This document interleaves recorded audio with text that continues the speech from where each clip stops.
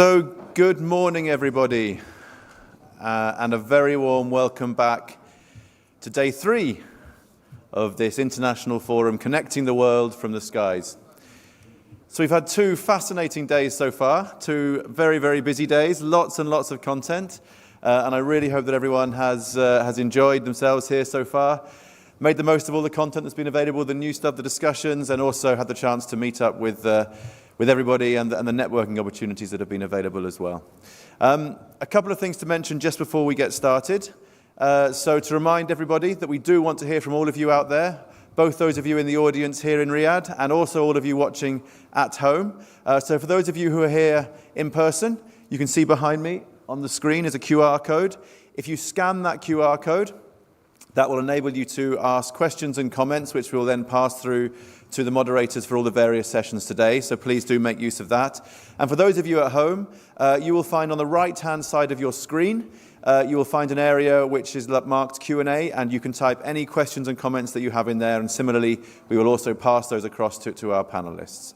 So please do make use of that. And again, a reminder that all of the recordings for the sessions, both of the last 2 days and of today, are going to be made available, and all the presentations also are available, so you'll be able to watch back anything that you have missed. But as I said, we're back here again for day 3, have another very busy day ahead of us, so I think we better get started straight away. Our first panel is going to be a regional roundtable, so we're going to be focusing specifically on the region here with speakers from throughout the region, looking at how can collaborative inter-regional government efforts support emerging technologies and enable connecting unserved and underserved regions. So to explain more and to introduce our top-level panelists that we have for this session, I'd like to now pass over to Tamer Azab, who's the Director of Regulatory and Market Access for Middle East and Africa at eSpace. Tamer, welcome, and I'll pass over to you. Thank you so much, Dan. Good morning, assalamu alaikum.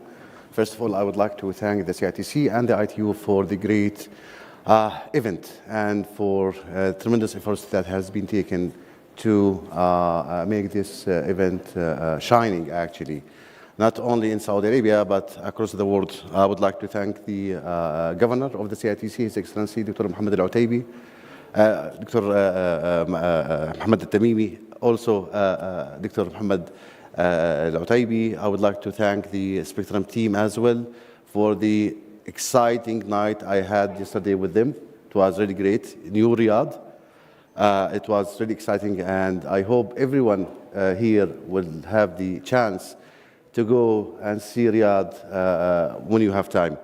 I would like also to thank the great friends, close friends actually, from the governments and from the industry for joining me this morning in this session.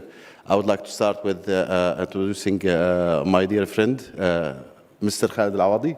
He is the Manager of Broadcasting and Space Services at Spectrum Management Affairs Department at the TDRA of UAE.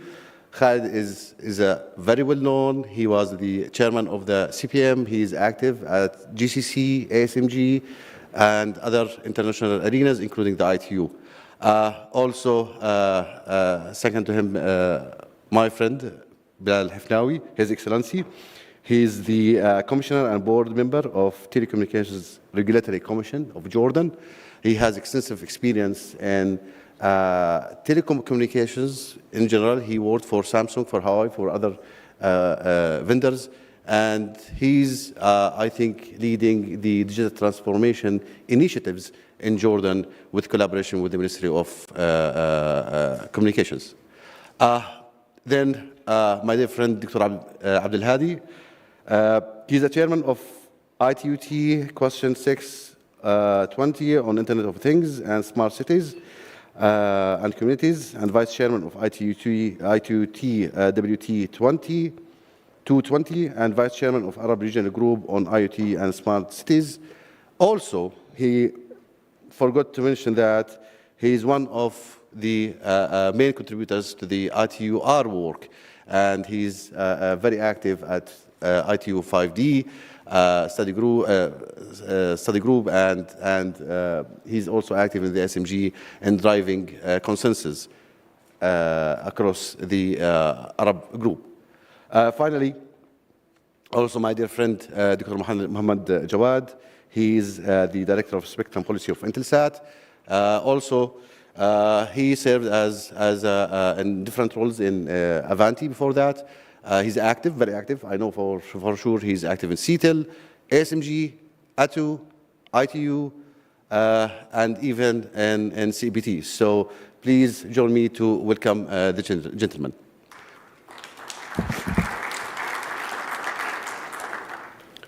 So the plan for the session, I hope it will be exciting and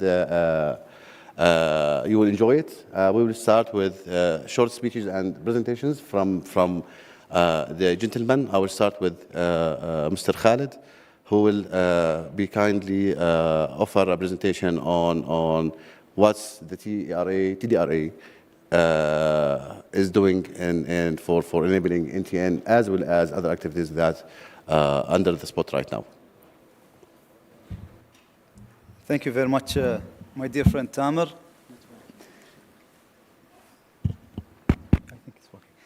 بسم الله الرحمن الرحيم. السلام عليكم جميعا, and good morning to all. First of all, before I start, I think I want to thank really our hosts, the CST, for their kind hospitality, which is really not something new. We've been used to this kind of hospitality and welcoming from our dear friends and brothers in Saudi Arabia. So I'd really appreciate and thank you for this hospitality, kind hospitality, which I think everybody is sharing with me in this regard. So our session today is talking about maximizing the potential of connectivity from the skies across the Arab region. And we were asked that what regulators could do in this regard, and how could regulators facilitate the introduction and the use of non-terrestrial networks to provide the services, especially in the Arab region. I was asked to keep this very short. I know myself, I take my time when I talk, so I'll try to be as brief as possible. And hopefully I could accommodate the discussion that I need to say within these short slides that I have. So basically, as regulators, I think we need to look at this topic from two perspectives: what you do in the national level, and then what you do and how you contribute in the regional and international levels. And I'll try to discuss both sides of the business from our perspective as the TDRA, the regulator of the telecom sector in the United Arab Emirates. So first of all, in the TDRA, we have, of course, the national regulations, the regulatory framework. The way that we're working in the TRA, we focus the work of spectrum in one department, and then we have another department which is concerned with licensing the services. Basically, we work in collaboration, in close collaboration between the two entities in order to provide the right regulatory framework for all of these services. The ones that you see in front of you is basically the documents that are mainly concerned with space services. We have an Earth Station regulation. We have, first of all, we have a policy of space services that was done in 2018. We have a regulation for introducing Earth Stations in the United Arab Emirates, which accommodates the latest trends that we had at the time. This was in 2018, so we accommodated eSIMs, for example. We accommodated ESVs and all such terminals that we anticipated that are going to come into play in the near future. And then we have guidelines for coordination of satellite networks. As well, we have a national frequency plan and the spectrum pricing policy. Looking at these instruments, the industry player coming to the UAE market would have a clear understanding on what are the regulatory requirements and what mandates he has to follow and what process he has to follow in order to introduce their services in the UAE.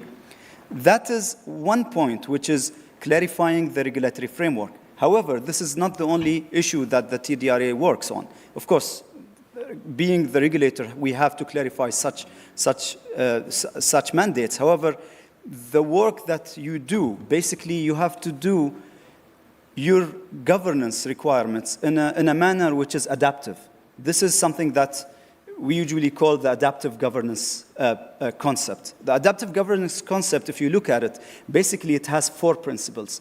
It has, one of the elements is efforts to mobilize internal and external capabilities. The other one is continuous adjustments to deal with uncertainties. And the market that we are in, the industry we are in, is full of new technologies and uncertainties that comes to us on a daily basis, on a weekly basis, on a monthly basis. We have to know how to accommodate all such requirements.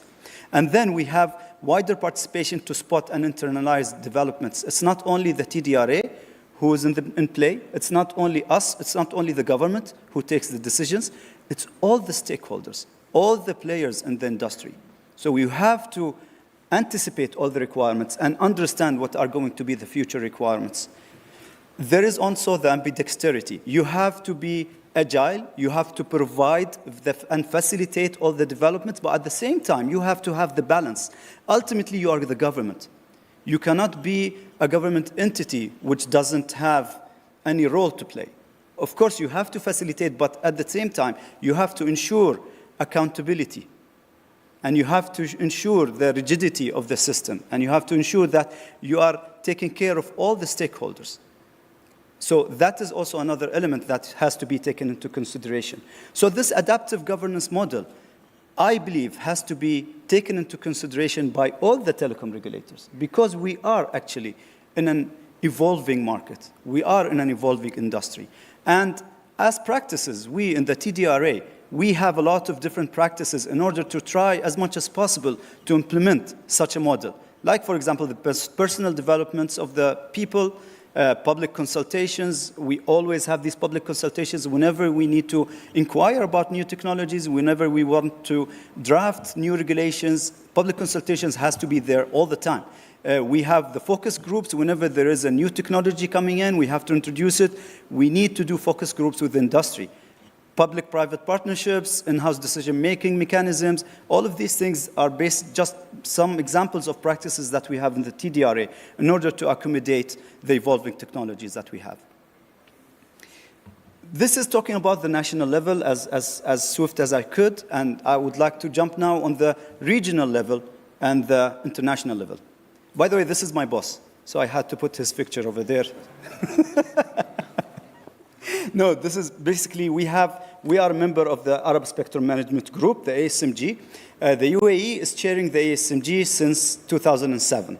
Mr. Tariq Al-Awadi, he is the chairman of the ASMG, and we've been leading the work in the Arab group with regards to managing spectrum, but at the same time, looking at the agenda items of the World Radio Conferences. As you know, that's an important role that the regulators take as administrations, as member states. We involve ourselves in the studies, in the study groups of the ITUR. We participate in taking decisions with regards to the agenda items.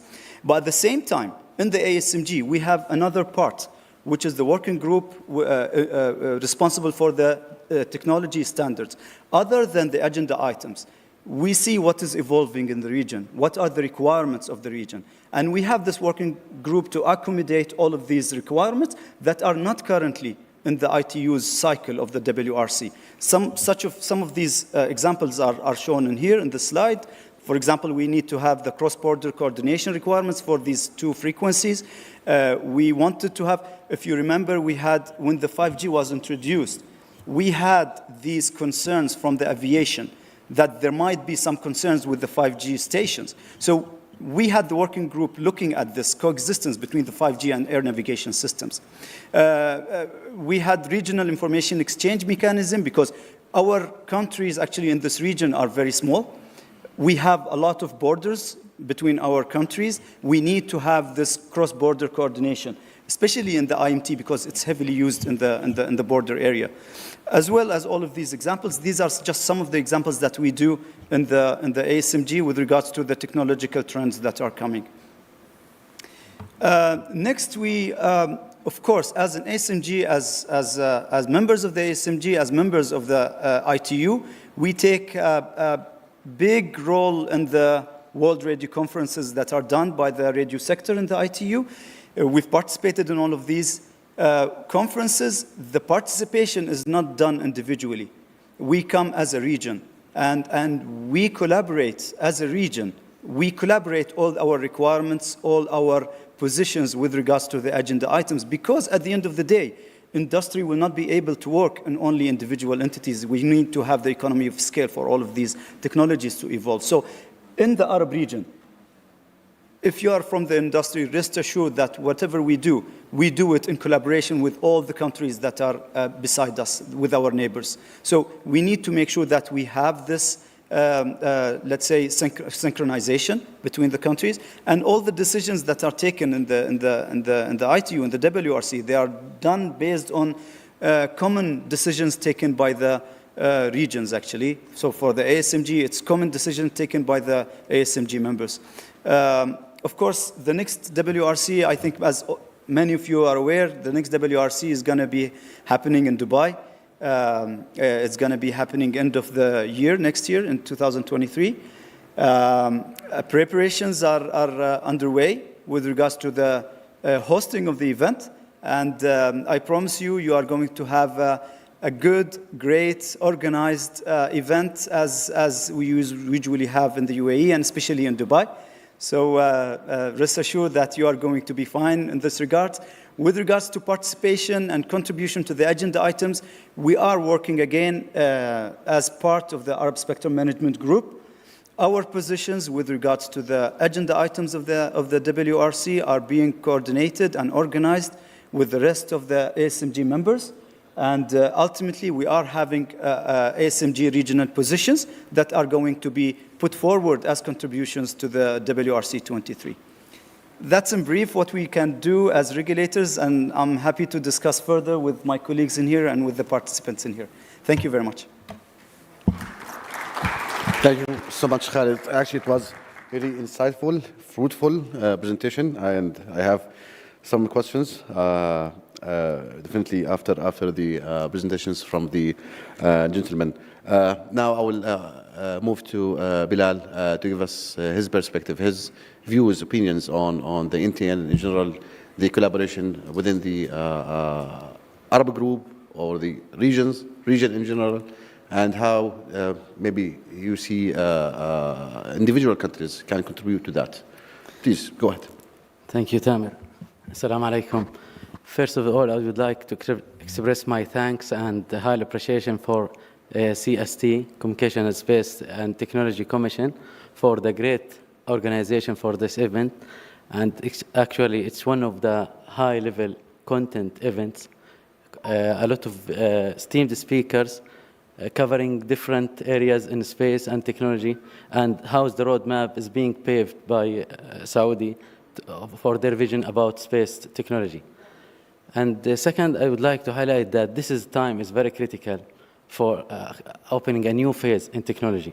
Now there is a new collaboration and involvement in technology. Now we are moving from terrestrial, which we are almost familiar for the last 20 years with terrestrial communications, and now we are moving to a new phase of non-terrestrial and harmonization between non-terrestrial and terrestrial communication. Now, it brings challenge and at the same time open many opportunities for the governments and for the countries. Now, if we look to the challenges that we have around 3 billion or 2.9 billion people unconnected, we need to connect these people. And at the same time, we have an opportunity when these people are covered, they will have digital skills upgraded, they will improve the digital economy, they will contribute to the national economy. So we have to work it from both sides. Switch the challenge to an opportunity. Now we need to think about how to transform the challenges into opportunities. As a government, they need to pave the way for the digital economy. So the first step in digital economy pave way that you need to have a clear policy and a strategy. And in Jordan, we did this already, that we have a national policy for digital transformation, and we have strategies now for digital transformation and for the emerging technologies, including artificial intelligence, Internet of Things, cloud, open APIs, and open data sharing, and the governance, how to deal with that data. So the point here, when we start from policy and strategy, we are paving the way. Now, we need to focus about 3 challenges, how to think about creating the opportunities. The first pillar of success in this way will be the harmonization. Harmonization between all the stakeholders, not only governments or private sectors. Now the space is being open for different manufacturers, different vendors, different operators, terrestrial, non-terrestrial, and at the same time we have digital economy pillars, different verticals. We need to focus about education, about work, about medical, about e-services, about commercial services. So we need to think about different pillars. So now harmonization should be there between different stakeholders in order to move in the right direction. The second point is the collaboration. Now we have 3 levels of collaboration. We have local collaboration, we have regional collaboration, and we have global collaboration. In the local collaboration, we need to align the way for different stakeholders within the country. Now, Saudi did the great step that they merged the space agency together with the telecom agency. Instead of CITC and space agency, now they have CSC, which communications and space and technology agency. This is a good step to align the efforts. Now, all efforts will be focused in the same direction, so there will be no showstopper for paving the way for moving forward in non-terrestrial telecommunications. The second thing that we need to harmonize between different regulators, even in the same country. As we saw in the different presentations, and as was mentioned by His Excellency Dr. Muhammad about the challenges and the regulatory framework coordination. Now, there should be a coordination between different regulators. Now, there is telecom regulator, there is aviation regulator. Now, for example, in the HABs, when we speak about HABs as a use case, or low orbit satellites or whatever balloons, we are not promoting a product rather than a name of the solution. So in this case, you need coordination between regulators for media, for telecom, and at the same time for aviation, because they need to access the atmosphere or the stratosphere, and you need to be sure to align your efforts with the other aviation. So this is local coordination. You need should be there. And as I mentioned by my colleague in the first keynote here, that coordination should be regional. Now, do we have different meetings for SMG groups or different? Now, we are focusing only on frequencies. We have to focus on service. We have to focus on the quality of service and different events being coordinated for this subject. And we had a meeting for the study group 12 that we have about equality of service, coordination, how to prepare yourself to be in expectation for the 5G services. So this is regional coordination. You need to study the same cases with your region. And we need to move the experience, actually, between regions. Now, as Saudi did a great job in having, for example, OneWeb, and they have another different trials. So these trials as a use cases in Saudi could be shared with different regulators. It will make the way easier, and it will have a shortcut to adopt those technologies and to show the use cases out of these technologies. Now, moving to the international coordination. Now, because we are crossing the borders, the same satellites are crossing the borders. Now, all solutions are not country-based, are not area-based. It is global-based. So when we speak about GEO, it is an old known technology that the satellite is fixed and you can focus the coverage on certain countries, and you can arrange for the frequencies and book those frequencies from the regulator in each country. Now, in the LEO case, and we have a wave of moving forward, a wave of LEO satellites. Now, there will be harmonization in the coming period, that different services are being required, different use cases are developed, IoT, borders, surveillance, security, whatever the use cases that we have. So we need to have coordination. And the frequencies being used in these satellites should be coordinated between different regions and different countries. And now it's not only covering, for example, Arab world, it's covering all over the world. So coordination should be in the global level between Asia, Europe, Africa, and the United States, and Australia, and different countries on different continents. The second point I need to highlight that the conferences like WRC and the Arab Spectrum Group's meetings, it will show the demands and the potential for every country, and you can highlight the importance for each potential and give it priorities, where to focus in the coming era, for example, in the coming 5 years. So coordination is important at this time to pave the way for the future to be clear. And the most important point here, and also it was mentioned in the previous keynote speeches about well-crafted regulations. Now, regulations is not static. It should be dynamic. It should be adaptive. And every country is trying to do adaptation to their regulations to adopt new services in the early time. And as a use case in Jordan, now we have a trial for the SpaceX done last month. Because of that, we make it easy to access the country, make the trial easy, overcome some barriers that could happen because this is not a licensed operator, and at the same time, he would like to have a trial. So you need to align with the frequency. You need to have a proper plan for the frequency, and you need to coordinate with the existing operators for this subject and with the related stakeholders. So in this case, we have changed the regulations for the experimentation purposes. We make it easier to access the country. We reduce the barriers to have a successful trial. And the last thing I would like to highlight that digital transformation policies in general is very important in shaping the way of the future of the country. There are 6 pillars each country needs to focus and which give you the result within the coming time. And our colleagues and brothers in Saudi and UAE already started, and in Jordan we have the same as a digital transformation policy. What I would like to highlight here, we have 6 pillars. We need to focus on them. They are the way for success. The first step to have unified platform. Now we are dealing with government like a platform. We are not dealing with government as a static or a classical way of dealing. So government should be like a platform, dealing with different people, dealing with different stakeholders. You can deal with international companies, you can deal with local operators, you can deal with regulators, you can deal with different stakeholders.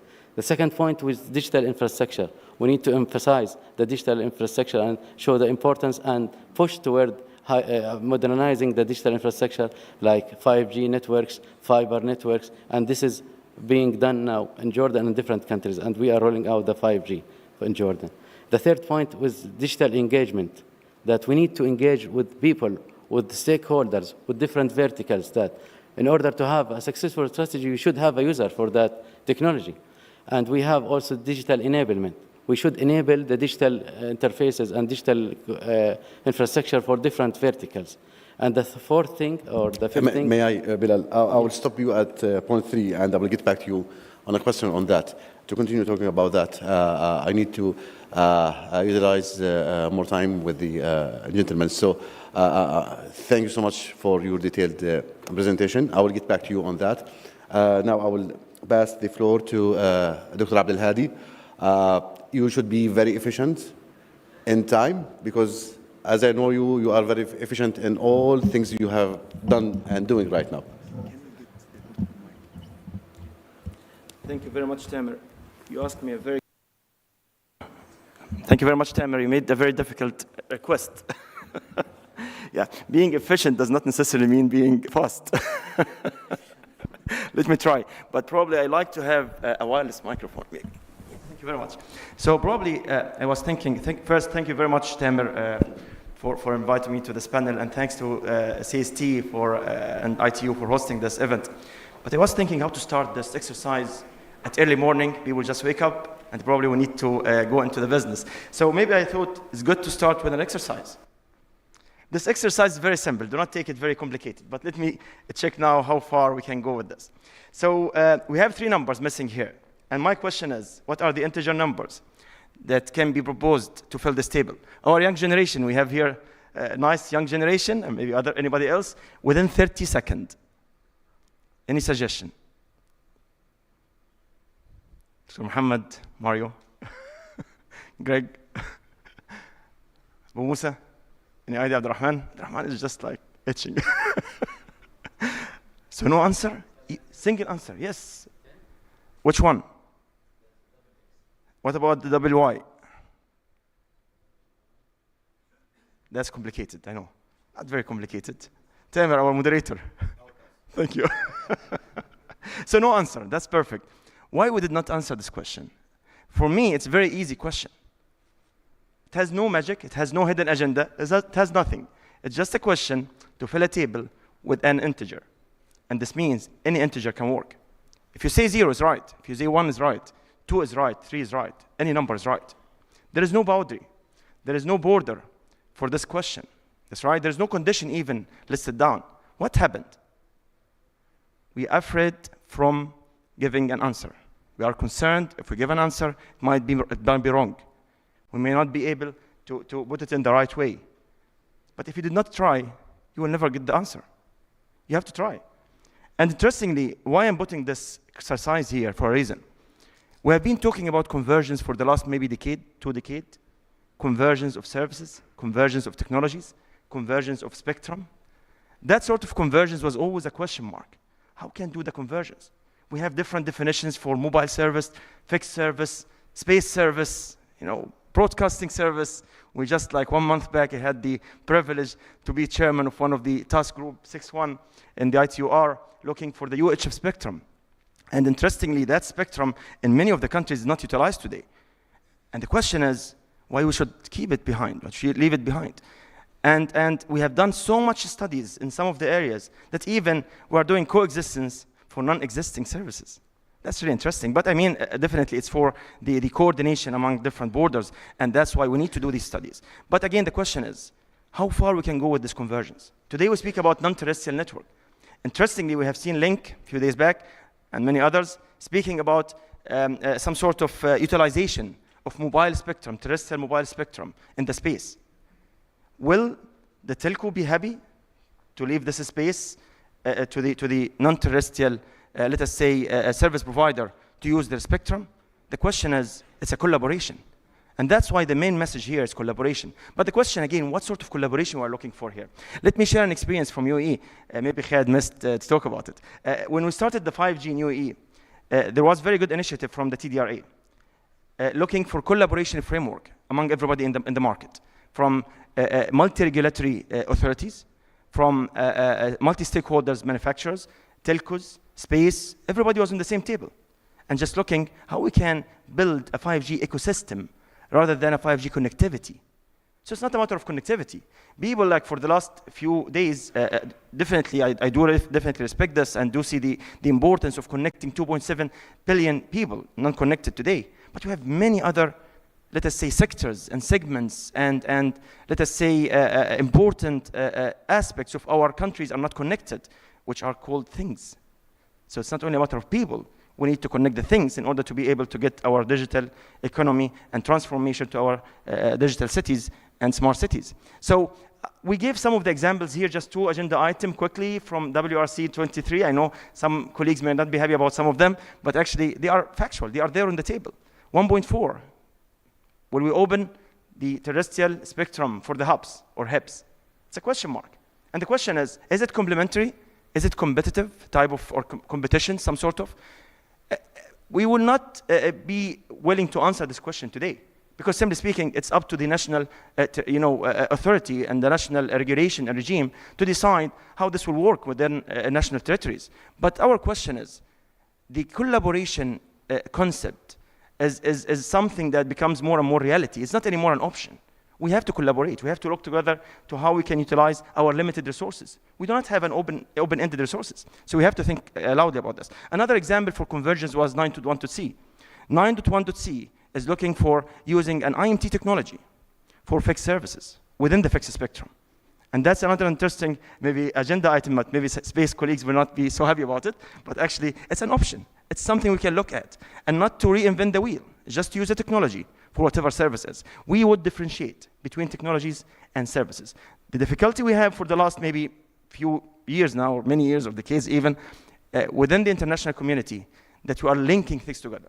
And technology was never linked with any specific service. I can use the IMT today for broadcasting, I can use it for space, I can use it also for mobile services, as well as for fixed. So we have to open mind. We have to avoid being, afraid from the change. We need to start looking outside of the box in order to be able to deliver the requirement to our people. Let me just go next quickly. I know I have taken a long time here. But actually, when we talk about NTN, non-terrestrial network, there's a very good, let us say, activities today. There are very good activities in 3GPP, many of the standardization organization, looking for how we can ensure that this sort of ecosystem working in collaboration together in an efficient way. One of the example here is like, how to implement the IMT station access network in the sky, whether in the HEPS, whether in the LEO satellite, whether maybe in GEO, somehow, I don't know. I'm not sure about the GEO, but maybe in the future we're going to have some nice innovation. But for time being, we have a number of flavors today that use the same technology in different layers of the atmosphere. And that's interesting, because at the end, they're going to be connected to the same core. So our intelligence, our brain is the same, but the pipe is different, whether it's coming from the ground or from the sky. So this means, again, if you look to some of the technical reports coming from the different 3GPP, let us say, working groups, let me call them, like the RAN or SA or CT, you'll find something very interesting. It's all about how we can ensure that the same signaling, the same, let us say, sites being managed and controlled by the same brain. This is actually the message I would like to deliver here. Keep in mind that now we have been hearing about let us say, direct to cell. And direct to cell means I'll be able to provide direct services to our smartphones from the sky. And this means it definitely has a number of challenges, but actually there are very good opportunities and potential technologies for this. And the expectation from analysis masons is going beyond hundreds of millions within the coming maybe 7 to 8 years. So that's something we have to keep in mind. So NTN, what is NTN? Where it fits? What do we need to send as a message here? It's not only about people. Definitely people is important to be connected. But again, it's about digital transformation, smart nations, smart transformation, how to move from digital services to digital experience. We need to deliver an experience to our people, not only a connectivity, that's right. Yeah, I know that if you don't have even a single connectivity, you would be happy to have even 1 megabit or maybe half megabit to at least to connect to the internet, not to be disconnected. However, as I said, our agenda here, the international agenda, should be looking definitely beyond having just a connectivity. It's to how to deliver an experience to our people worldwide, but not only about the people, it's also about the things. The Internet of Things, what we call it today in the ITU, AIoT. So artificial intelligence of things. So maybe it's another approach. We look to the things here, how to make it more intelligent and smart. So connectivity is definitely an enabler, but again, the question is there one size? Definitely not. There's no one solution fitting all. We have to look to the terrestrial, and we have to work in the complementary nature to achieve the agenda for the sustainability. So, as I said, the cross-sector partnership is very important. Let me give an example from some of the presentation made, and I'm sorry for taking your time, Tamer. Just quickly, I'll try to conclude very soon. So, the drone. We have heard about many, innovative ideas from our, colleagues here about the drones and how the drone can be connected to the sky, to the ground, and so on. Interestingly, one of the important activity we need to do is not even to talk about the drone in terms of solution and technology, but when we look to the regulatory, it's not about the CST regulation. It's about the aviation regulation. How we can build a collaborative framework between multi-authorities to be able to deliver a service. Again, it's not a matter of connectivity. It's a matter of a service. And why I'm saying this, in a number of countries today, it's not allowed to have a drone running beyond visual line of sight. So you need to have a pilot looking to the drone within a certain area, and then he's running the drone. But this does not help many of the use cases today. I need to be able, sitting in my office, thousands of kilometers back, and managing my drone efficiently with full reliability. Yes, I do recognize that this is not an easy decision because it has many aspects, not only from technical perspective, not only from regulatory perspective, but even from liability perspective, for example. If for whatever reason this drone falls down, what can happen? Who will be liable for this? Again, there are so many questions that need to be answered, but this is not an idea. It's already running today in some countries. So it's only a matter of, again, avoiding the fear. Do not be afraid. I mean, just go on. Just a change. Just think outside of the box. You will be able to get it. And then we need the collaboration framework with all these authorities to be able to deliver the experience, as I said earlier. ITU, and as I have the privilege to chair a number of groups in the ITU, definitely is playing a very important role of connecting the unconnected from all perspective, from radio perspective, from standardization perspective, and from Study Group 20 perspective, which is, again, looking carefully about the IoT and smart cities. We have been looking to the whole, let us say, end-to-end ecosystem, all the way from setting let us say, the architecture for running this, but also to the security of it, to the identification of these sort of things, how this can collaborate together with multi-connectivity and access technologies, and so on and so forth. So ITU is playing a very important role here from multi-perspective. One of the examples that has been recently, one of the initiatives from ITUT is the working groups formed for the AI and Internet of Things for digital architecture. One of the examples. And now is looking for the digital architecture as an important sector that need to be connected and need to be, let us say, enhanced. So finally, I would say that when we look to this region, we are definitely working within the region very closely with the international, let us say, community. So within the ITU and the ITUT and Specialist Study Group 20, we have regional groups. And as a vice chairman for the Arab region, for IoT and smart cities, we have been working, very efficiently in a number of areas. Some of them is the security, and how we can ensure that these things are not, vulnerable, are not creating a surface attack to our countries and to our, let us say, ecosystem. So again, there are a number of questions here. We have a number of areas that can be developed. Water management, energy management, you name it. I mean, there are so many sectors need to be developed and need to be connected and need to be smart enough to be able to transform our nations to the digital economy. The ITU has a number of initiatives going in that direction, from United for Smart Sustainable Cities. We had the focus group on artificial intelligence and Internet of Things for digital architecture, agriculture, We have the joint coordination activity and so on and so forth. We have a number of focus group like working on the Internet of Things and the relevant aspects. With this, I would like to conclude for today. Thank you very much. It was a pleasure, and thank you, Tim. Thank you, Abdul Hadi, for being so efficient. Now I will move to Dr. Muhannad and with his presentation. Thank you. Shukran. Shukran. Thank you, Tamer. Assalamu alaikum, jami'an. My name is Muhannad Jawad. I'm here to represent Intelsat. Before I start, I'd like to sincerely thank CST for their gracious invitation for this wonderful event, and also the ITU for co-hosting the event. Of course, behind the scene, Forum Global for making everything operate smoothly. So if I start, just a little bit about Intelsat. We've heard the last 2 days great things about the future, the non-geos and some of the geo operators. Intelsat has been there from the beginning. We are the largest satellite operator. We're also the first satellite operator in the world. We today deliver TV media content to over 2 billion people. These are just statistics. In fact, the first lunar landing on the moon and the transmission of the astronaut Neil Armstrong was actually relayed by a satellite operated by Intelsat back in 1969. We're also the largest provider of satellite communication to the US government globally.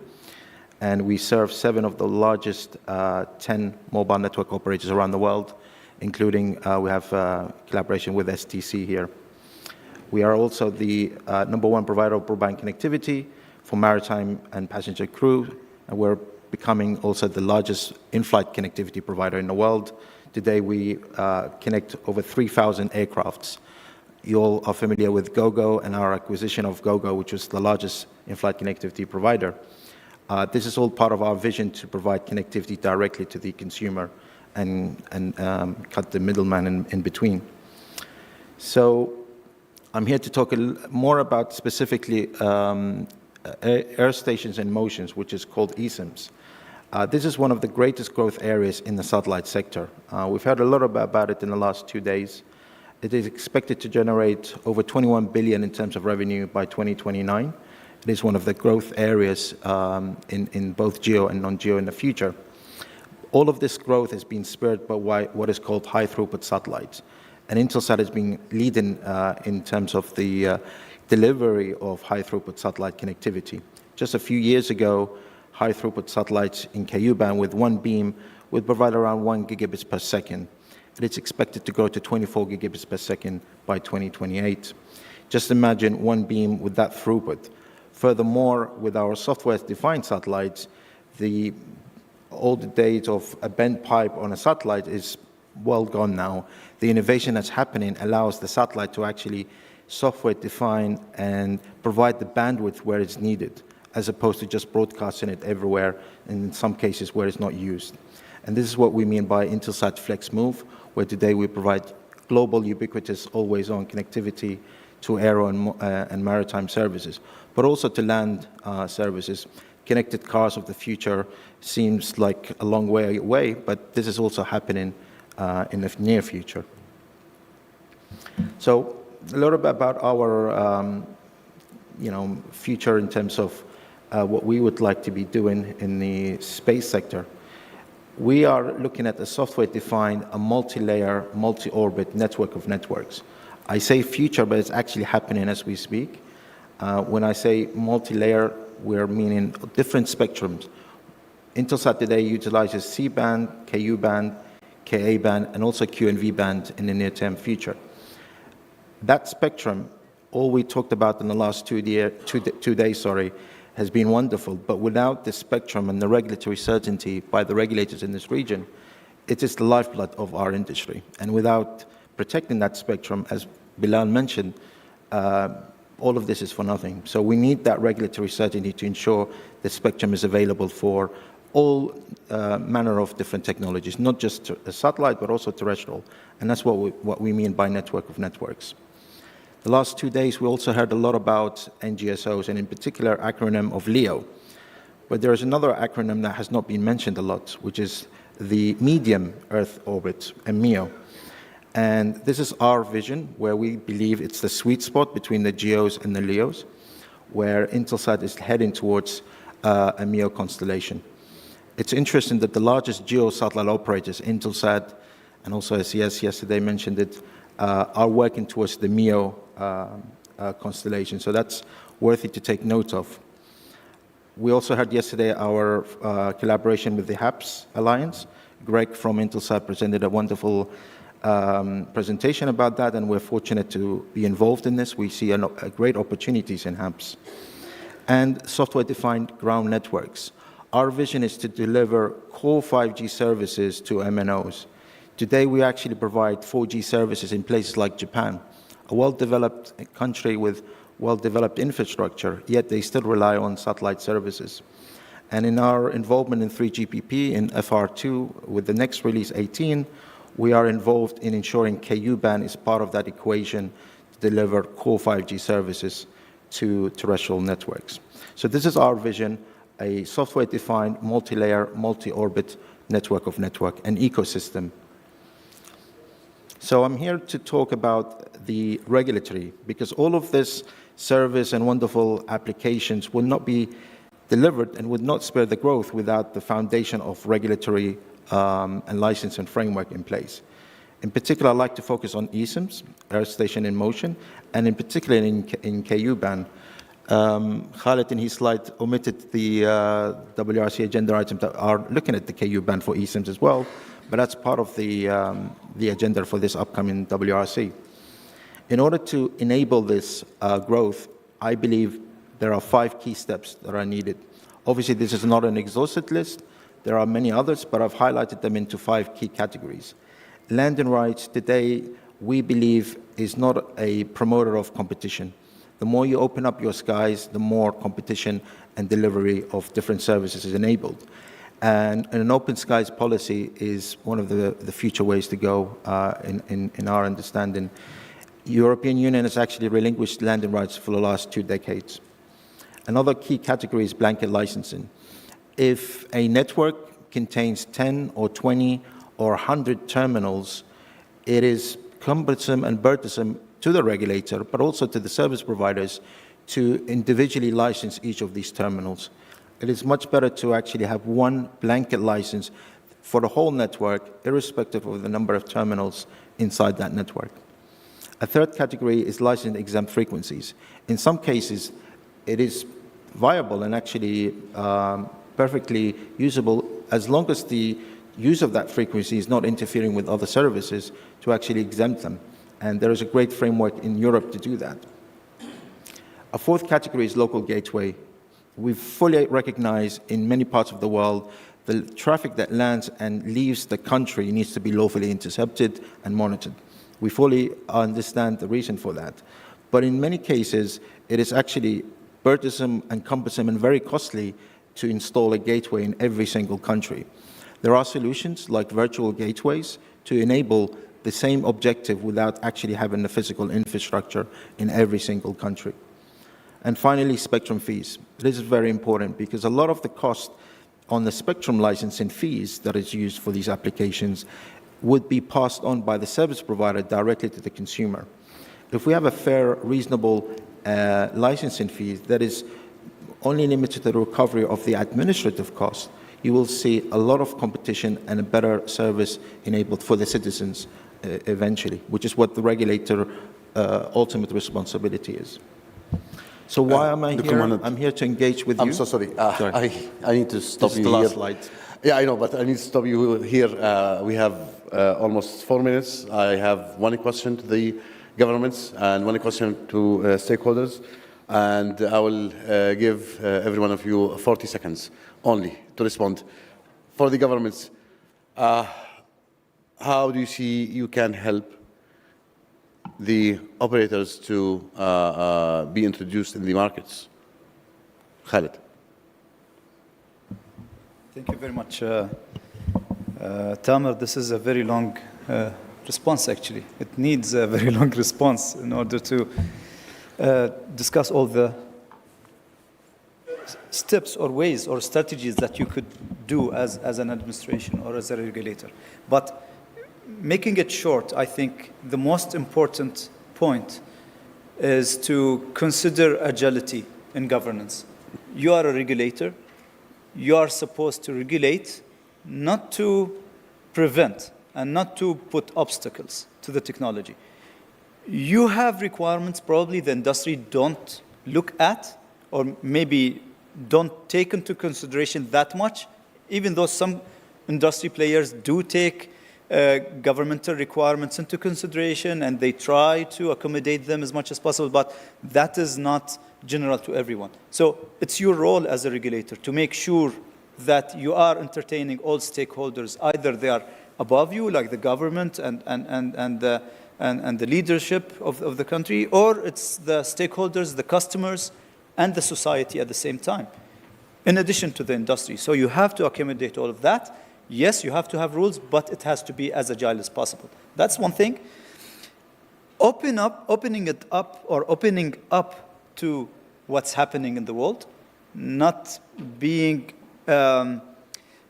conservative and satisfied with what you have. You need to open up, see what's trending in the world, what are the technologies happening, what's happening around you, what's happening in other countries and other regulators. You need to do proper benchmark in order to understand what are the best ways to deal with the stuff. When you look at spectrum management, we need to have harmonization based on the radio regulations. But at the same time, you have your national regulations, you have your national plan. Probably you need to deviate a bit. I do recognize the important role of the ITU, and we are very much involved with the work with the ITU. But sometimes, and I've seen it in many cases, sometimes you need to take swift actions and not just wait for the international regulations, although they are very important and the harmonization is extremely important in our industry. But sometimes you have to take really swift actions. So I think swift action, being agile, is the key. Thank you so much. Actually, this is very, very insightful. Question from the audience. Mr. Bilal, you spoke of modifying your regulations to facilitate access for trial of services. What the trial was in Jordan? Actually, the trial was for the SpaceX. Mm-hmm. They have a trial for them to test the service in south of Jordan. There is already a constellation of satellites for the Starlink, and they did just temporary testing as a temporary station in Jordan, and to see the results, how's the speed, how's the throughput. It's very, let's say, quick trial. Okay. The report is being prepared for the outcomes of the trial, and this will give us a figure about where are we going in this trial, and we are open for any other company or any other operator to have trial in Jordan.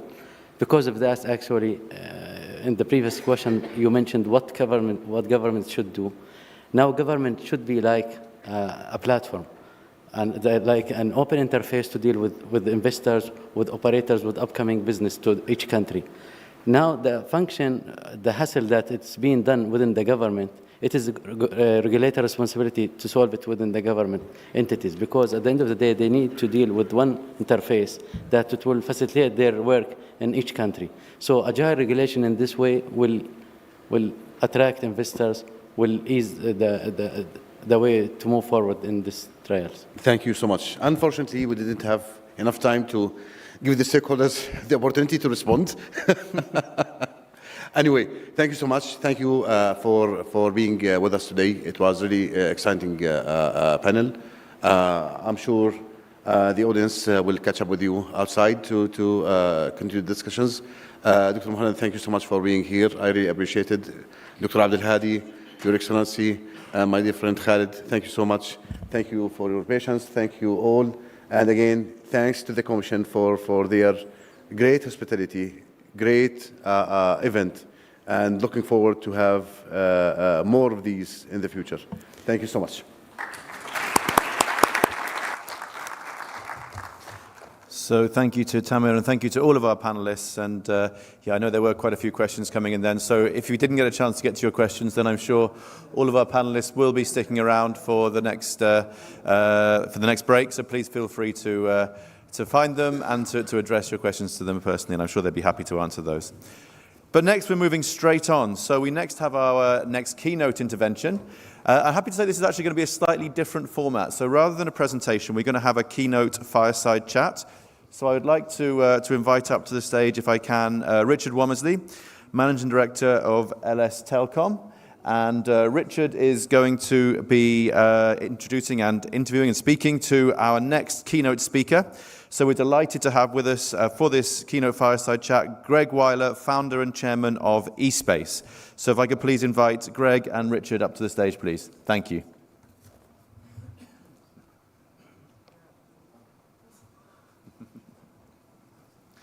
And we're just arranging for our real VIP to come and get a seat in the front row as well. So once again, I'd like to welcome and invite Richard and Greg up to the stage, please. Welcome, gentlemen. So Richard, if you want to take the first seat there.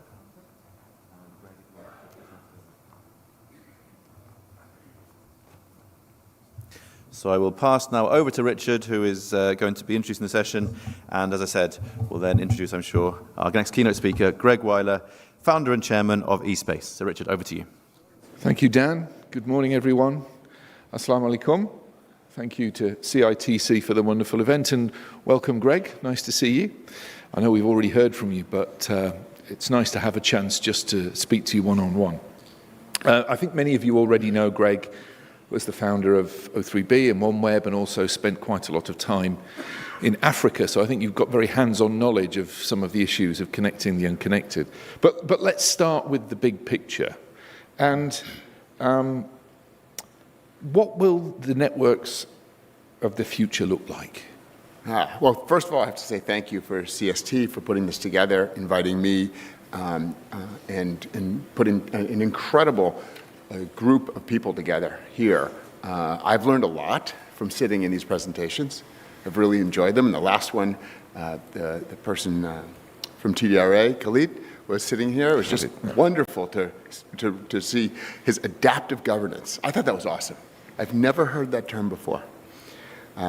So your question, diving in. You're diving right into the top. Right in the top, yeah. Go right in What in are the space networks of the future going to look like?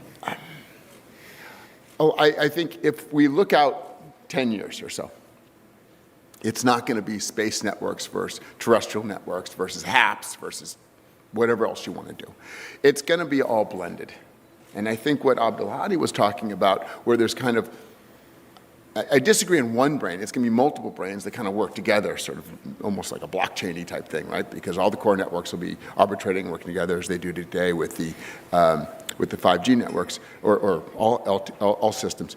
But there's going to be a mushing together, and you can't operate as an isolated silo. You're going to have to collaborate. You're going to have to work with others, because ultimately the consumer wants simplicity. They want things to magically work around them, and they want the items that they buy to work without installation, without high cost, and just continuously work. So I have as everybody else has, an iPhone or whatever phone you have, and I have Wi-Fi that I can make phone calls on. But look at it, my Wi-Fi I can make phone calls on, but if you walk too far away from the Wi-Fi, it doesn't arbitrate between going to the cellular network and the Wi-Fi. It's hanging on with one bar on the Wi-Fi and 2 bars on the cellular, and you're just in a dead zone. So the network of the future will be massively heterogeneous and highly collaborative. I mean, we've heard that before, though, haven't we? I mean, convergence. We've had convergence between broadcasting and telecoms. We've had convergence between fixed and mobile. And now we're talking about, heterogeneous network that does everything. What are the obstacles to that? There's so many.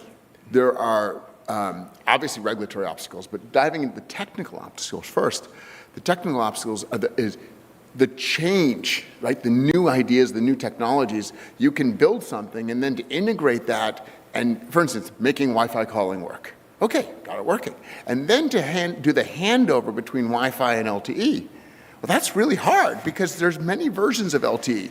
And we're all sitting up here going, oh, 3GPP has approved something. Have you ever read the 3GPP stuff? It's very vague, and the implementations are up to the individual operators. So if you say, I'm going to follow 3GPP and have my handover work, it's not going to happen. So then you go into massive amounts of iteration testing, and right, to understand every major phone versus every major Wi-Fi supplier. So it's very hard to do these. Those are going to be obstacles, but we're going to get through them. And so you said, we've talked about convergence for a long time, and we have. But over the next couple of years, I think a lot of these convergences we're talking about are going to disappear. Regulators are being smarter, and they're younger and more mindful of the technologies, and the technologies are also able to adapt faster because of the processors. So I think that will disappear, and we'll just have one network. I mean, while we're considering impediments, we've heard lots of aspirations from various nations throughout the conference about wanting to access space. What are the impediments from nations doing that? Now you're on one of my favorite topics. Which there are two big impediments, and it's not financial, and it's not will. Almost every country wants to be a spacefaring nation. Every country has children growing up who are going to look up at the sky with wonder and awe and want to develop technologies and want to build their own rockets and build their own satellites and participate in space in the future. And countries, I hear this from every country I visit, we want to make sure that we can go have space. We're not ready today. We don't have the economics, the cost of satellites are too high. We're not ready today, but we want to make sure there's space for us later. And we have a problem. We have two big problems. One is that the big countries are crowding out in a colonialist version of a land grab, right? They're going up there, they're planting their flag, and they're putting up giant spacecraft, more and more of them, and then they're going to say, oh, wait a minute, if you put your spacecraft up, it'll hit mine. And these countries that are laggards, so to speak, they're going to say, oh, you're not ready yet, right? But they're just growing economically, and they're going to want to get there, and they're not going to be allowed to. That's one. And that's almost the good answer, because the other answer is that these countries put up these giant spacecraft, and then they hit each other, and then they wipe out space for everybody, so no one has access. So both answers aren't great for the emerging markets. I think what's going to happen, so that's what I'm seeing now, a great push from a lot of countries to say, please reserve some space for us to build our own constellations, to build our own networks. I mean, you raised there the spectre of space debris. I mean, we've all seen Gravity with George Clooney and Sandra Bullock and the disaster that befell them with a simple crash. What can we do? What can realistically be done? And are we doing enough? Oh, we're so not doing enough. But everybody's starting to talk about it. And the problem or challenge with international governance is that it's one of people having to get along. And often getting along is hindered by things that are unrelated to the purpose. So if we want to go talk about space debris, somebody's going to talk about grain and say, we're not going to get along with that country because we got a grain embargo or something. So this gets in the way a little bit.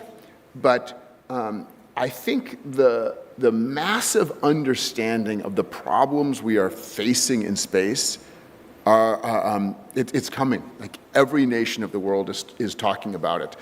So what are we going to do? First thing you have to do is you have to identify how much space is in space. It sounds kind of fun and cliche, and actually it was funny because back in 2012, I was in an interview with Richard Branson, and he and I were doing an interview together and they said, oh, but can you put the satellites up? And Richard said, there's not enough space in space. And it was like, you're right. There's a way of being right without knowing he's right. And so we have to figure out a way to identify how much space is available at each of the orbital shells. And that one version of, one way of talking about that is the orbital carrying capacity. How many satellites can you put in space in any particular orbit? Now, I just misspoke. I'm getting a little technical. It's not how many satellites. It's the cross-section of the satellites times the number of objects times the mass that provides you with your probability of collision. So once we have that math worked out, and we're working on that, a lot of people are working on that, but we're supporting that work. Once you have that math worked out, you can identify a probability of collision with every new object that goes up in space. And you could say, we as humanity will accept a 0.00005% probability of collision. We can argue about that number, but at least we have a number to argue about. And then once we agree that anything above 0.00005 is the limit, then we can take everything below 0.00005 and we can partition it by what? By country, by population. But we did this before. The ITU did this with geo slots. It was really easy to understand that there's a slot there, a slot there, a slot there. And we do that with land. You get your land and there's a little parcel here and there's a registry of deeds. We need to move that to space, to LEO. And I think that with the right pressures, that's going to happen in the next 2 to 3 years. And probably by the next radio conference, there's going to be a very vigorous debate and understanding, and this is my prognostication. There will be a vigorous debate, and then people will reach agreement on what that probability of collision is and how to measure it. And then comes the big argument, do the little countries that are behind, do we reserve some space for them to have their own network? Should the big guys, should the US and China own it all, right? It's going to be a very big, or could they sell their rights like carbon credits to the big guy? I mean, it'll be a very interesting conversation once we have understood the limits of space. So let me put you in a position where for 24 hours you are head of the ITU or head of all the regulators in the world, and you've got 24 hours to implement something that's going to make a big difference with regards to connectivity, with regards to satellite, with regards to integration, convergence. What would be your number one action? You're saying I'm Doreen Bogdan. Yeah, if you want to be. So, or Mario. Or Mario. I'll be Mario for a minute. But Mario and I, we've had this great discussion about space debris. It is a major concern of the ITU. But I have to elevate it one more step because they're really trying. Right, Mario? You're trying. You want to solve the problem. But the ITU is a collaboration of everybody. So we had an interesting dinner with the ministers and ITU, and the conversation was the ITU should do something, and then it was like, then the conversation, wait a minute, we should tell the ITU to do something because the ITU works for every country, and it's a collaborative effort. So what would I do? I would do two things. That would help humanity still have access to space forever, because I think it's really important for us, because not just because we like space, but because from space we see the Earth, and we live on a 5-star planet, and we're really doing a great job of messing it up, as we do with ocean acidification and all sorts of things. So space gives us the sensors to understand what's going on the Earth. So two things. One, figure out this orbital carrying capacity and apportionment issue. The second thing I would do is I would create a global deorbit fund. And the GDF would say, everybody who wants to put up a kilogram has to pay, I'll make it up, $1,000. And you put it in the pot. And then everybody who brings down a kilogram gets $1,000. And you would incentivize entrepreneurship to come up with great ideas that can grab a kilogram for less than $1,000 and deorbit it. And you'd incentivize all the operators to get their stuff out of space. So those are my two space things. That's your two space things. It would be remiss, given that we have you here, to talk about your own experience. Inventor, philanthropist, engineer, investor. How do you describe yourself? Ooh. I think at this point, because I've been through the cycles, I built a semiconductor cooling company, I sold that, I built a 3G network and fiber network in Africa. It was amazing. And frankly, building that network in Rwanda created the rest of my life. Connecting schools and connecting kids in a reasonable quantity and seeing the impacts that it's had. And Rwanda's been growing at a very high GDP every year. I think last year, like 13% recently, and it's pretty high. That led me to see that you should be doing things with a purpose and with a mission. And because the company I did before was semiconductor cooling, we sold stuff to Dell and Hewlett Packard, and it didn't matter if that company exists. We made money, it was a good project, a good company, but really moved towards mission. And I think a lot of people in society today are gravitating towards companies with a mission and a purpose that they can identify with. So I never think about the company from a finance perspective. I think about it from, are we going to have a positive impact? Are we doing something that's really needed and makes a difference for humanity? And if it is that, then the technology comes next. And then what's happened invariably is that if you're doing something like that, there's financial positives that can bring investors in and results. So kind of a mix of all of that. That was the answer I didn't give you the option for, D, all of the above. So tell us about your new venture, eSpace. I mean, what are you focusing on? What have you learnt that's going to make a difference this time?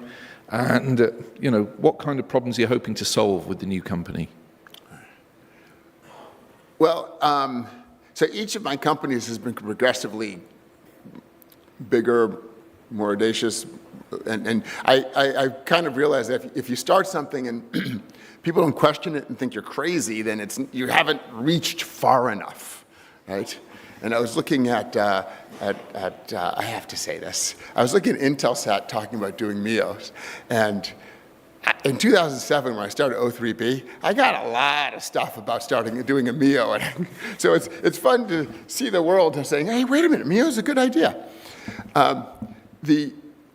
What we're building is, first of all, following 6 principles of space debris, right? So at a basic level, we cannot do harm, and we want to try to help solve the problems. In fact, if you look at the farthest one to the right, the number 6, we're building, someone called them suicide satellites, but I don't think that's the right term, but we're building satellites that we hope to build satellites that will entrain and deorbit garbage. So at the end of their life, or if they get hit, they'll actually be able to capture it and take it down. So we'll do our part. Maybe we'll get a part of that $1,000 in the GDF at HY. The other things that are principles that I talked about before was how can we engage entrepreneurs in each country and do more than what, frankly, I've done in the past in the companies, which is sell a service and get the money back. Right? And hope it helps. It might just help somebody watch Netflix, but hopefully it helps people become economically, and it does help a lot of people have economic growth. But how can we do more? How can we engage more? And how can we have partners on the ground and create new livelihoods and new economies? And so we're driving hard, as that's one of the principles of how our new technology will work. We are changing we're changing the way we interact with regulators and the way we at least from our perspective, the way we interact with regulators and countries in terms of the value we're bringing to a country beyond connectivity. Now, we have been very quiet about what our satellites are and how they work and everything, and so we're going to keep that in the back seat for now. But they are a next generation. It's I've been involved in satellites for a while. With O3B, I went to a major manufacturer, we built stuff, and we had a lot of wiring, and we had 700 kilograms, and then with OneWeb, I said, let's build it all ourselves. Let's design it. Let's build a manufacturing facility to be able to build 36 to 60 satellites a month. And so you can see that progression, and it gives a hint to where we're going, which is much cleaner design, much more efficient, and much safer in space. And when you talk about cleaner, because coming up later we have a panel on sustainability, in particular the green aspects, is it all to do with the build of the satellites, or is it to do with the downstream services that you could enable as well? It's all of it. It's all of it. In fact, though, I did want to get something. I did want to do some recyclable something on my satellites, just to say that recycles. But every aspect of it. So it's about how do we view and understand the Earth? How do we create new economies for people? And how do we do it in a way that won't harm space? And possibly, if we get to number 6 on our list of 6 items, then how do we help save space as well? Great. Well, I think we're just about out of time. So I'll give you a minute just as a final statement, and then we'll close the session. Well, thank you for the questions and for having me up here. I'm super, and maybe you picked it up, I'm super enthusiastic right now about how people are looking at space debris, space safety. And you know, I've been reading a lot about ocean acidification and how we've really, as humans, we just take almost everything and damage it, right? Once it gets exciting, we just go in and plunder. And I think we may be learning from history. And so after this conference and what I'm seeing in the press, I am very hopeful that in the next few years we'll have figured out how to have all of society engage in space, but also do it in a way that's not harmful to space, preserves it for our children. Absolutely fascinating. It's been a real pleasure speaking with you, and thank you very much for your insight. I hope you put your hands together with me and thank Greg for joining us today.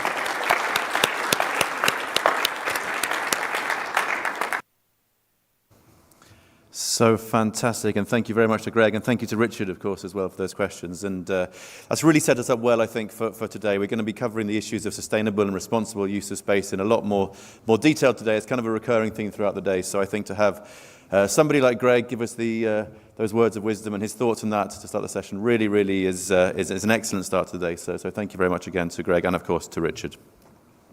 So as I said, we are continuing the theme of sustainability, and we next have our next keynote speaker, who I think is going to be joining us virtually, hopefully. So I'd like to hopefully be able to welcome to the virtual stage Nicholas Hedman, Acting Director of ANUSA, who's going to be talking to us again about sustainable use of outer space. So Nicholas, are you there? Perfect. Yes, I'm here. Microphones, Okay. There we are. Welcome. Great to have you with us, Nicholas. And yeah, we're delighted to have you here.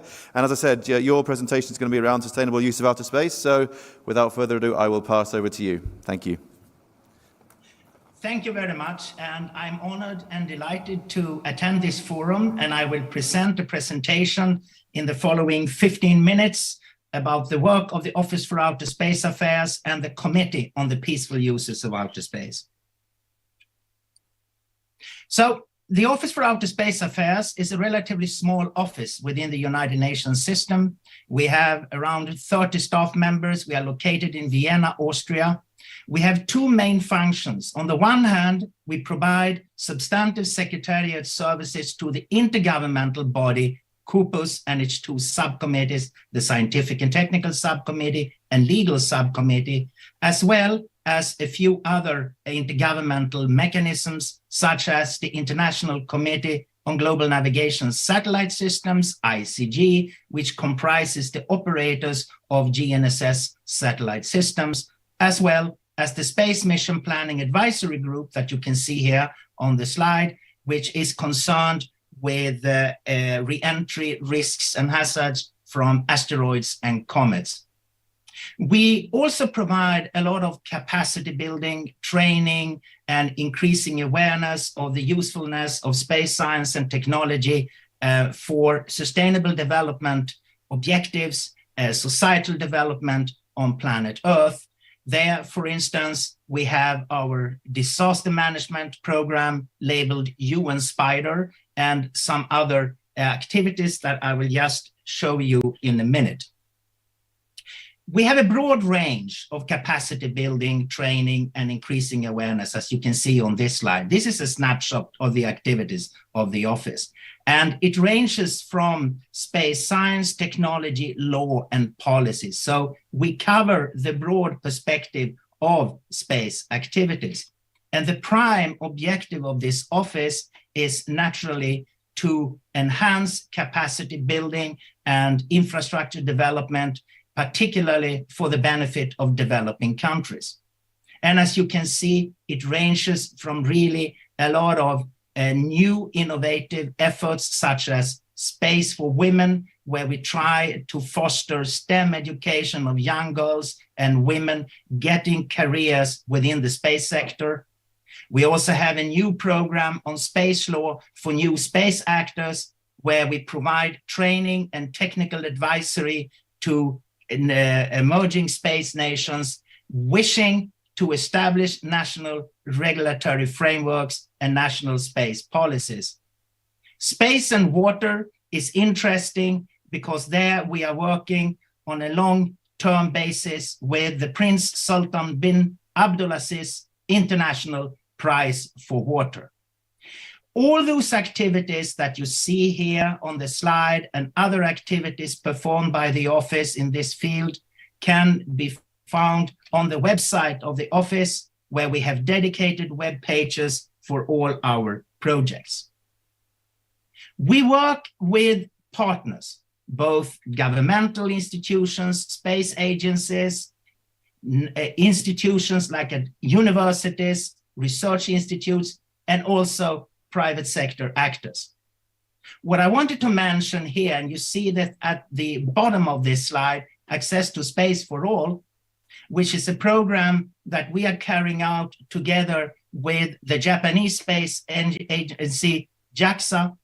And some years ago, we managed through a competition to select the University of Nairobi to have its CubeSat for research purposes being deployed from the Kibo module of the ISS via the help of JAXA, and to deploy that satellite in orbit. And that effect was tremendous because Kenya then also was able to develop its space infrastructure, national infrastructure with the space agency, and looking also into regulatory frameworks at a national level to perform space activities. Kenya became a spacefaring nation by deploying a satellite in orbit.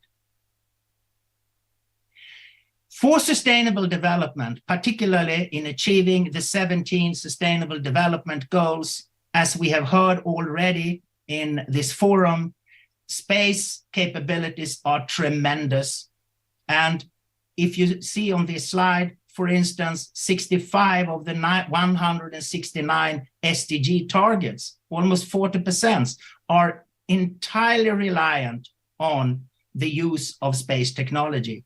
So, in a nutshell, countries cannot achieve the SDGs without using space assets. And that is a very powerful knowledge. And we are working closely with our partners, member states, and observer organizations, intergovernmental and non-governmental, through the work of the Committee on the Peaceful Uses of Outer Space, to really bring about the importance of space tools for sustainable development. Last year, 2021, the General Assembly of the United Nations adopted what is labeled the Space 2030 Agenda.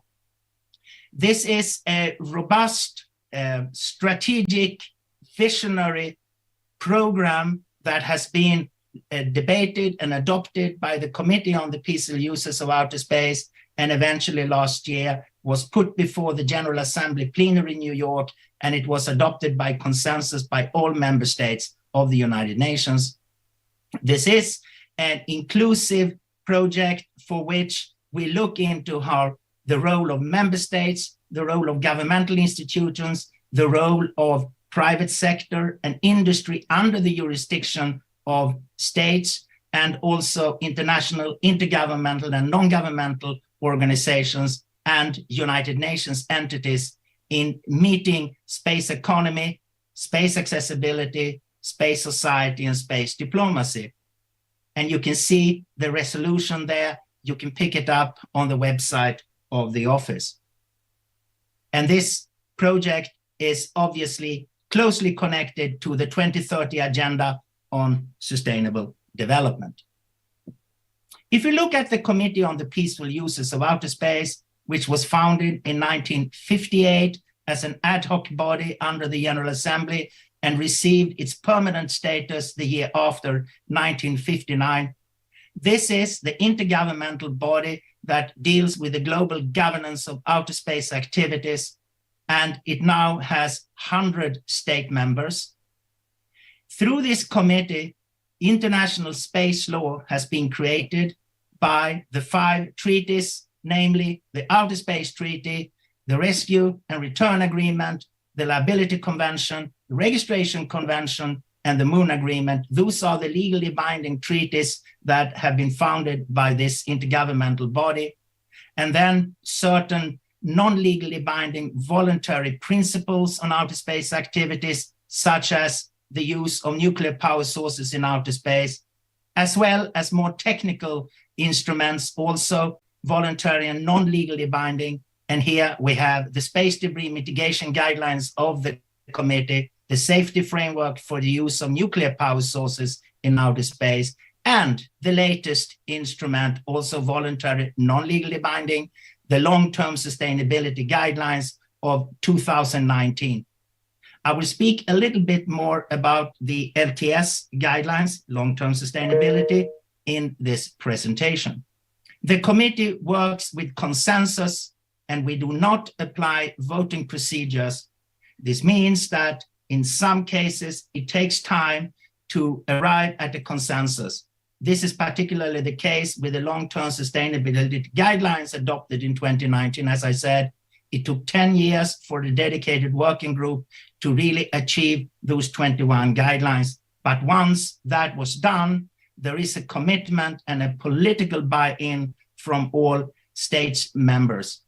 And remember that the 100 states members of COPUS, they comprise the major spacefaring nations, a range of space middle powers, and also quite many emerging space nations.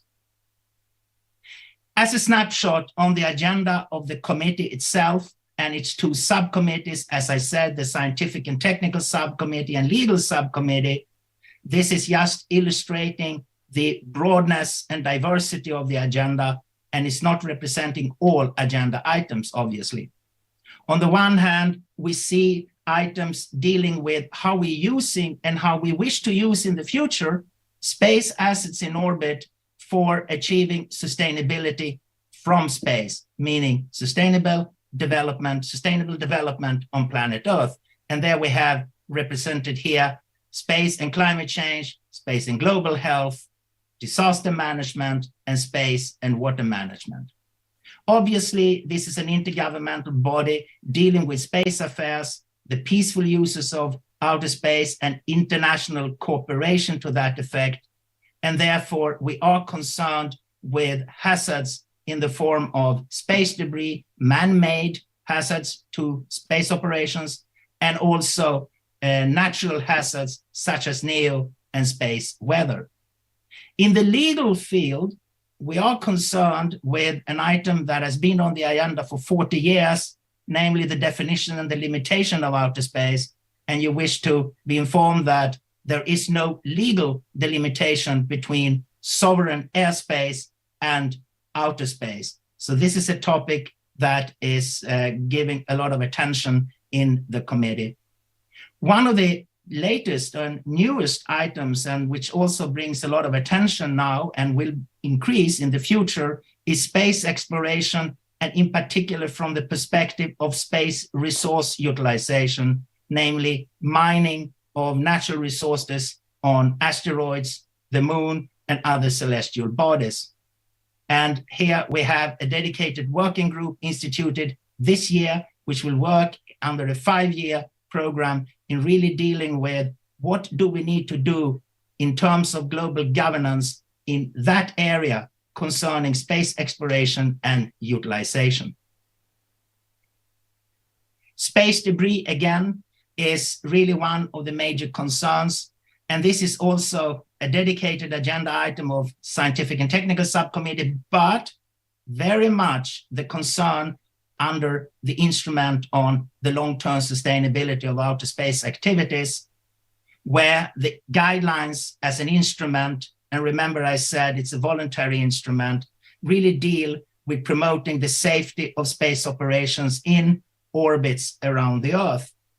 And the crucial thing there is to avoid collisions in orbit, to how to perform conjunction assessments, and how to avoid objects and events that might occur, such as breakups and uncontrolled re-entry into the atmosphere. For that purpose, the Office for Outer Space Affairs, together with the United Kingdom Space Agency, has set up a project where we're taking our responsibility in foster capacity building and increasing awareness about the guidelines.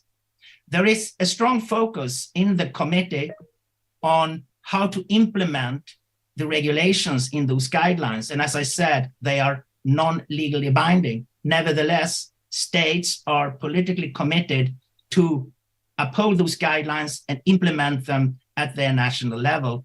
And this is one of the concerns, how to do that and how to coordinate efforts so that the guidelines can actually get into the way states are responsibly conducting space activities. And one of the outputs here is a stakeholder study where we interviewed a number of representatives from member states and international intergovernmental organizations on the implementation and the understanding of those guidelines. And you can find all this information on the website of the office. Dark and Quiet Skies for Science and Society is the newest item on the agenda of the Scientific and Technical Subcommittee, which started earlier this year. And here we really look into the different interests of the astronomical community and satellite operators. One of the challenging topics here is obviously the pollution in terms of light and sound, and the effect that satellites, particularly satellites forming part of large and mega constellations, they would have on terrestrial astronomy. Lastly, I wish to say a few words about the registration of space objects, since this office, UNOSA, is delegated with discharging the responsibilities of the Secretary General under the treaties and principles on outer space. And the core instrument there is holding the official central register of space objects with the United Nations. This is a legal instrument that stems from the registration convention, and there is a lot of issues and concern with registration, as you probably already know. And we have also seen already in this forum the role of ITU in frequency management. Here, this is UNOSA's role in the registration of the space objects themselves. And as we have already identified in this forum, there is a sharp increase recently in the launching of satellites in orbit, and that also obviously affects the registration rate. It looks good, actually. States that perform space activities in terms of launching and operating satellites, including the private sector, they do register their space objects with United Nations Office for Outer Space Affairs. And under the registration regime, and this is an open tool that you can find on the website of the office, we also make available a research index on satellites that have been registered, but also information on satellites that we know have not been registered, but nevertheless are in orbit. So this is a tool that can be accessed via our website. And lastly, I wanted also to mention that we work very closely with ITU, particularly the Radio Communication Bureau, where we have developed a handout on registration of space objects and frequency management as a joint effort of UNOSA and ITU. Thank you for your attention, and thank you for inviting me to this important forum.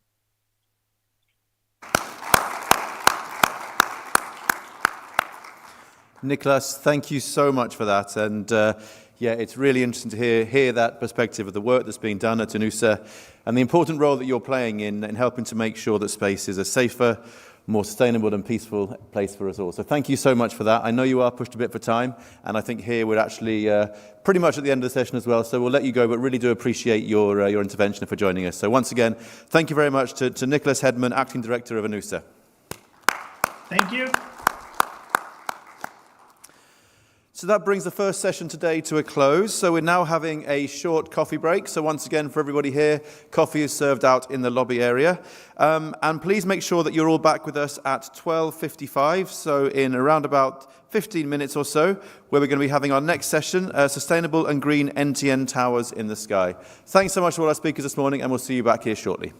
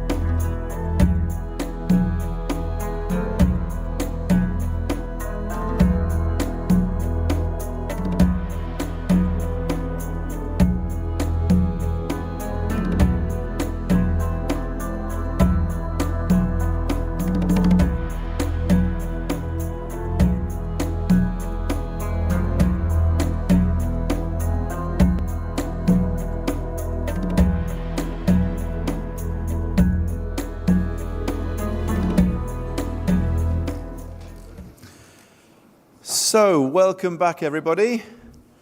And I hope everyone has grabbed a coffee. And as I said, great to have us all back here now for the next session of this day. So, we're continuing the theme, as I mentioned before the break, of sustainability in space. This next session is going to be focusing on sustainable and green NTN towers in the sky. So we have, as we can see, speakers here with us in person, and we also have others joining us virtually. So to introduce the experts that we have speaking in this panel, and of course the topics, I'd like to welcome back Richard Womersley, Managing Director of LS Telecom. So Richard, welcome, back to you. Thank you, Dan, and welcome back, everybody. Thank you once again to CST for putting on this, what I think we would all agree has been a very informative, useful, and interesting event. So we're going to take a while to step back a little bit from some of the more detailed, if you like, political issues that we've been dealing with and look at sustainability. We've heard about sustainability from a business perspective, the need for business models to be sustainable. We've heard about sustainability, and Greg in particular was keen to point out the need for space debris to be dealt with. But there's other things we need to think about. There's manufacturing. There's the materials we use in manufacturing. There's the launchers and the fuel that we use. There's electrical power. And then there's the decommissioning as well. All of these things come together to provide a more carbon neutral approach to space. And don't let's forget the applications that run on the space services and the things that they can bring to the carbon neutral approaches that we're all keen to see continue. We have 5 speakers today. 2 are with us. Amy Melman and Harshbir Sangha are both here with us in person. We have 3 speakers with us remotely. And I just, in order to not differentiate, I'm just going to take people in the order that they are in your program. And that, I think, is the most even-handed way, which means, Amy, you're first. Amy is the Vice President of Global Affairs and Stakeholder Relations with eSpace, colleague of Greg. So nice to have you here. And Amy, if you could give us 4 to 5 minutes in opening remarks. Okay. Assalamu alaikum. Thank you so much for having me. Again, I will echo what Greg said and everybody else has said, which is this is a fantastic group of people that you have brought together, and it's been a wonderful week. So thank you for having us. I'm just going to talk a little bit more, hopefully, about the industry. I will get to what we're doing, although Greg mentioned a lot of what we are focusing on. But this is all about the industry at large, right? If we look at what we might have done in other industries, right? We have a chance right now to get ahead of some of the things that we might create in the future as far as problems, as far as access, as far as equitable access to this space. And we don't want to mimic what has happened, for example, in our oceans. We know by developing technologies that use a lot of plastic, we created this large Great Pacific garbage patch. We don't want that garbage patch in space. Our near-Earth orbit is incredibly important. It's there for Earth observation. It's there for communications. It's there for PNT capabilities. Many, many technologies that we absolutely rely on every day. If they went away, we wouldn't know what to do. So we need to do more. We need to move away from the exploitation of space and figure out how we harness it in a way to make a positive impact. We need to get away from the metal-heavy objects that we're putting in space, figure out how to make them a little bit more sustainable. And we also need to figure out how although we love the launch industry, we want to make sure that it exists and it's successful because it's incredibly important to space. We need to get up there. But how do we do it in a way that's more effective from a sustainability standpoint? Can we pack more into a rocket? Can we make it so that there are fewer launches, but they are more impactful in a positive way, I would say? So Greg talked a little bit about the space environment, the orbital carrying capacity. We're going to be working on a collaborative effort, hopefully with some of these folks in the room, among others, to figure out how we figure out how much space we have in space. There are a lot of things that go into that. There are people that are looking at this already. You know, how do we pull things down from space? Greg talked a little bit about that as well. The FCC, for example, has agreed upon some standards already to get some of the satellites out of space, make sure that after their end of life, within 5 years, they are removed from space responsibly. And then I think Nicholas actually just talked about a little bit about the international collaboration. However, that's great that there's an international collaboration, but if it's not adopted at home, if it's not adopted in every country, we're going to have problems. We need to make sure that while we internationally collaborate, that it's brought back home and it's implemented into the policies of the countries that were part of that international collaboration in the first place. There are a lot of other mitigation strategies that we're looking at as well. SSA, STM, other cleanup technologies like I think ClearSpace is here, Astroscale and others that are important to doing this as well. So it's a global effort, it's an industry-wide effort, and we're looking forward to being part of it. So real quickly, Greg talked about this a little bit as well. We're looking at objects that have lower mass, are a little bit more streamlined as far as a cross-sectional area so you don't create more debris. The ability to make sure that if your satellite fails, you fail safe. You don't create a situation where you are a sitting duck, as it were, and just ready to get hit. And we're looking at other future opportunities to sacrifice satellites and entrain debris, and Greg talked a little bit about that before. So we want to make sure that from a carbon footprint standpoint, we are creating the ground infrastructure as well that is a little bit more sustainable as well. Some technologies that we have right now have countless numbers of Earth terminals, for example, or for gateways, for example. Can we lessen that? Can we make sure that we're not disturbing the Earth? It has a cultural impact. It has an environmental impact. It has an impact on wildlife, for example. How do we deal with that? We want to, expand this technology, but we want to make sure that it's done in a sustainable way. For us, we not only want to have a sustainable space atmosphere, but we want to make sure that we have a positive impact on the ground. It's improving, as Greg mentioned, the ecological impact of coral. How are we going to make sure that we have data, smart data, where we can say, okay, you need to go out and you need to figure out how to solve this problem for the acidification of the oceans. How do we make sure that wildlife are getting the water they need, are getting to the resources they need? How do we make sure that our rainforest is not being impacted by wildfires in any meaningful way? Where should we plant trees, et cetera? There's so many things. I think Abdul Hadi earlier talked about all the things that we need to connect. We definitely want to connect people, but all the things that we can connect can make a positive impact on us living on Earth. So we're taking action on the policy side. Hopefully we can work with all of you to do that. We are working on this space-based IoT technology, and we're trying to encourage this meaningful regulation and make sure that we work with companies and governments to make sure that we have equitable access to space, make sure that the regulations provide for that, international collaboration provides for that, and certainly if there are others out here that want to collaborate with us, we're looking forward to meaningfully diving into that because that's at the core of what we are doing. So I will leave it at that and pass it off to actually whoever you would like to pass it off to. Thank you, Amy. I do wonder whether we would know about the Great Pacific Garbage Patch if it wasn't for Earth observation satellites to start with.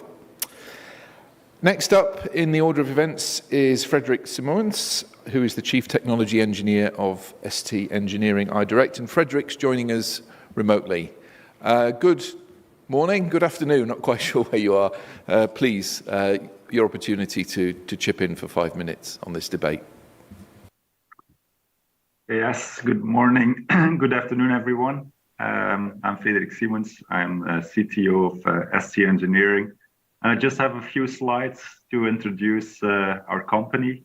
And then I'll also briefly touch upon what we see as our role in the sustainability story. I think we're a bit the odd one here in the session because we are a ground technology player. So we make modem technologies, modem infrastructure for communication with satellites, so with the space segment.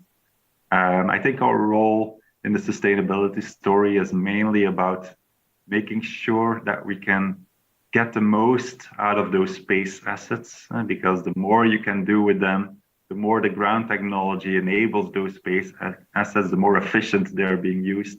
Obviously, requires the least amount of space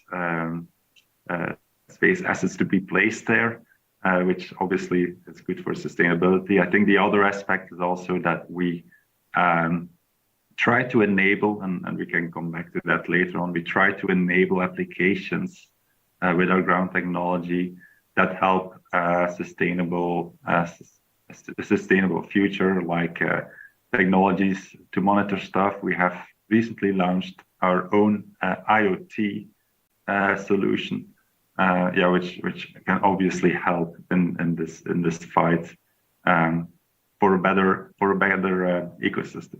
So just a quick introduction who we are. I think we've been around for already a long time, more than 35 years.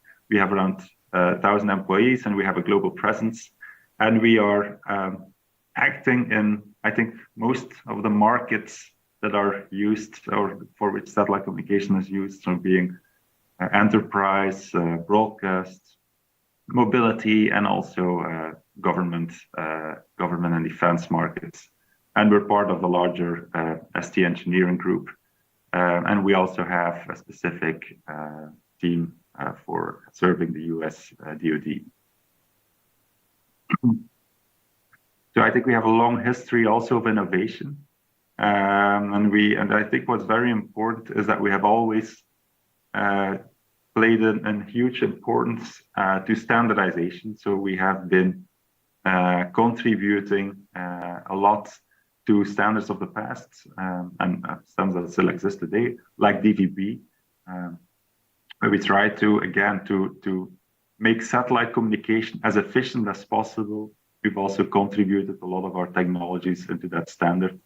And all those new evolutions since then have been contributed to various standards. And I think recently we're also very much looking into and engaged in 3GPP. I think that aligns with the topic of today as well here. That we have the ambition to eventually fully standardize the satellite communication technology, adopting NTN, but also allowing satellite communication systems to be integrated with other communication systems from the terrestrial world, and also integrating them into a 5G core network eventually. So that's a bit how we see that ecosystem convergence. There are a lot of things happening in our industry. You have the 5G wave, which enables a lot of new applications, but which also allows for all the different communication platforms to align and to adopt a common standard across those different platforms. And the other big trend that we see, of course, is the new space evolution, the move from GEO to MEO and LEO, but also the move from static satellites with static payloads to completely flexible payloads. And the ground segment that needs to address both the new space capabilities as well as that telco and IT convergence is something that we call the new ground concept. So it's a bit of a movement where we try to stimulate the industry, stimulate the ground segment players to kind of come together and to develop those solutions and address the new space and the global telco and IT convergence. And doing that by using what we call innovation enablers. So things we can leverage from the wider industry with respect to virtualization, orchestration, standardization, to really make that flexible ground platform that you will need in the future to serve the new space and the 5G convergence. So what is our mandate? What are we trying to achieve? Well, we're trying to create that new ground infrastructure to unify all those different ecosystems out there and to make sure that we enable new market opportunities, such as in the domain of sustainability. We believe we will do that, or we will do that by enabling interoperability with other communication platforms, so telco, 5G. We will continue to focus on efficiency. So like I said, getting the most out of those space assets remains key, and that has always been our focus point, and we will continue to do that. But we will also leverage the latest technologies like cloud-based architectures, such that we can also avoid that a lot of very dedicated hardware needs to be deployed on the ground, but that we rather can just deliver our technologies and that can be hosted and operated from any cloud-based infrastructure.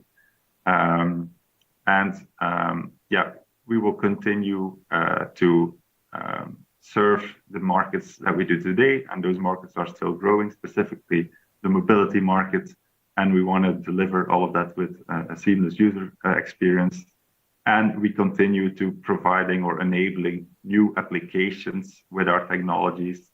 And the example that I gave earlier, our new IoT solution certainly fits into that story, where we're basically offering low cost, low footprint terminals that are suited for low data rate communication, and it can be used to monitor all types of applications out there, carbon emissions, temperature, power consumption. So using satellites to really create that global sensor network is certainly becoming a reality today. So with that, I'll leave it with that for the moment, and we can continue our discussion in the panel later on. Thank you, Frederick, and thank you for trying to stick to time as well. That's very helpful. I already have questions lined up, which we'll come back to. Our next speaker today is Dr. Tsaba Singha, who is the CEO of Hybrid Airplane Technologies and is based just down the road from LS Telcom's headquarters in Baden-Baden in Germany. Dr. Singha, I can't see you on the screen. Hopefully we have a connection with you. Yes, hello, this is Tsaba Singha from Hybrid Airplane Technologies. I'm trying to share my screen. We can see you now perfectly. The screen is shared, you should be able to see it. We can, yes. All right, thank you so much for inviting us here and to have the pleasure and the honor to present you our technology. We are one of the highest level deep tech startups in terms of sustainability and aerospace, and we invented a new type of light concept, which is a combination of balloon, helicopter, and airplane. And this flight concept is developed after all paradigms of aerospace engineering. We have also partners like the German Environmental Organization or the Solar Impulse Foundation from Bertrand Piccard.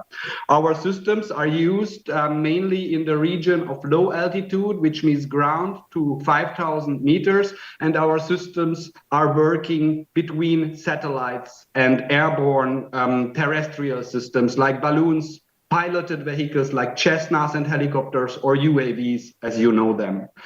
If we compare our systems to satellites, we are less expensive.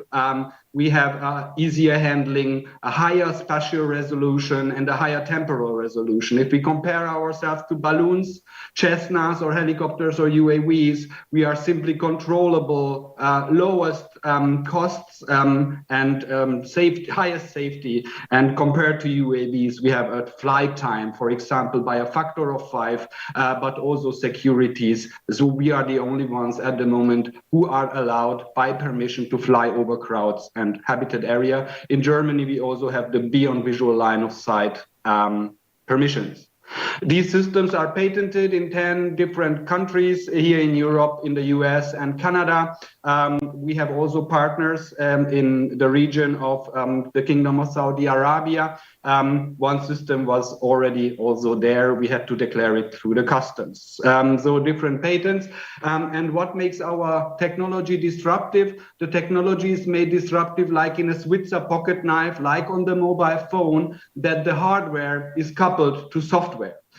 We have here under our system universal receptacle where we can adapt any payload, LiDARs, hyperspectral cameras. You have to know here in Europe, the professors are writing their PhDs based on H-Aero, and from 10 applications in European federal funds, we are successful with around 5 to 7 because of the innovation potential. So we have a hovering computer, a computer in the state of suspension 4 hours. And here you see, for example, a little software where we show the system every 10 seconds where it is beyond visual line of sight, where we know where it is moving, and we are sending the collected data in near real time to the cloud servers and visualize them there, which you see in the bottom. We have also prepared the photovoltaic solar cells for the system, which is the next step of our development. We have already 3 systems in the market. Almost each continent has already one. Here you see H-Aero 0, 0 Plus, and H-Aero 1 with 500 grams, 1 kilogram, and 3 kilogram flight payload capacity and flight endurances over hours up to, depending on the payload and usage of electricity, we even reach with the big one 10 hours. We are developing this new type of flight concept, which is a sustainable flight concept, which is carrying the load without electricity and energy from small to big. The reason for this that humankind was not successful to use lighter than air technology commercially in the last 300 years. We are the first company who are earning money with these systems, and we do it by starting to maintain security task forces on events. And our potential ends on Mars. I will tell you more to this later. Our system was first time shown to a global audience in 2012 in Houston at NASA for a Mars exploration conference. As I said, we combine the 3 flight concepts, balloon, helicopter, and airplane, into a new flight concept, and this with the paradigms of aerospace engineering. That means I combined the design algorithms of all 3. That means we calculate these systems, and like any flight concept, we are calculating in an iterative way the system for the mission. This leads to a new flight concept which has improved endurance, which is greener and more safe, which has a higher payload capacity, longer flight times, and fully digital. Of course, we are not the only ones who are working on lighter than air UAVs. We are just the first. And if we are looking at the markets are of course huge because we started to settle the atmosphere. Here you see in 2040, we can reach a market size up around 10 billion. In the near term, around 3 billion when it's about Earth observation, and Earth observation is very connected to sustainability. If we are now looking at the certain use cases, I just tell you a few use cases, a selection for you. I'm sorry, can you please reshare again? Yes, I'm still sharing. So yes, 1 second. I'm going into... As we tested, please. All right. Could you see my screen in the, before all the slides? Otherwise, I would show the slides once more. We see them, and they'll be available afterwards as well for people to download. Okay. So I just go quickly through. This was, we are flying in 5,000 meters, the patents, the the software for our systems for the hovering computer, the 3 flight concepts, the 3 products in the market, our roadmap that I just described, the combination of the flight concepts, the competition field, and now this is the slide where I arrived. Can you see my screen now? We can. All right, so I'm carrying on with the presentation. Sorry, Dr. Singh, if you could just hurry it up because we're running short on time. Yes, I do. Thank you, Schön. I try as quick as I can. You see here selection of use cases, 4 use cases for the Earth observation field to show you the sustainability. For example, for the urban air mobility, for volocopters, for Liliums, the streets will be the mobile field strength qualification, quantification, and we started already to do this, and we can do this to actually measure the field strength over altitude, which no one knows today. Then we can, or we are doing the measurement of air quality, drought damage management, which is a multi-million-dollar task, and slope instability monitoring and geodesy. We have, of course, a value chain that is relevant for aerospace engineering. We have partners like Vodafone, like Skyroads, like Bavaria. The state of Baden-Württemberg is shareholder in our company. We have, of course, also a team with a certain individuals who have the skills to run a company like ours. And to our board at the moment belongs the chairman of Volocopter, Bertrand Picard, for example, professors and big supporters. As I just described, we have a sustainable technology. Therefore, we have 7, 9, and 11 of the sustainable development goals already proven that we can be useful here. And here you see a little matrix out of exploration, communication, and observation on which markets our systems can be used. Thank you, and sorry for the technical problems. That's all right. Thank you very much, Dr. Singer. Thank you, too. We shall come back later with questions. Our next speaker is in the hall with us today. Abhishek Singer is the Director of Growth for the UK Space Agency. What's the government's take on all this, Abhishek? Thank you, Richard. I will absolutely talk to that. But first and foremost, good afternoon, everyone. It's an absolute pleasure to be here at this conference, and even better, actually, with such eminent speakers and experts next to me and also virtually. But equally, I guess this has only been possible, so I would like to thank you and congratulate CST for bringing us all together to discuss what I think is quite a critical element, which is how do we connect those unconnected, but also provide better service to those who are already connected, because the expectancy when it comes to satellite communications is only increasing, and that's only going one way. So I think there's a challenge both for the government, but also for companies like eSpace and others to help us in that. From a government perspective, just to kind of share what the UK is doing, so we last year published our national space strategy. It's a first ever space strategy, which obviously, you know, every time I say it's a first ever, people do get surprised, but it is the first ever, even though we've been a spacefaring nation for many decades. That just shows the kind of both the impact and the ambition of the UK government. And in my role, it's a simple role, which is try and grow the UK space sector. But I would much rather, obviously, change my title, which generally says, obviously, try and grow the space sector in a sustainable way. Because if you look at our national space strategy, it does talk about us becoming kind of the most innovative nation, space nation in the world. That should not come to surprise to anyone. I mean, that's the ambition the government has. But when you look through the strategy and all the different pillars of the strategy, whether it's international collaboration, whether it's science and technology, the one thing that really flows through is space sustainability.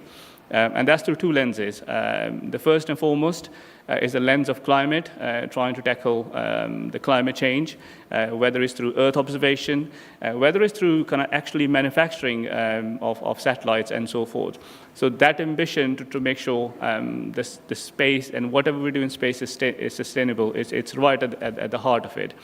I guess the second lens, which is equally critical, and that again obviously flows through the space strategy, is how do you make the space infrastructure sustainable? How do you remove the debris that already exists, which is quite a critical challenge, and I heard Greg and others talking about it earlier on on this forum. So if you kind of combine the two, so we as a UK government, we are focused on those two elements. And we as a UK space agency, that's where I sit in, we are the delivery body for enabling the national space strategy to deliver the strategy on behalf of the government. And we've got three goals, or three simple objectives for us as an agency. First and foremost, to catalyze investment into the space sector. We as an agency, our budget is 1.7 billion for the next 3 years. But what we want to do is we want to catalyze both the kind of private sector investment, the international investment, to make sure the funding that we get, we can improve the sustainability of the space sector. I think that's a critical ask as part of catalyzing investment into the space sector. The second part, or the second objective we have, is to try and develop missions and capabilities. And these missions and capabilities, again, have got a focus of sustainability all the way through them. So we do a lot of our work. In fact, 70% of our funding is through the European Space Agency. We fund a range of different programs. And if you look at the funding spectrum that we have as an agency, it largely predominantly focuses on Earth observation programs. It focuses on telecommunications, it focuses on discovery, science and innovation through the lens. That's predominantly, again, if you're going to carve out the 70%, that's where predominantly most of our investment goes, which is into the kind of science programs. But if I just focus on one, which is Earth observation, again, that's such a critical element, and Frederick and others and Kasaba kind of touched on it in their presentation.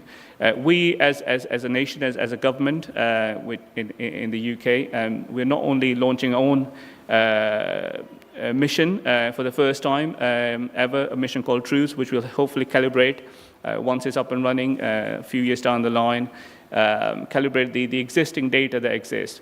And the sole purpose of that data, the mission is to try and make sure the monitoring that we currently have when it comes to climate data, it's 10 times better than what we have as things stand. So we're hoping that mission will help both with the kind of sustainability targets that we have, not as a UK, but globally we can support some of the SDA targets as a whole. But then coming back to, I guess, this forum and what we are trying to achieve, which is through a non-terrestrial part. So I'll touch on the second part, which is the telecoms and satellite communications. We as a UK, I won't say we're a world leader, but at least obviously we are up there with many other nations and the agencies across the globe where satellite communications is right at the heart of what we do. It's not from just the commercial growth lens, it's also from the kind of broader sustainability lens. So I'm quite pleased to be part of this discussion and this conference, which I've learned a lot in terms of what we can do. But I think when it comes to telecommunications and sustainability, non-terrestrial, we as an agency absolutely believes is the way forward. Whilst we still need to focus on the terrestrial part, we can't ignore the part because terrestrial still has got a big role to play. In fact, that's the only way we are kind of communicated. But we need to look forward into the non-terrestrial. Try and see what different opportunities do we have, because that's the only way to connect, not just the unconnected, but provide better services back onto the planet, and probably in the sustainable way. I guess the challenge we have in the non-terrestrial way is trying to understand both the economy and the scale that we need. So from an agency perspective, we're looking at both the economy side, but also the scale and the ambition. So we already, as part of the HAPS, we have got target for enabling the low Earth orbit as a key priority for us as an agency. So we're trying to make sure that we can focus on the right orbits. GEO will always be an ambition, and it will continue. But when it comes to the LEO market, the key opportunity that we have, what we're looking through is in terms of manufacturing, in terms of enabling the satellite. We as a UK government invested 500 million in OneWeb to sustain that organization, which I'm really pleased and proud is doing really well. But the only challenge and the opportunity we have is whatever goes into the space, it has to be manufactured in a sustainable way. And we must make sure it does not produce the debris which needs to be, I guess, tackled as it stands.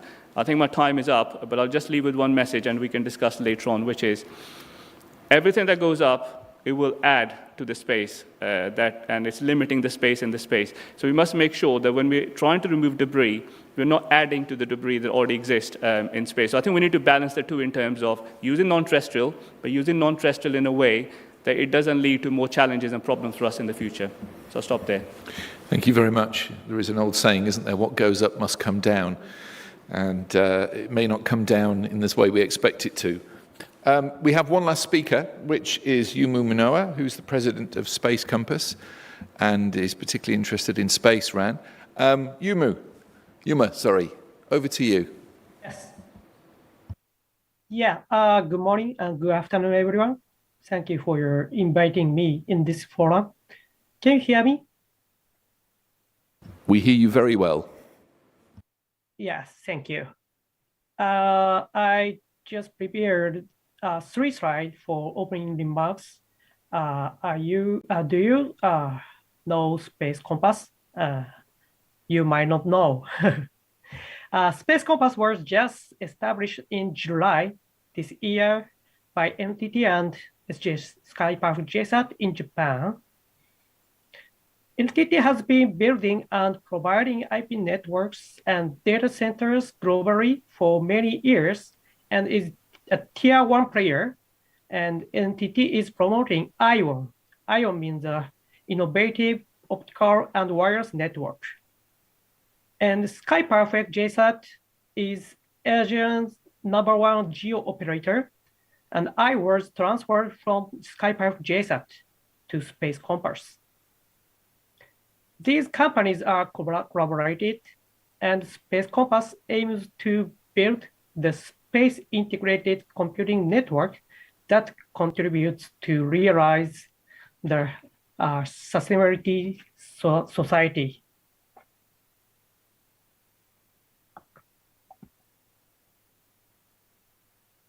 And this is our company's vision.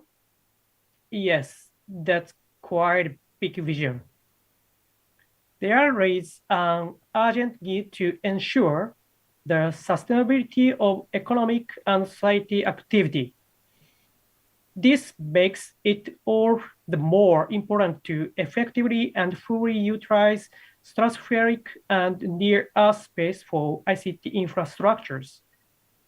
This involves creating ICT infrastructures that support a number of fields, including energy, environment, and climate change, disaster prevention, marine infrastructure, and security. And we will have the mission to implement space integrated computing network, which consists of terrestrial mobile network and NTN. We will have multi-layer infrastructure for NTN, which are geosatellite, LEO satellite, and hubs. These infrastructure will connect by optical or radio accordingly. The computing functionality like data center will be also implemented. That is so big vision, so we will go through step by step. I can separate 2 kinds of business and functionality. The initial business activities to be undertaken are space data center and space radio access network business. Regarding initial phase of space data center, we will launch an optical data relay service for high-speed transmission to ground via geosatellite. This will carry a vast amount of diverse data collected in space by observation satellites. Existing services which transmit data directly to ground stations have communication capacity limits imposed by use of radio waves, as well as limits on the time at which ground stations can communicate with observation satellites. In contrast, optical transmission via GEO will enable high capacity and quasi-real-time data transmission. And regarding initial phase of space run, Space Compass will use high altitude platform stations, hubs, to provide low latency communication service in Japan. Hubs make it easy to expand communication service coverage to wider area. So I would say more use in space and less load on environment.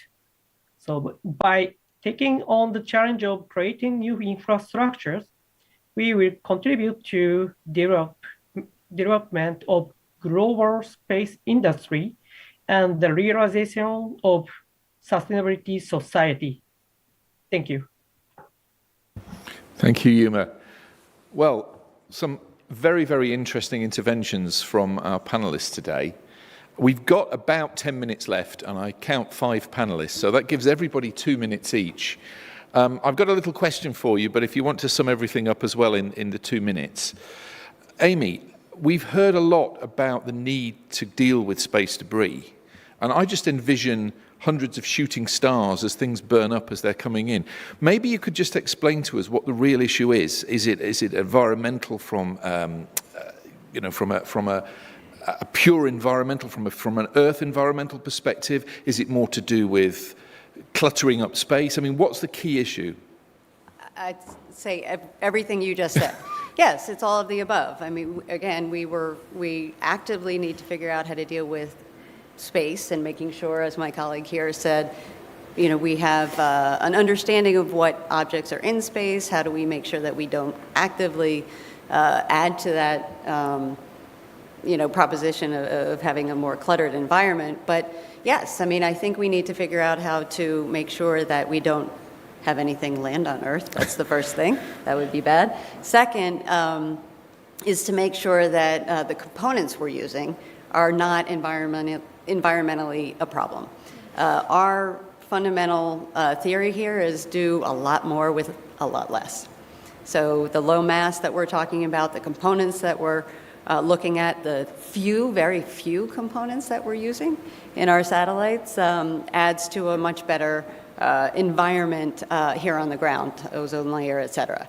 So we are not only looking at space and the debris part, but the upper atmosphere on Earth, the whole gamut. And I'll just take 2 seconds to, again, thank everybody for having us here. I look forward to the collaboration. I look forward to working with everybody in country as well as internationally to make sure that we have the proper regulations in place, have the proper incentives to make sure that companies actually do the things that we need to do to save space for everybody.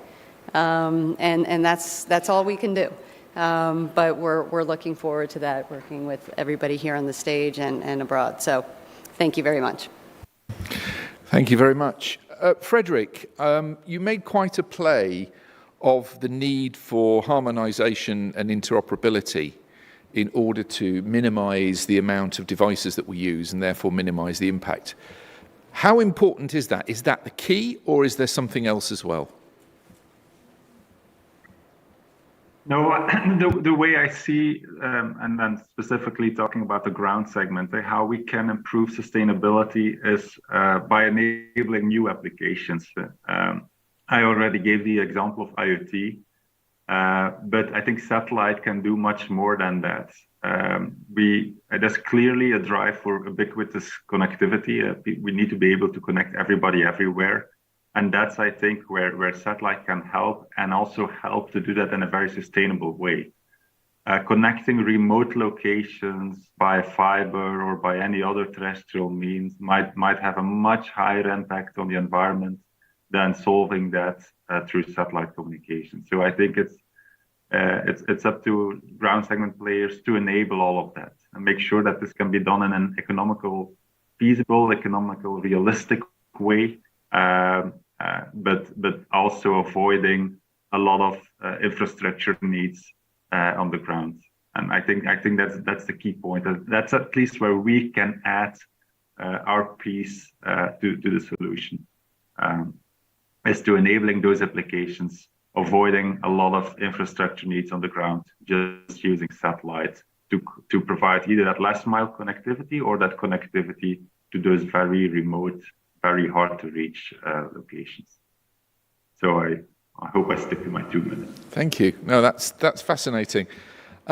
Saba, you obviously are in an audience, or at least in a panel where most of the players are looking at satellite as a solution, whereas your solution is more in the HAPS territory. Do you believe that HAPS actually is more sustainable than satellite? And if so, what are the key differences? Thank you so much for this question, because it absolutely hits the core. As aerospace engineers, of course, we know about satellites. And let's say, like in the regenerative energy field, you will need all the technologies, a mixture of them, not just one. So hubs and labs, so the low altitude pseudo satellites, which we have, and the high altitude pseudo satellites where we are growing into, let's say building first houses and then Empire State Buildings. So everybody who talks about hubs today, we have 20 years of experience on hubs. No hubs exists today. The first systems which are flying are low altitude pseudo satellites, so first small ones, and we have higher resolutions, we have higher spatial and also temporal resolutions. We can use the systems where we want. The handling is easier, the costs are much lower, but still, we are communicating already today with our systems bidirectionally over satellites. We can send commands, we can receive data, and also over the mobile network with a redundant communication. Still, we need the satellites also for navigation. If we are over the deserts, over some high forests in the Amazonas to collect data about the nature, we need the satellites to navigate and to communicate with the system. Still, our systems are reusable while the satellites are staying there 40 years. Now imagine maybe in 50 years, our, let's say children or next generation invents a propulsion to leave our planet, just to fly further, more far away. Then if we are too strongly working on satellites, too many systems in the air, we are going to produce some kind of shield around our globe so that the next generation have problems to come out. And here we have to look. Thank you very much. Fascinating answers. Habashir, you talked about the UK government investment and the things that it's looking to do. Do you think government investment is going to lead us down the right path? Or is it a case that industry needs to pull just as hard? No, I think it's a great question, Richard. You need investment. You need government investment to, I guess, in some ways initialize things, which is the R&D, which is high risk. So I think that's absolutely critical. That's we, as the UK government, have been doing, which is supporting the R&D. But I think what needs to happen, it's not just the investment. We generally talk about collaboration. And I think when we sit from a government to government perspective, we think about collaboration between government to government, or agency to agency collaboration. But I think what really needs to happen is convergence, maybe. Convergence in the way that the agencies, the governments kind of come together, but equally convergence of the government investment and the actual R&D leading into commercialization, the industry coming together and supporting the sustainable development of either it's a satellite, HAPS, whatever it may be. So I think we need to move from, I guess, collaboration as the first pillar, but into the convergence, making sure the government and industry go hand in hand. And if that doesn't happen, then I think we've got a massive challenge. There'll be investment, which may go one way, and the manufacturing will go the other way. So I think we need to work together on that. So it's a combination of push and pull that's needed. Thank you. Yuma, you have the last word here. You've shown us a different model to what we've been seeing, which is space-borne intelligence. Spaceborne RAN, as opposed to just using the space aspect as a pipe. How do you see that improving sustainability? Yes, thank you for your question. First, I would say we don't want to stop something and want to grab new market with still achieving carbon neutral, right? So, and I believe NTN has the potential to achieve such decoupling. So, and today, I want to say the new one for NTN will be HAPS And the hubs has very different characteristic from satellite network. And hubs is good at providing broadband connection to ultra low latency and ultra small devices such as smartphone. And hubs can cover around 50 or 100 kilometer radius area, and several hundreds of traditional towers can be replaced in just one hubs infrastructure in energy efficient way. So, but I would say the best mix solution would be important. If we implement global coverage with only hubs, we need huge number of hubs, and it's not cost efficient in business operation and sustainability. So we have to look for the best mix solution, geo, LEO hubs, and computing solution. That's my answer. Thank you for your question. Very balanced, and I think you made Dr. Singer very happy. We've come to the end of our session. I would like to say an enormous thank you to all of our panelists. I think it's been very interesting and a different take on the subjects we've had all week.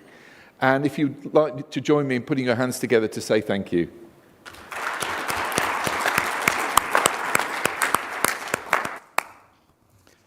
Fantastic. As Richard says, a big thank you to all of our panelists, and Richard, again, thank you very much to you for navigating us through that discussion as well. So thank you all so much indeed. A really interesting session. So as our panelists leave the stage, we'd like to invite the speakers for our next session to come up. So we're moving straight on to our next technology demonstration. So if I could invite Muria Al-Sharani from the Saudi Space Commission, and also Omar Quays, Dennis Winterswijk, Scott Middleton and Fabian Jordan to come and join me on the stage. And as they are, I can let you know that these next tech demonstrations are going to be looking at delivering global Internet of Things from the sky. So we're looking at IoT, delivering IoT from the sky in this next session. Just before we get started, a reminder to everyone as well that our final poster session is just beginning out on the mezzanine. So if you haven't had a chance to check out the posters yet, then now is your chance to do that. Although, of course, you'd missed the tech demos, so it's your choice, one of the two.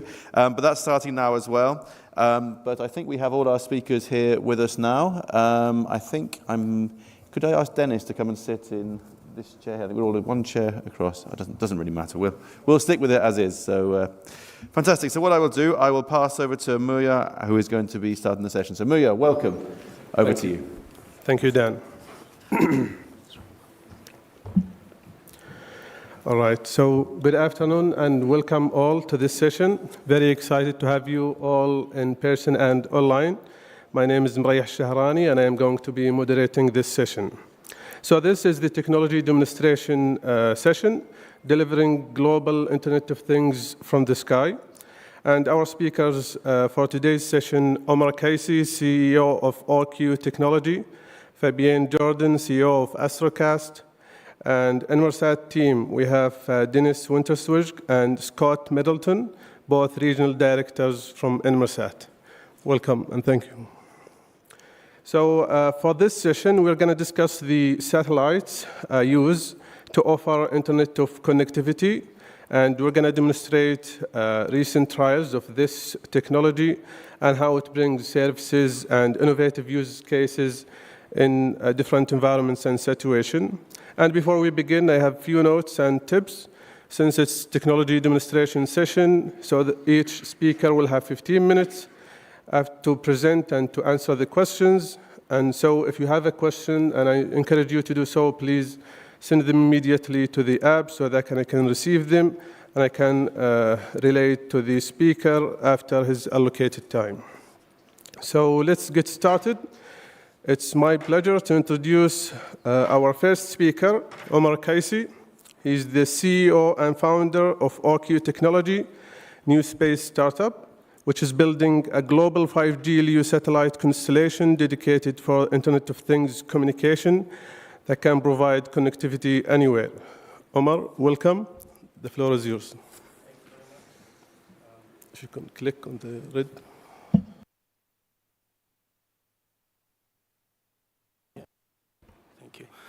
Thank you very much. Assalamu alaikum. I'm Omar Casey, founder and CEO of OQ Technology. It's really a great pleasure to be here today, and I'm honored to be in this great event. And I would like to thank the CST team and leadership for organizing this event and giving us this opportunity. I'd like also to thank our partner investor, Aramco, for the great trials that we achieved together. So let me switch. So actually, OQ Technology is the first company in the world today which has operating satellites providing standardized 5G IoT communication for machines, devices, and sensors. And I'm going to take you through the journey of the company when we started, how we came up with this idea, and the different trials that we did. So the main problem, of course, that everyone is trying to solve is connectivity. And with IoT devices being in billions that need connection, there's an issue today that cell towers cannot really reach far enough to cover those devices and provide connectivity in remote and rural areas. And the networks today are very fragmented. You don't have global roaming for IoT, and also mobility is very limited. If you look at the current existing satellite IoT technologies, they are very expensive. You have bulky hardware devices. And the main issue also, all these are proprietary technologies. They are not compatible with the global standard of cellular. And this is what we try to solve. So with our network, what we call the OQ1, we want to have one global network with true global coverage, with one SIM card that you can have coverage anywhere and roam between terrestrial and satellite. And most importantly, one global standard, which is the 3GPP 5G IoT standard using these satellites. So when we started, we looked at all the existing satellite solutions, why this is so expensive, why it's very limited. And the problem that we found is that every satellite company come up with their own technology, their own chip, their own satellites. They want to rebuild an ecosystem from scratch, which is very difficult if you look at the economies of scale. The idea for OQ, we said, okay, back in 2016, we thought, why don't we use the existing mobile technologies, which are very standard. You have multiple operators, multiple users, multiple chip manufacturers. The ecosystem is there. The scale is huge. Let's try to bring this into satellite. We were the first to think about that, and this is when we started. So the main idea is we could connect existing unmodified 5G IoT chips and modules into our satellites, or we can use indirectly an aggregator that collects data from different sensors and send that to our satellites, then into a very secure network of the customer or our own network to display the data. And of course, the opportunity is very huge. It's projected that there will be 60 billion IoT devices to be connected by 2025, and only the remote IoT market for that is about 6 billion. So as you see, we launch and operate our own satellites. These are nano satellites, very small, very low cost and quick to build and launch. They are shoebox size. This is like one of our satellites that was launched recently last year. We did multiple launches also after that. Also, OQ Technology has, we have 7 patents filed in Europe and the US regarding the use of narrowband IoT. 3 of them are already granted.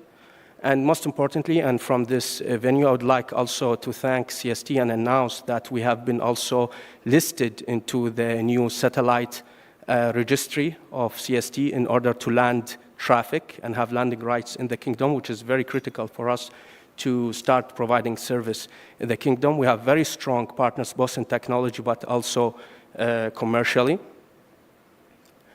With our focus in the oil and gas, there are a lot of applications that we can provide, whether it's in terms of security, safety, monitoring, but also control.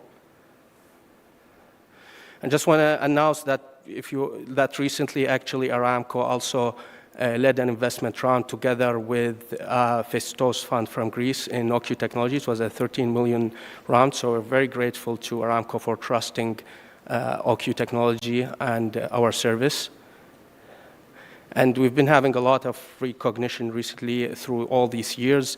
whether it's, for example, winning the Nokia Open Innovation Challenge, or also other challenges and partnerships that we built over the years. And OQ Technology is not just about the service and the connectivity that we want to do. We are here actually in the kingdom. We have main pillars that we are following in our strategy. First is we want to launch the service and product from the kingdom into the MENA market. We want to build local partnerships. And also we are currently working to build one of the largest network operations center in the kingdom. We're actually established in the eastern region. And also we have a very long-term plan to also provide job opportunities in the kingdom, more than 300 within the next 3 years. And we want to build value together, whether for the company or for the partners. And also we want to expand our expertise and generate patents together, but most importantly, use that to be the first in the world to launch different satellite services, with IoT being the first one of them. I just want to note also, like, we were the first company back in 2019 to test narrowband IoT waveforms over low Earth orbit CubeSats, and we presented that at that time to the 3GPP, and this actually kicked off all this discussion about using 5G NTN, which is standardized today with Release 17. Now I want to talk about the trials. So we did actually last year with Aramco and the Ministry of Energy and also CST 2 demos with respect to the oil and gas industry, but also the utility industry that we're going to show shortly. For probably can we show the video, or it's after the presentation? Okay, so probably we could switch to show the demo.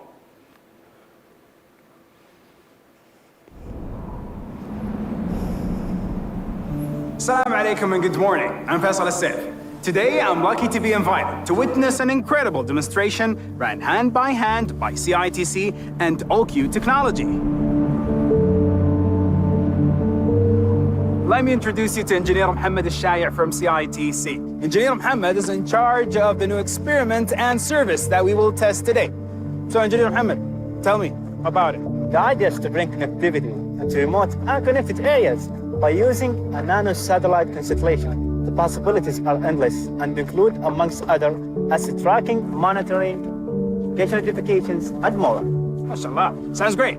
As far as I'm aware, today we're about to monitor some Aramco pipelines and get real-time vital parameters, temperature, humidity levels, and CO2 levels. Indeed, Faisal, as well an embedded GPS chip that allows ground positioning with an accuracy of less than 1 meter. Let's now have a closer look at this very promising technology. Let's do it.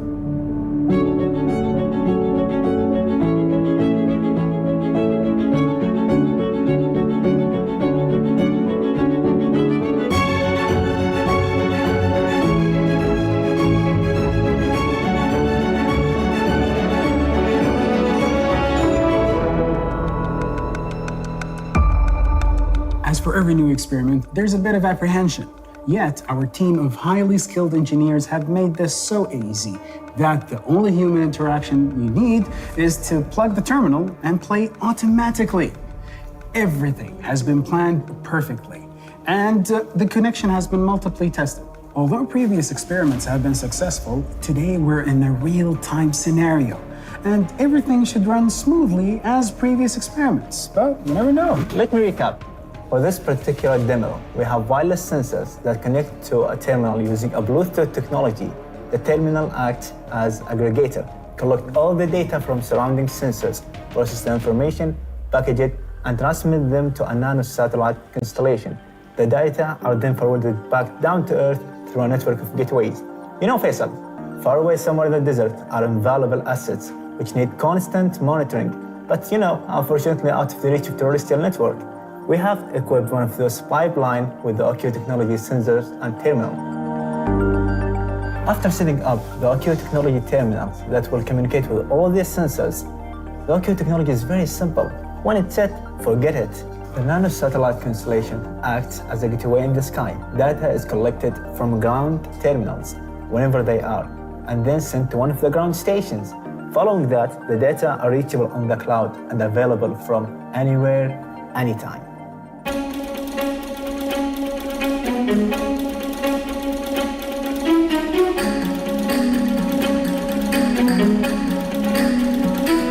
Amazing. It performs.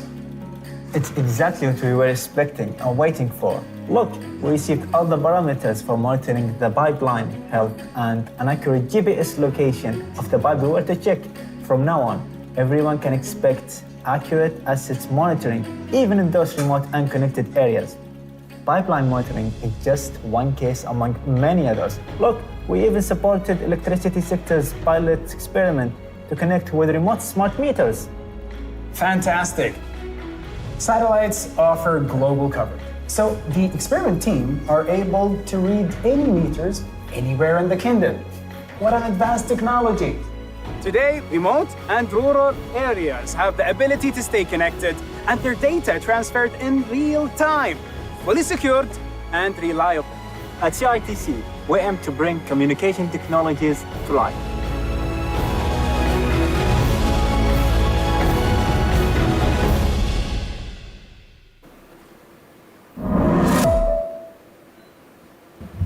So that Yes. was a glimpse at the demos that we did.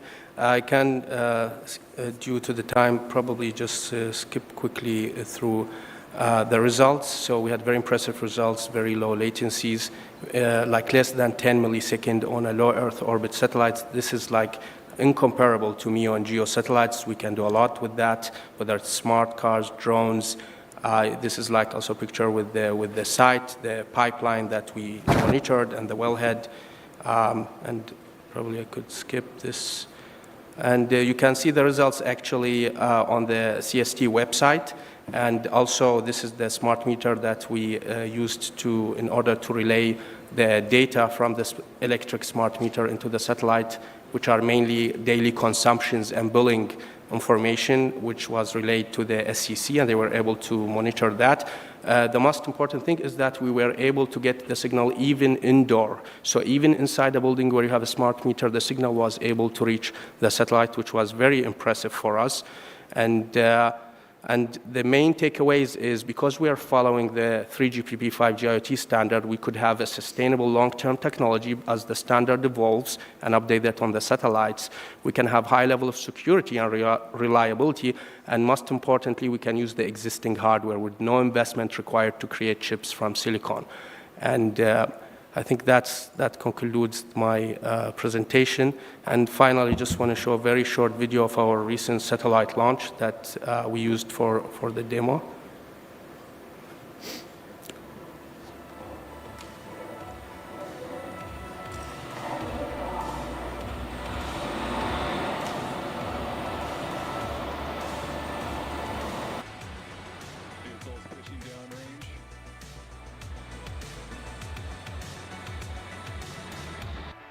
Stage separation confirmed.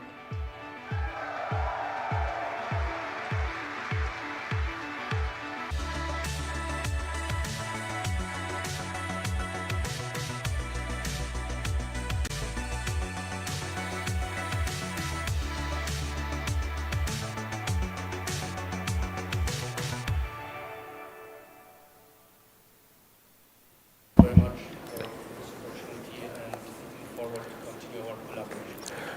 Thank you, Omar. Very excellent. Quick question regarding the 3GPP standards and the accommodation of the satellite components. If you can briefly shed light on this for just 1 minute. So basically,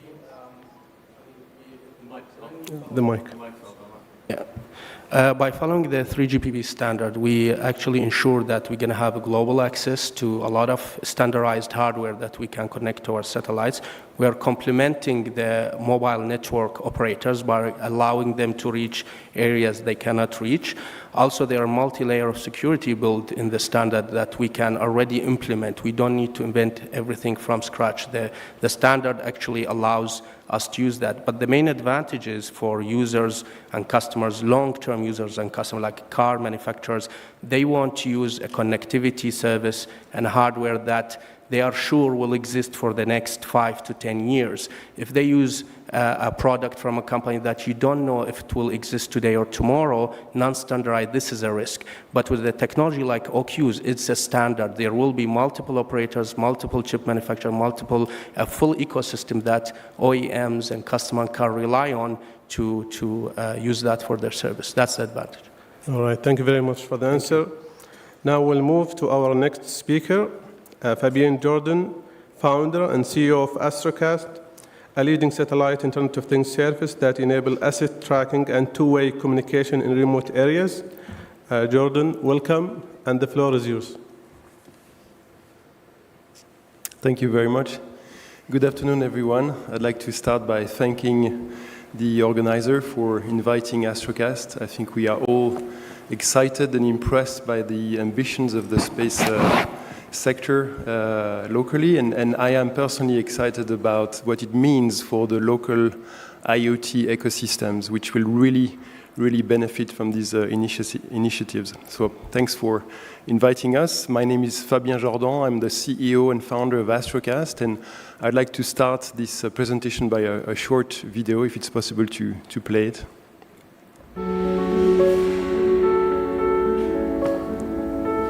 You are an innovator. You're in the business of making new discoveries, going further, being the first, and doing more. Your business is global, and you have assets in some of the most remote places around the world. You need to securely communicate with those assets, whether they are in the furthest ocean, highest mountain, or deepest desert. You need a way to reliably monitor and maintain your assets, whether they are a flock of sheep, a series of weather stations, a life-saving vaccine, or a fleet of vehicles. You need low latency, low power consumption, two-way communications, machine to machine, device to device. You need Astrocast, designed by the makers of the Swiss Cube, the world's longest-lasting nanosatellite. The Astrocast nanosatellite network is designed specifically for your business. Astrocast's low Earth orbit network lets your assets call home from anywhere in the world at an affordable price. Today, more than 90% of the world remains without connectivity. Astrocast helps you bring your innovations to the entire world.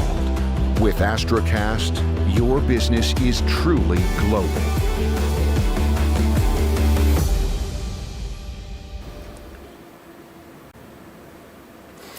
Thank you. So Astrocast is one of the leading emerging satellite operators in Europe. And over the past 7 years, we have built what we call the IoT network for the planet. So our vision is very simple. We believe in a connected world where IoT is global and benefits all. And I think this is really aligned with the theme of this summit. And this is what drives us. This is what drives our team. And this is what makes our team so motivated. We want everybody in the world, from students to startups, all the way to large corporations and governmental entities, to be able to design products and applications based on a low-cost, affordable, and reliable IoT network. So together with our strategic partners, Airbus in France, Thuraya in the UAE, and the European Space Agency, we have developed and launched into orbit a unique constellation of 12 satellites, focusing on providing direct-to-satellite IoT connectivity. We're using the L-band spectrum, which is by far the best spectrum that you could use for this type of application. So as a company, we are a connectivity provider, and our customers are systems integrators, OEMs, solution providers. So I'm very happy to say that we have already accomplished our goal to extend cost-effective IoT to the entire planet. Our system, as of early this year, is operational and effectively works everywhere on the planet, from the poles to the equator. We currently have market access in more than 73 countries. And through our local presence here in the kingdom, I'm very confident that we will soon be able to add Saudi Arabia to this long list of countries. And anybody who wants to connect their IoT sensors in these regions can access our low-cost technology and our support for free. and can integrate direct-to-satellite connectivity into their applications. So the first key element of our infrastructure is obviously our highly optimized Swiss-made nanosatellites. They weigh less than 5 kilograms. We operate already 12 of them in orbit, and we will add another 8 in the coming months, 4 with SpaceX and 4 with PSLV from India. So these small machines are really a marvel of integration, and they cost only $200,000 to build and about the same to launch. So with less than 1 million, we can build and launch one of these satellites.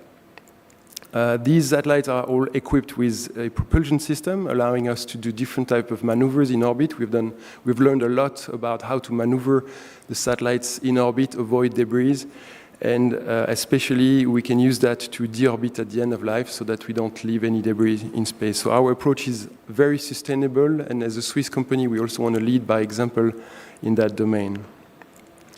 So this is how the flight models look like in our testing and integration facilities in Switzerland. And as I said, 8 of them just have been shipped recently for the 2 launches from the US and from India. The second key element of our infrastructure is our satellite modem. This is our satellite radio. It is an ultra-low power L-band radio. It costs about $1 to produce, and this makes our technology very attractive, even in applications that are highly cost-sensitive. This chipset is the result of many years of development together with Airbus and the CEA in France, and we're very happy about the performance that we have reached so far. This chipset is now integrated in a range of commercial certified products that we have developed to facilitate the integration process. And our team has done an incredible job at putting together these products and all the tools that are necessary to support our customers to integrate this connectivity into their products and their solutions. Astrocast is vertically integrated. We control the entire value chain from the chipset all the way to the secure data platform, where our customers can retrieve their data, can visualize the data, and can subscribe to different types of services. The fact that we control the entire chain is crucial. It has been a very important decision for the company at the beginning so that we can evolve rapidly and in an agile way. When we want to add new features or add a new generation of satellites, being able to control this as an end-to-end system is essential. Our current key markets are the maritime industry, the environmental sector, agriculture and livestock tracking, as well as the mining, oil and gas industry. And as we launch more satellites, our latency will become better and better and will allow us to open the market and address additional verticals where latency is more critical. After 6 years of development, testing, homologation, which was a long journey, we finally started to sell our first commercial service early this year, and there are currently more than 60 companies who have picked Astrocast and are successfully building products and applications based on the Astrocast network, which makes us very proud, and we see a very strong traction in some of these key markets. One sector in particular where Astrocast is bringing a lot of value is the global supply chain. One of our partners has developed a unique product to connect shipping containers, integrating satellite IoT on top of other protocols like LoRa, Bluetooth, and cellular, which are required for this industry. Such product has the potential to really transform the supply chain visibility, and we are starting right now to deploy our first commercial devices with key players of that industry. Here are a sample of other end-user products that have recently integrated Astrocast connectivity. So we have 5 companies building trackers for livestock and animals. There is a demand for the fishing market as well, agtech, data loggers, drone recovery trackers, etc. As mentioned before, we are very happy about the support we've received so far in Saudi Arabia from the government and from our local partners to develop a presence in the region and to develop local competences to build these products and build these applications together, tackling the needs in remote areas of the kingdom. And also, over the past 2 months, we have performed a technical demonstration with the support of Arabsat, and I'd like to really thank the team at Arabsat who helped us achieve that. We have demonstrated the capability to send more than 1,500 short messages, 2 ways, so our system is a 2-way system, with an SLA of 99.6% using a small device that was installed at Arabsat facilities. So we see many opportunities for direct-to-satellite communications in the kingdom. We're in discussion with a number of key players, and we really hope we can build together this solution to support the local ecosystems. So to conclude, I will say that systems integrators can radically extend and expand the value of IoT solutions by integrating satellite IoT technologies. These technologies have to be affordable. IoT has already changed the world, but if organizations really want to harness the power and the sophistication of IoT, connectivity has to extend around the globe. It needs to be affordable, it needs to be accessible, and especially it needs to be very easy to integrate into existing proven IoT solutions. So please feel free to reach out to Astrocast. Our team will be very happy to discuss how we can implement new IoT solutions in remote areas. And we have a great team that can support these discussions. Thank you very much for your attention, and I'll conclude with that. Thank you, Fabien. If you could please touch on the Astrocast connectivity, compatibility with the system integrators. Yeah, so what really makes our offering attractive is the fact that it's easy to integrate. Building a new product, building a new application takes time. It's a long journey. So you have to really put together all the tools and the elements that your customer needs to integrate that. So I think we've done a great job at this, and we can really support. Many times we do it, for free, and this allows our customer to quickly, in a matter of months, build a new product. When you put yourself in the shoes of the systems integrators, you need to think about power consumption. Our device is ultra low power, can last for up to 10 years on a single battery. This is the kind of solution you need for specific industry like the shipping container market, where they ask for 7 years of longevity, of lifetime on the same battery. And we have achieved that with a solution that consumes more or less the same power as a LoRa device. So power consumption is always a question that comes to the discussion with systems integrators. And then the form factor, it has to be small. They don't like to see long whip antennas. They want something flat, unbreakable, and visible. And this is what you get with L-band patch antennas. This is also, I would say, 90% of the discussion. This comes to the table. You need something that is optimized in terms of form factor. So I would say that these are the main points, together with affordability, as I mentioned before. Thank you. Thank you very much.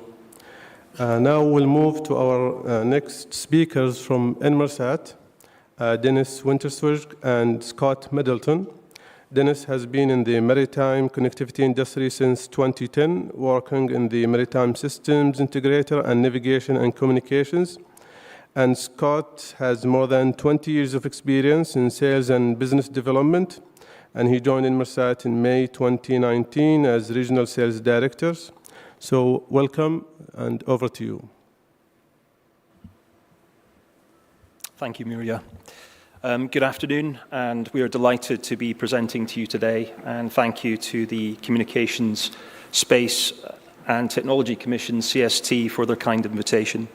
I'm Scott Middleton, and I'm joined by Dennis Winterswijk, my colleague. Inmarsat is the leading global mobile satellite communications provider, and we've been powering global connectivity for more than 4 decades. We connect communities, companies, and countries where and when they need it most, on land, in the air, and in this case, at sea. In cooperation with CST, Zamil Offshore, and VPS Decarbonisation, we conducted a technical pilot between vessel to shore on our Global Express network to enable high-frequency, near real-time IoT data collection. We'd now like to play a video demonstration of the pilot, and we'd welcome your questions at the end. Thank you.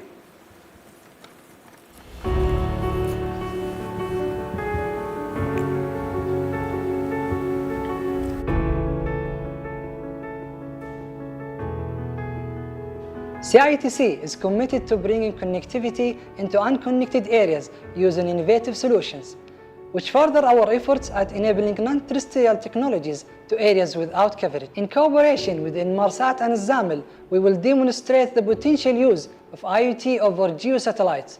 The trial will assess the technology and explore its capabilities for connecting offshore vessels.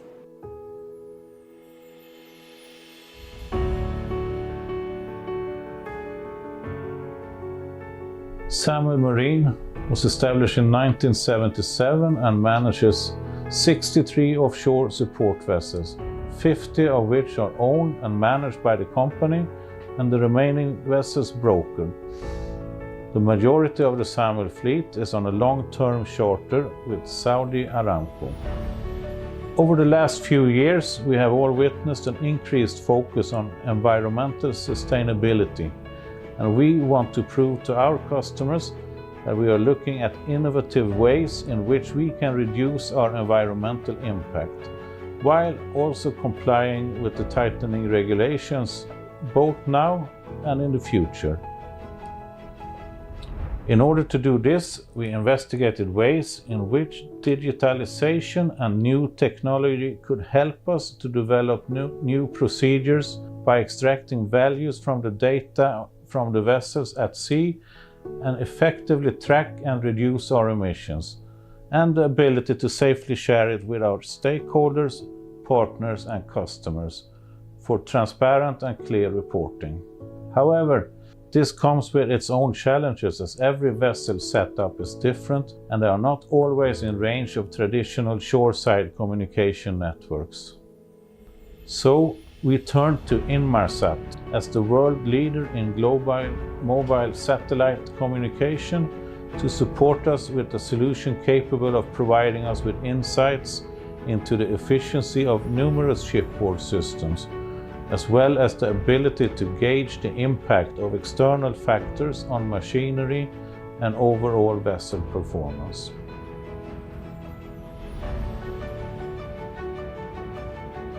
As the maritime industry becomes more digitally mature, requirements for collecting, analysing and transferring data to various stakeholders continues to grow. Vessel owners and managers need to be able to rely on stable, secure network connections with ample bandwidth. Inmarsat continues to expand its ecosystem of value-added services to support the industry's rapid digital transformation. Inmarsat Digital Enabling Services allow ship owners and managers such as ZAML Marine to overcome complex data access challenges and to start to see tangible benefits from analysing and understanding their data, such as remote inspections and surveys by classification societies, condition-based monitoring, speed optimization, and fuel efficiency improvements.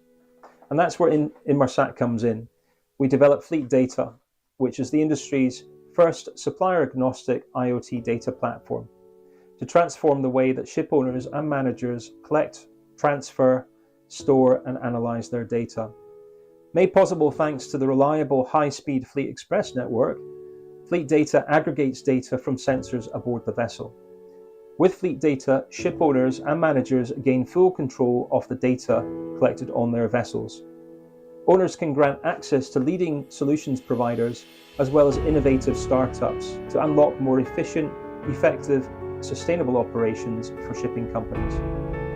An example of this in action is Inmarsat's collaboration with BPS Decarbonisation, who's supporting ZAML Marine in meeting its decarbonisation goals through monitoring and analysing engine and emissions data on their vessels.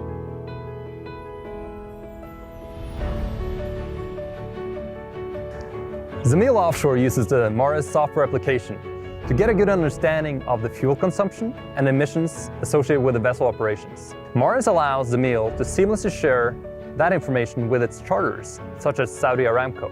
And it's important that MARIS has specifically been designed to meet the complexity associated with offshore operations. Monitoring of fuel consumption, analytics, and even benchmarking has never been as easy. MARIS allows for informed decision-making on how to reduce emissions efficiently. The setup is really flexible. Zamil gives access to the data collected by the Fleet Data application. This allows for smart reuse of the data already collected. Alongside with Zamil, there are about 20 leading offshore companies around the world using MARIS, trusting MARIS to help them on their journey towards lower emissions. And last year, the vessel owners using MARIS saw savings in excess of 60,000 tons of CO2. This is significant, and we call this data-driven decarbonization. This proof of concept has been a success, and we are now rolling fleet data out across the entire fleet to support our digitalization requirements, both now and in the future.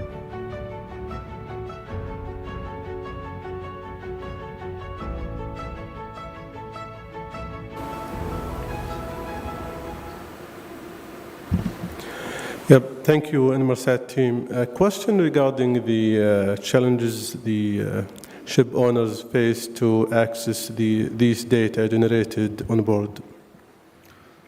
Thank you. That's a very good question. So every shipping company today has its own goals with regards to sustainability, fuel efficiency, and the reduction of the emissions of the vessel. But it's not only driven by their own goals. As you saw in the video, the charter of the vessel, typically a commodity trader or an oil major like Saudi Aramco, they have their requirements for the vessel owners to show that they monitor the performance of the vessel and they improve the performance of the vessel and the sustainability. Now, to your question, it's not so easy to gather all these data from a ship. It's unfortunately not the same as a car that is manufactured and developed within one place and all the systems are integrated and already visualized in a nice dashboard in front of you. A vessel is a combination of many different systems on board by many different manufacturers, which typically have their own way of collecting data and providing the data, typically in a non-standardized way. So what we have developed is our system called Fleet Data, which takes the sensor data from all of these different systems and equipments on board of the vessel, brings it into a central location, and pre-process that data and sends it in a secure way to a secure cloud, where the ship owner, who obviously owns the data, has access to the data and can then connect with one of the many partners in our network that can analyze the data and provide their solutions to the shipping company in order to realize these ambitious goals of decarbonization and fuel reduction. So the data is made available through an API controlled by the customer, and they can then take advantage of the availability of this IoT network specifically designed for the maritime industry. Thank you, Dennis. And regarding the guarantee to the sensor data flowing and the assurance of the availability of these data. There's two aspects to that question, I think. Thank you. One aspect is the reliability of the network that we use. So we use Ka-band spot beam technology, and we have 89 spot beams with 7 steerable beams all overlaid. So what happens is we have a consistent performance throughout the whole coverage of the satellite. So reliability is fundamental. Our SLA is 99.9% uptime on the network, and it's backed up by L-band. The second part to this is significant demand from users. So we've seen 150% increase in crew data demand or consumption, and 141% increase in business application and IoT demand in the last 1 year. If everyone is sharing a single network, how do we make it possible that each stakeholder gets the bandwidth and the quality of service that they need? So we have a different technology that's actually coming from our aviation division, and it's in use, for example, with Saudia today and also with Emirates in the region. But it provides separate dedicated networks, and each of these networks or pipes have their own committed and best effort bandwidth from the satellite. So you can have one network for crew, can have one for corporate, you can have one for the charter, like Aramco aboard, but more importantly, you've got a separate dedicated network for IoT. In addition to that, we can also have separate networks for CCTV or telemedicine, each for their own purpose. That also, too, provides significant cybersecurity assurance because it's not shared. And of course, the IoT network we're talking about today is one way. So that in itself adds assurance. Thank you.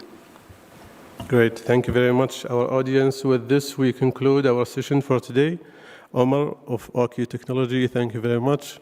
Dennis and Scott of Inmarsat, thank you. And Fabian of Astrocast, thank you very much. Over to you, Dan.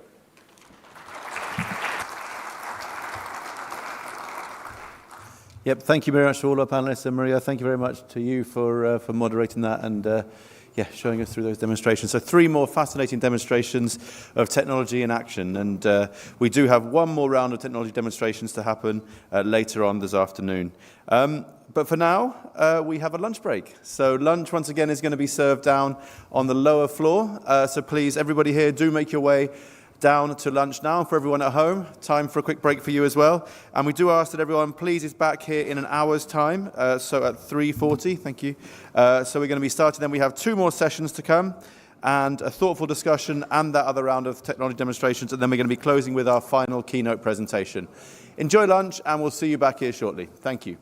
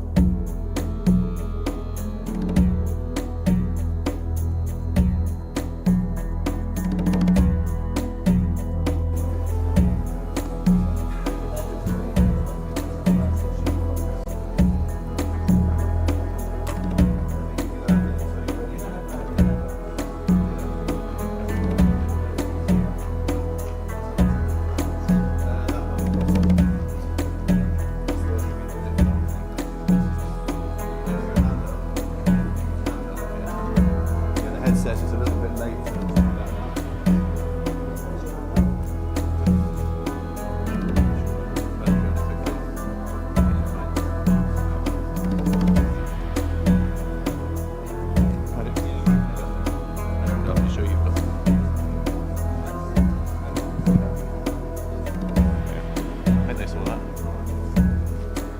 Just need to know to turn it on.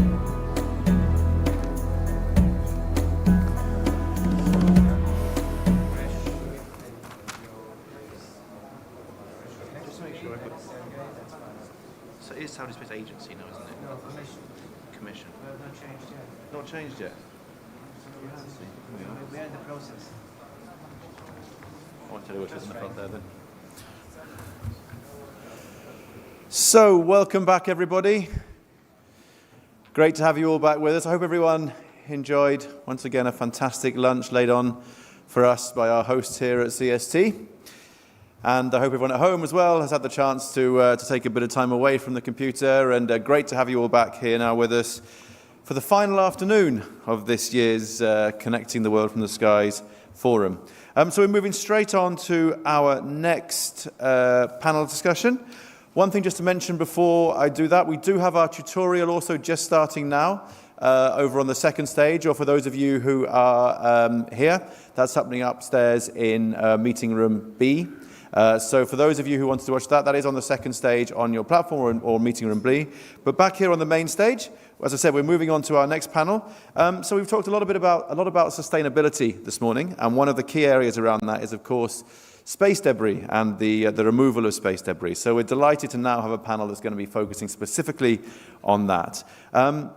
So to introduce the topic in a bit more detail, and of course to introduce our speakers, I'd like to now welcome and pass over to our moderator, Frank Solzgeber, Managing Director of the Space Sector at the Saudi Space Commission. So Frank, welcome. Great to have you with us, and I'll pass over to you. Thank you so much, and welcome the audience. Welcome to the audience which is online, and I will go in a minute to our speakers which presented the topics of today. And the topics of today, and everybody who lives in Riyadh like I do, we know that sometimes we have heavy traffic. And it's not only on Friday afternoons, on Sundays, but it's also in space. And space debris is really a problem. And I have 4 brilliant speakers which are joining me here on the panel where we would discuss this subject, because it's endangering our ecosystem. And just imagine, I was saying, what happens if we switch down and off our infrastructure we have in space. And our colleagues brought here some cool stuff in terms of presentation. And we have 2 colleagues which are remotely connected. And before introducing each of them, they have the time to speak about themselves, the company. We have some questions. I give questions to our audience later during the presentation, and in roughly 1 hour we're wrapping up. And I start with my colleague from the operations side, from Viasat, and Grish, you're Vice President CTO, so you really know what the technology is and also what the boundaries, I think, gives to your technology in terms of space debris. Can you say a little bit, what is the CTO doing then normally looking for the technology in Viasat? Yes, you have to push the button. There, this is a little bit hidden. Now we go. This is live. Good afternoon, and I wanted to start by thanking the distinguished hosts for the invitation and the hospitality. And ladies and gentlemen, thank you for coming. What I do at Viasat is marry the business strategy to technology roadmaps. I worked at startups before that in satellites, as well as other network startups in the Silicon Valley, and before that at video compression companies and so on. Viasat has been a leading provider of broadband via satellites for a number of years now. It's been doing communications services and communication services for nearly over 35 years. It provides services to government, to enterprises, to what we mean by enterprises is really aviation markets, maritime markets, energy, IoT markets, and so on and so forth, and as well as consumer type And we, over the last couple of days, people have spoken about connecting the unconnected. We serve millions, tens of millions of passengers on commercial aircraft.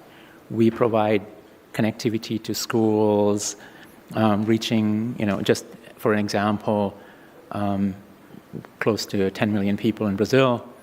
And we also provide residential services in the US and other in Europe. So that's a bit about me and Viasat. Perfect. You brought us also some slides. Maybe when we do the introduction first, and then we go to the slides, because then we go into the subject, if you do not mind.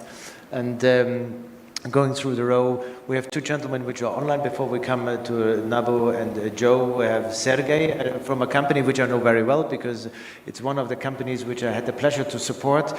ClearSpace, you explain later what ClearSpace is, but Sergey, space debris, commercial officer, how that goes together? Yeah, that's, I think, hello everyone, Assalamu alaikum. I'm very happy to be here. Thank you for hosting, to CST, to ITU, to have this wonderful event. So I'm really happy to be here and represent ClearSpace. So yeah, ClearSpace is an adventure that I joined almost 2 years ago. Prior to that, so my background is legal and business, and a little bit of engineer learning by doing. So, and before ClearSpace, I was Chief Executive Officer at Sea Launch. It was a launch company that was launching big geostationary satellites from a maritime oil rig refurbished in a launch site. So one exciting project, then followed by another exciting project to make space more sustainable. So very happy to be here and to talk about this very important topic. So that is really recycling economy. You bring it up, that was your experience, now it's the experience to bring it down. Absolutely. Would you switch off your mic, because I would go now to Nabo, which is connected online from Japan, which Nabo and I will know also very well. Nabo, can you reach us? Nobu, can you reach us? Yes, can you hear me? Yes, Nobu, I think you're connected from Japan. Short about yourself, who's not knowing you, we know us from a couple of years, CEO of Astroscale. So how you become a CEO of a space debris company? Thank you. I wish I could be there in Riyadh. Sorry about that. That's a good excuse to have set up a plan to visit Saudi next time. I'm Nobu Okada, founder and CEO of Astroscale and Vice President of the International Astronautical Federation. And then 9 years ago, I realized space environment had already been unsustainable, and no one had a solution for that. I was not in space industry. This is my third entrepreneurial company, but now make sure to make space sustainable is my lifetime job. So I can explain more later. So thank you very much for inviting me to this great forum. Thank you. Thank you so much. And last but not least, Joe Chan, ex-director of the Space Data Association, also connected remotely. Joe, good to have you with us. Some words about you. Your copy? Hello? Yes. Some words about yourself, Joe, short introduction. Sure. I'm Joe Chen, and I'm joining the conference on behalf of the Space Data Associations.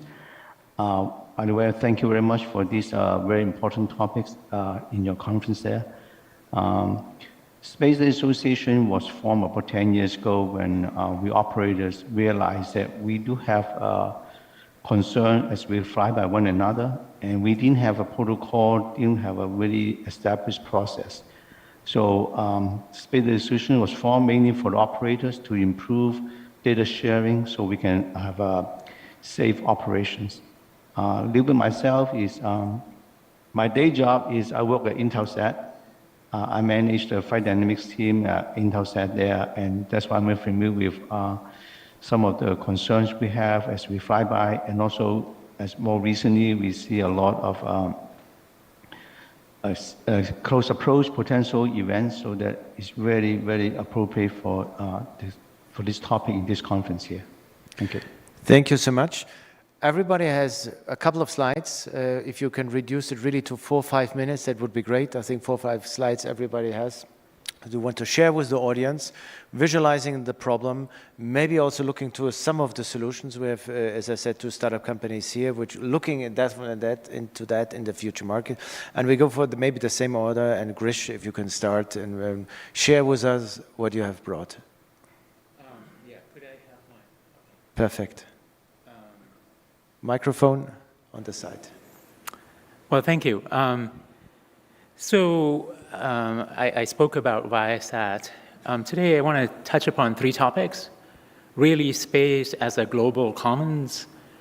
It's for all of humanity, just like atmosphere and oceans. There have been international treaties done for the atmosphere and the oceans. There's been some legal precedents around that. And it's interesting to think about similar frameworks for space. It's a common resource for all of humanity. The second part I wanted to talk about is how do we keep the environment clean, right? Instead of trying to create a problem and then try to solve it, could we think about prevention before we start thinking about cure? And the third aspect is really how do we responsibly and sustainably use the shared resource? That's an aspect of governance. So those are the 3 topics I'll touch upon, and then we'll get into more details during the question session. But really, on the left side of this picture, let me see if I can use the pointer here. So you'll see this blue line here sort of starting to accelerate. Those are the active satellites, and on the x-axis is the years, and y-axis is the number of tracked objects.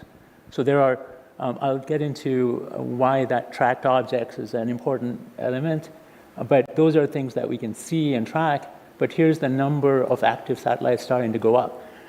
And then here's the debris, and these, as you can see, 2 collisions in space dramatically increased the total amount of debris that is trackable.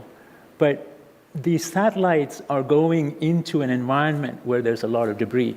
And on the right side, you'll see a simulation run by folks at MITRE. Here's a paper by Jason Long, as to what happens as the number of active satellites keeps going up. You'll see that the lethal debris starts going up along this red line. So that's the context in which this conversation is useful to talk about, is happening. So the second piece is, this is the debris environment as a visual, and on the x-axis is the kilometers, orbital heights in kilometers, and you'll see number of, it's basically number of objects. You'll see a spike here at around 550 kilometers and so on. So this is what it looks like. And on the top graph, you'll see different debris sizes from 1 millimeter to 10 centimeters. So what does that mean? 1 millimeter is like the poppy seed. 3 millimeters is, 1 centimeter is like a blueberry, small one, right? And at LEO orbits, these things have immense speeds. So this blueberry, actually smaller than a blueberry, this looks like a bullet. The kinetic energy generated by these things are quite tremendous. So if you look at some object the size of a softball, you'll see that it's the kinetic energy is the equivalent of a large bomb, right? And if you put a baseball there, the velocities at which these are going, you'll see it's like a very large bomb if collisions happen. So that's the context. So what does it mean then to operate in a space where there is debris fields and there is increasing number of active satellites getting launched, CubeSats getting launched, and so on, right? So much like other ecosystems,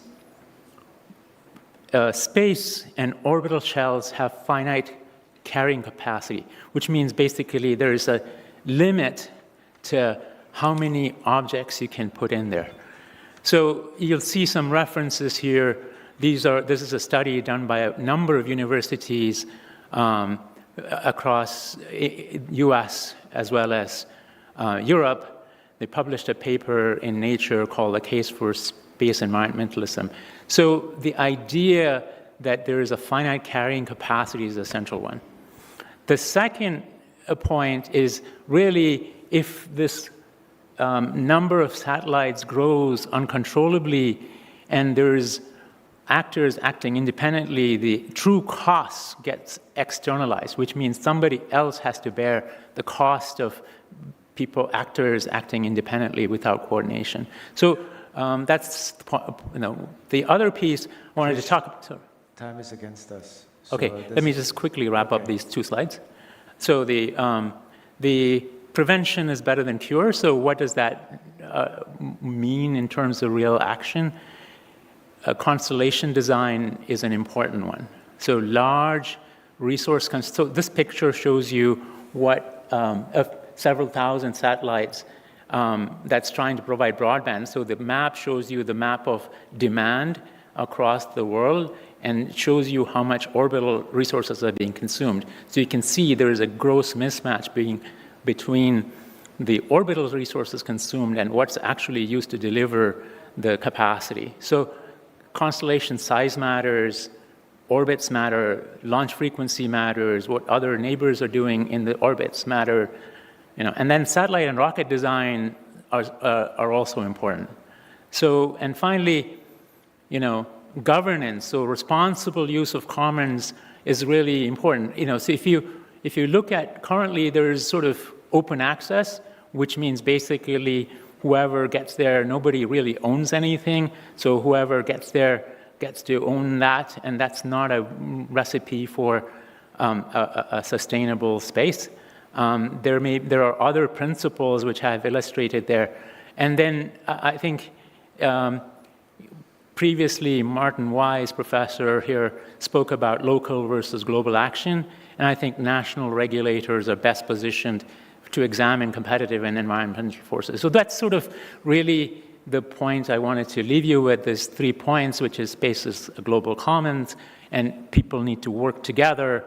And then the second piece is it's a matter of urgency at the rate at which things are going, and we need to figure out how to do better management of space and finite orbits. And then the third one is... We'll come to that later, but we have to give also fair time to the other speakers. Okay, thanks. And I connect now to Nobu, and we maybe can put his presentation on. And I think to most of the points will come in the questions later. Please, go ahead. Thank you, Frank. Can you see my screen? Great, thank you. Astroscale is transforming the future of the space economy through on-orbit servicing. So 9 years ago, I realized space debris had already made the space environment unsustainable, and no one had a solution for the problem. So I started Astroscale because removing space debris was not only a business opportunity, but also an environmental necessity. The people told me it would be impossible to develop the right technologies and make a successful business case.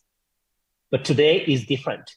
So we are making revenue from debris removal, inspection, and life extension, and we are at the cusp of a booming on-orbit servicing market that is projected to generate $14 billion in revenue in the next decade. So we identify the issues affecting space sustainability early on, and we have moved technology business policy of space sustainability forward.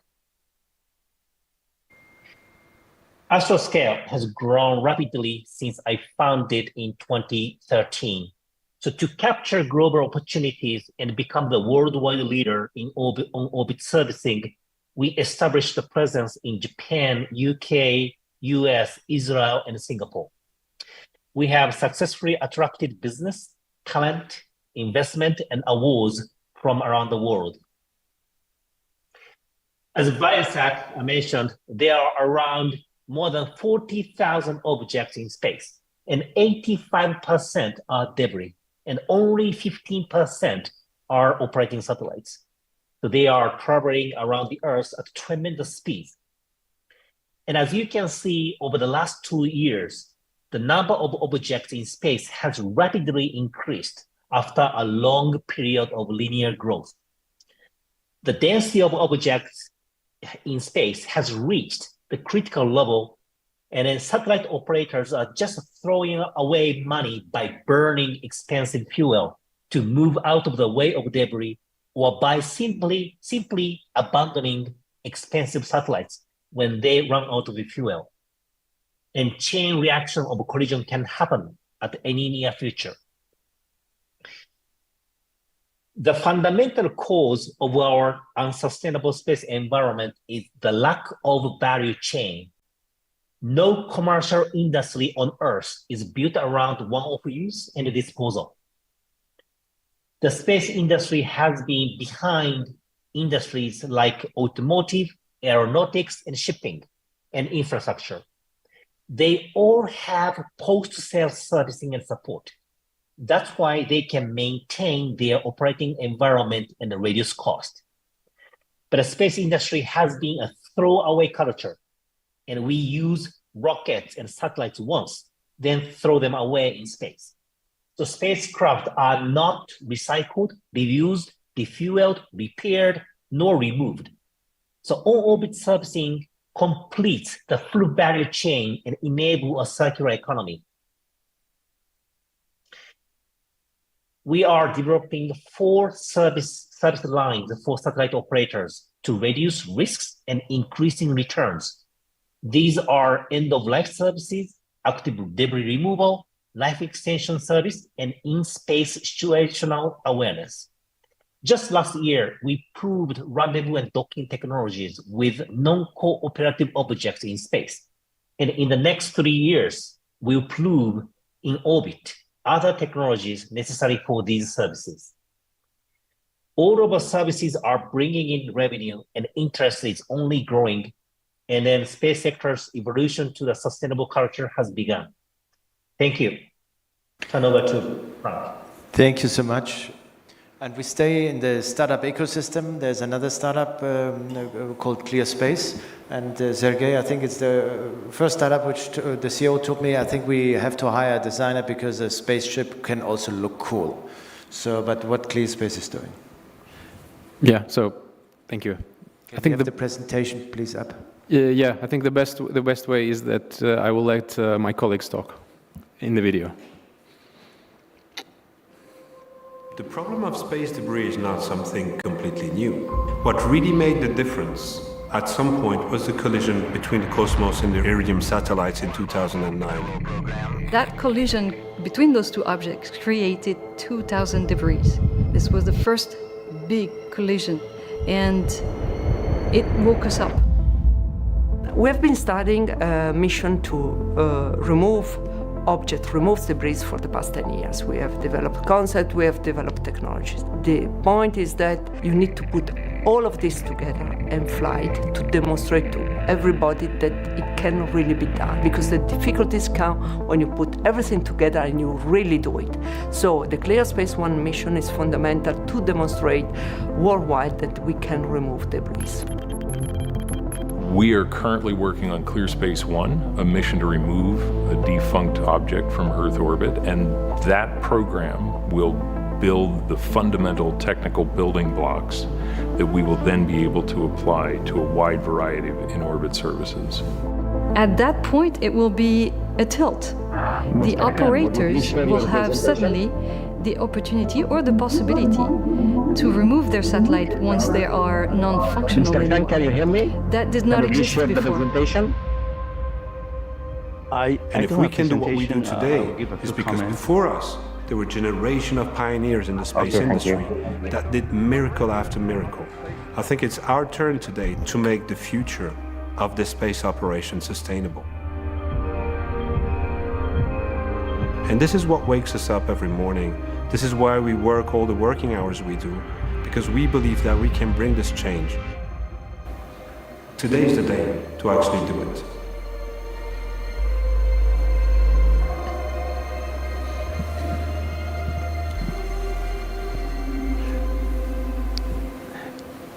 Yeah, so indeed, the orbits can be compared right now to a motorway without tow truck services. You have a lot of cars, and when they fail, they just stay there.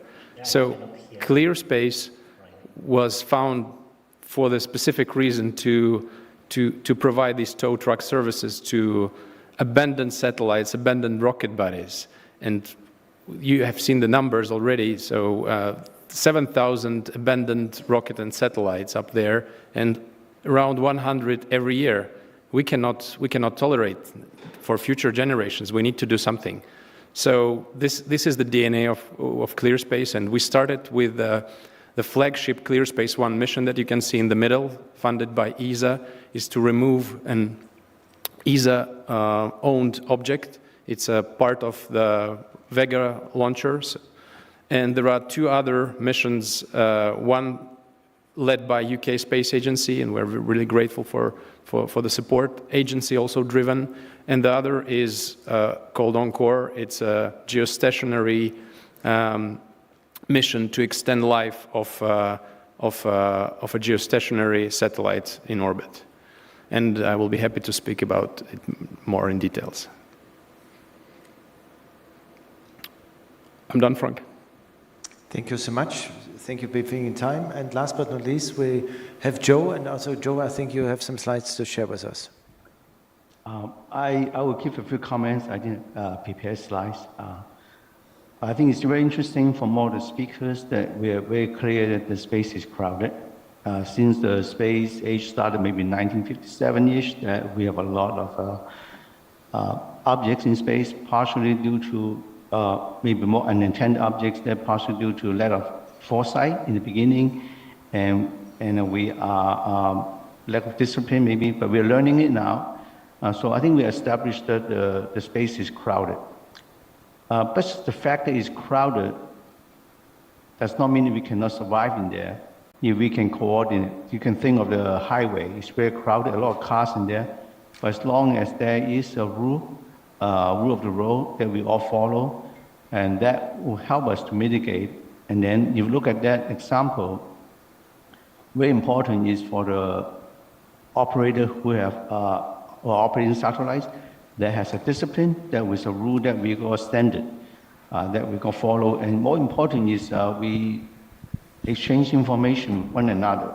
It's kind of like when I make a left turn, I want to make sure I got a signal so you know I'm turning left. And if I need, there's traffic lights, I need to stop to allow the cars from the other side to go. So you can imagine exchanging information, communication with one another, that's one of the key. And that's one of the purpose of Space Data Association, to establish that, to allow us to exchange information in a secure way, and also maybe to communicate, to advocate the standards of the traffic management. Now, that is not sufficient because we are inherent with a space. There's a lot of satellite and also objects in there. So also important for us to avoid hitting the debris to collision, to create more debris at that time. So we also need to have good sensors for the satellite that's not being operated. We need to share that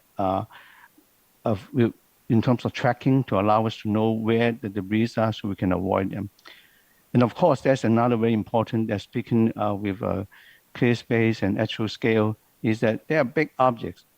They could potentially cause big object that is not operated, debris that they could potentially cause more collisions, and then in turn more debris. So it does make a lot of sense to try to remove big objects so that to prevent them from a source for additional debris. However, I think that is an interesting topic, but you still think about what is the process, because it's expensive, and I think it's also may not be profitable because you're spending money to remove debris. So I guess we can think through about how do we manage that. So basically, I'm thinking is that there are probably three ways, as mentioned. We need to establish a rule of the road so that we call exchange information. Another one is we have to be avoiding space objects by good trackings that satellites not being operated. And third is think of a process to remove large debris to prevent additional collisions, and that's more generating more debris and that way. Thank you. Thank you, Joe. And for the audience, I have already some questions. You see, it's all about system integration. I'm working with 3 devices. One is time, one is my questions, the other is the audience question. So write something into the chat, give us some questions. I will go in 50 minutes toward that. Joe, you mentioned already, and I don't go now towards the consequences. I think everybody's aware what would be a consequence if we have too much space debris. And Joe, you started to speak about potential solutions. And in the next couple of minutes, I would love to focus on that one. And I'll go first to Nobu and then Grish, and then focus a little bit. What could be potential solutions? Maybe not everybody is aware. You know, not shooting something up, but we're all aware it's not the solution. Nobu, please. Nobu, sorry. Yes, thank you very much. So I think Joe clearly summarized what we have to do. So number one, we should not generate new debris. Number two, avoid collisions by tracking the objects more precisely. Number three, remove the existing debris. And then nowadays, look at the governments are aware of these issues, and then major countries already started putting stricter rules. And the most recent one is U.S. FCC's rule. They just ordered to ask spacecraft to come down to the atmosphere and burn within 5 years after the mission. And so as opposed to the 25 years rule beforehand. So this is clearly help. It's a massive approach to avoid increasing the number of debris in space. And then the tracking, I think there are a bunch of governments and then companies are trying to have a better radar algorithm to understand where the objects are. And for debris removal, I think in clear space, Earth, and then there are some more R&D projects going on to capture and bring them down to the atmosphere to be burnt up. So I think that these are, I think the industry and the governments are aware of this issue, and then actions are already taken. Perfect. Thank you so much. Grish. Yeah, so there are, technical solutions. People have spoken about, have companies around creating things that grab objects and so on. But there are also other kinds of technologies like drag sails and other ways to deorbit. But technology isn't going to solve the larger issue, which is, how do you incent actors in a global commons to behave in a sustainable way? So if you look, just to get a sense of what kind of scale we're talking about, let's say you have a 50,000 size constellation, and every 5 years you have to replenish 10,000 of them. You're launching basically 200 satellites a week, and depending on the size of the satellite, it could be the size of this chair or the size of the podium. So you can see how many launches per week or per day you have to do. So there's going to be a lot of, if the upper stages can't be recovered fast enough, so what we're seeing is exponential growth, and what we need is more, incentives to regulate behavior. So there's the problem at the Commons is that there is sort of this global behavior we want to enforce because these satellites are flying and occupying spaces above, each country, but local regulators can have, essentially look at tools like market access. NASA and CNES in France, both spacefaring nations and agencies with long histories of creating sustainable space, have weighed in on on market access by these some of these folks who want to deploy very, very large constellations. So regulation also is an important element in the toolkit when we want to sort of create, instead of open access where anybody sort of finds the first orbit you can get and occupy it, and to the exclusion of somebody else, there's better ways to think about these problems. And I think if you look at, Martin Weiss talked about, how do you create a governance model? There have been other tools developed for other areas like stochastic game theory that potentially could be used in solving these things. The problem is that the visibility of what's happening in space is somewhat limited. So one of the things you want to invest in is to look at, so currently only debris that's about 10 centimeters or larger, that's the size of this little thing over here. But if you want to track things that are size of this or smaller, you need better tools. Some companies are starting to invest in it. So getting better visibility so you can take action is another element of it in addition to regulation. Perfect. Sergey? Yes.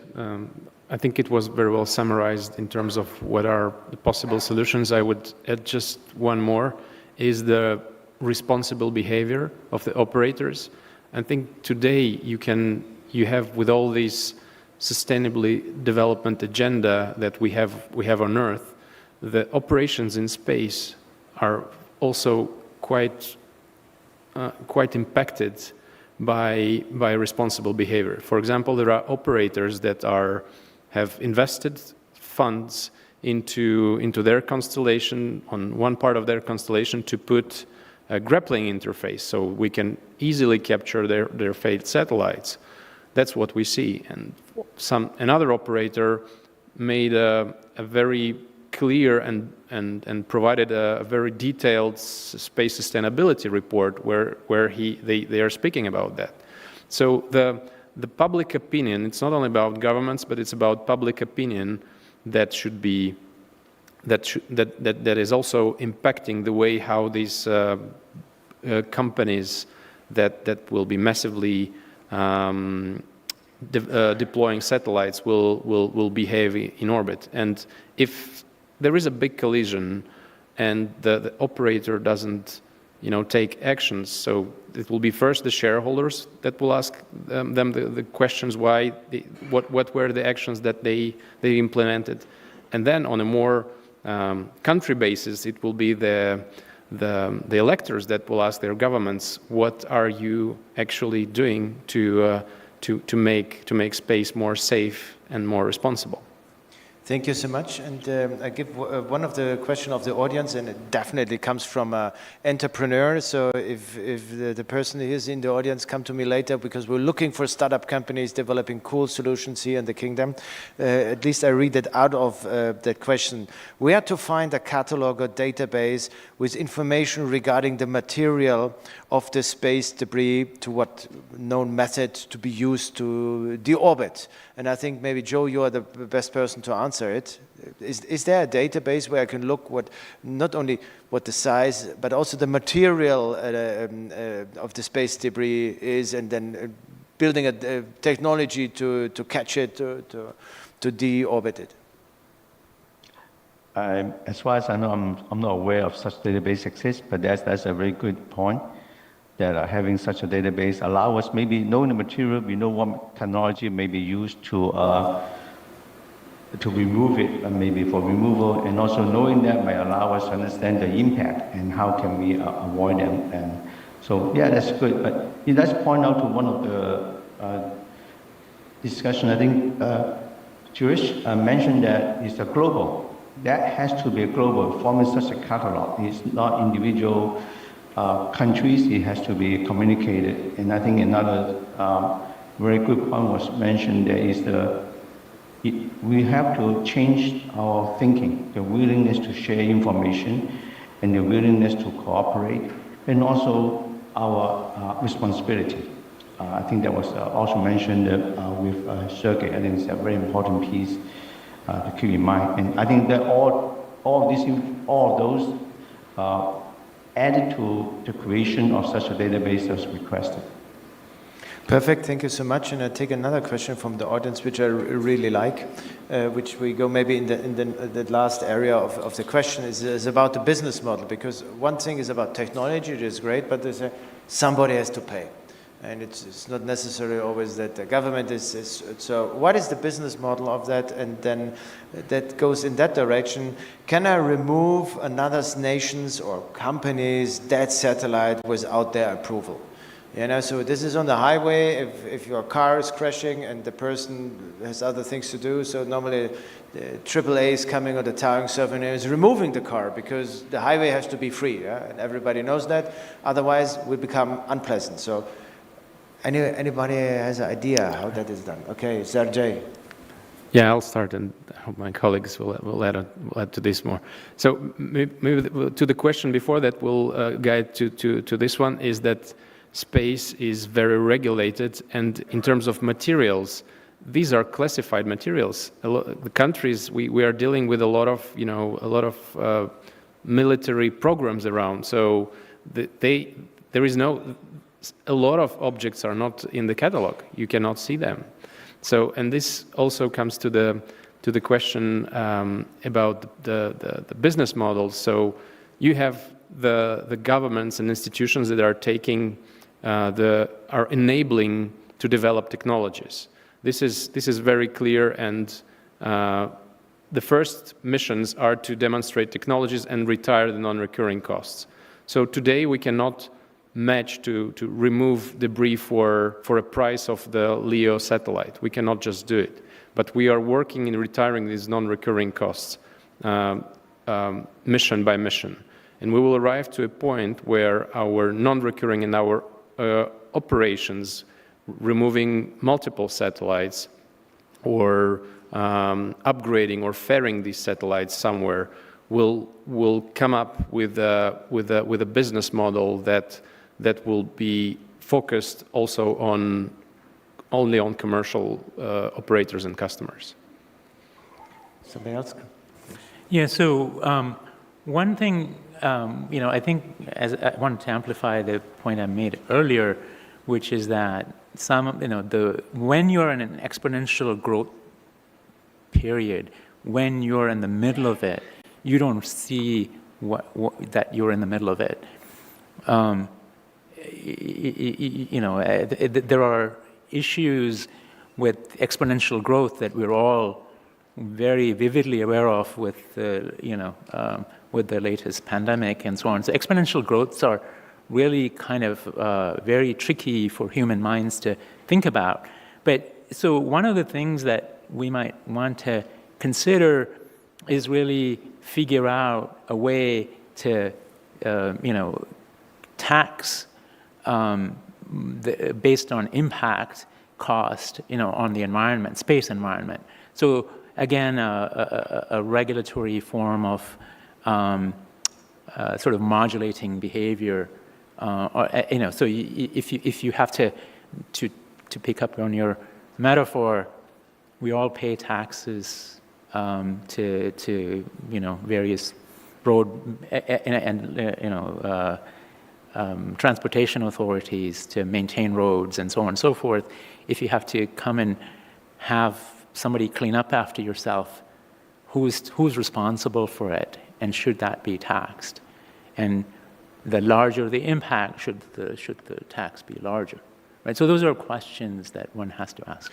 And I go into that direction because it's now about the business model, which you like, because somebody always pays. Either it's the General Public, it's the user, and before I take another a question from the audience, so looking to the business model. So I was recently still living in the Netherlands, and when you buy a car, you pay the recycling when you buy the car, yeah, and not when you give it back. So is that, and I'm looking to the colleague in Astroscale, is that something you have to think about? Who pays in future your 300, 400 missions? So what do you see as the driving business model for removing of space debris or even avoiding it? Because when it makes more money than removal, that's the solution.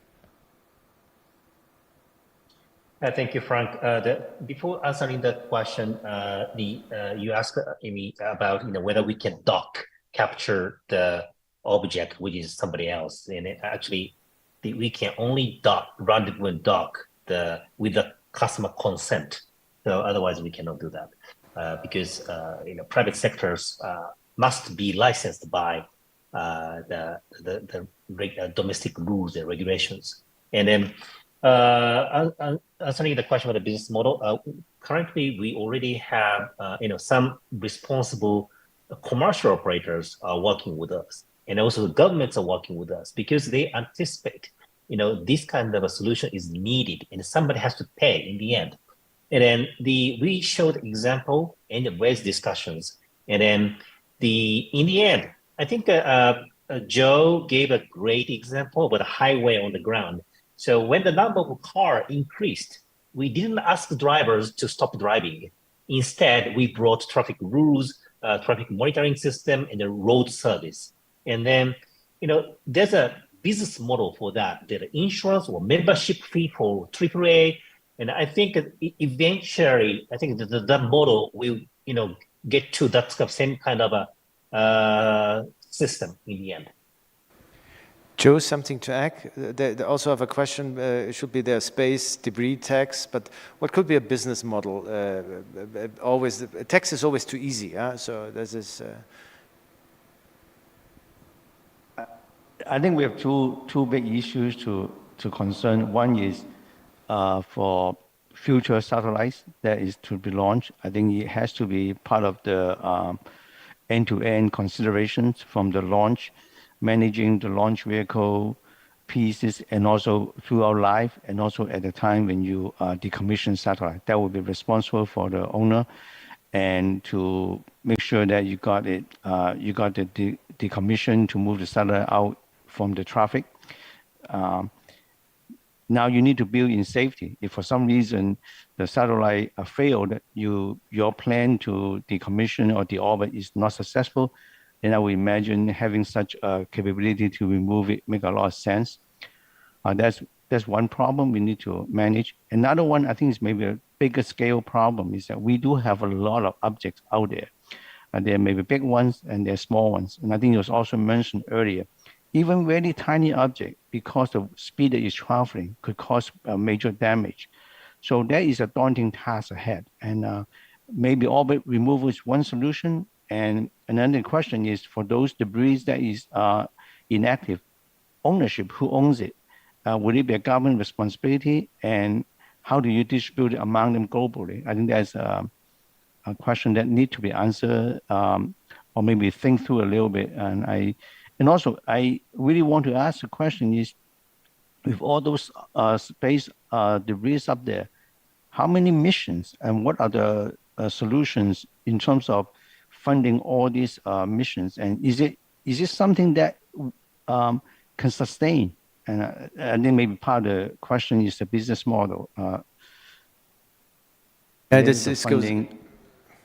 Yeah, I think this is what you said. It's the full total cost of ownership, what it looks like. And you said small and big objects. And one question from the audience was with the very big objects, and it goes towards clear space, the question. Envisat is a very, very big space debris. So why ESA has not asked you to debris Envisat? So this could be our next mission, but ESA wanted to, the idea behind going something smaller was to demonstrate the technology. This has ever been done before, where you're going to and capture tumbling objects in space. So this is, which is not cooperative. So this is really a unique mission, and if we were given a mission to remove an 8-ton satellite, this creates much more, risks. So this could be a next institutional mission. Why not? And I take also this moment to do a little bit advertisement for our own campaigns. The Saudi Space Commission has just launched the Saudi Space Accelerator Program. So if you have business model ideas, upstream, downstream applications, let us know. That's the right time, it's the right place in the world to launch your business from the ground to space or back down. So just connect us via LinkedIn or via the website, either from the colleagues from CST or the Saudi Space Commission. So we need more business cases because the problems are big, and ideally we find them here in the kingdom and build them there. Of course, our colleagues are also welcome to join us. Sustainability discussion normally residents with the member states in the United Nations. How that brings the private sector into the discussion.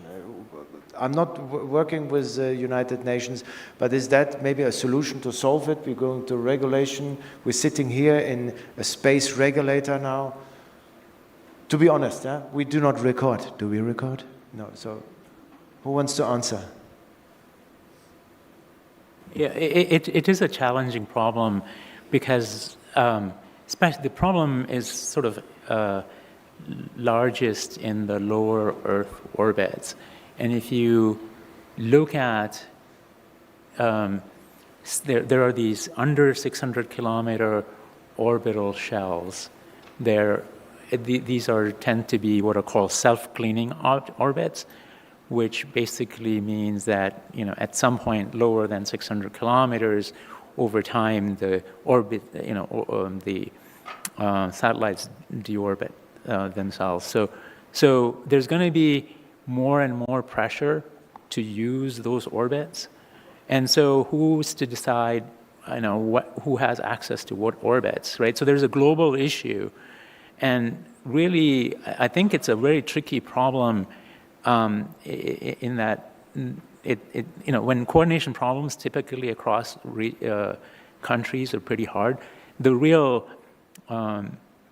teeth that local regulators have is really the ability to serve this particular market, and that's a financial sort of way to influence behavior, because the return on investment on these is really what you're influencing. So you're influencing upstream of private companies, their investors, and returns on their money by influencing local access to market. So that's sort of the private coordination between operators is tricky because the game theoretic aspects, Prisoner's Dilemma suggests that you're going to not really want to cooperate if the incentives are not transparent and visible. So that's sort of the bigger issue, is the interplay between local and global impact, as well as private companies. Local and global, because I just saw that the time is again stopped nearly. We have to wrap up, otherwise I get with the main moderator really a global issue. And always when I close sessions, I have one sentence which you have to complete at the end. I have not shared that with you before, because otherwise the audience have no fun. So we start with astroscale, and looking a little bit into the future, so you will be not threatened too much right away. In 2024, astroscale has taken over Airbus because of?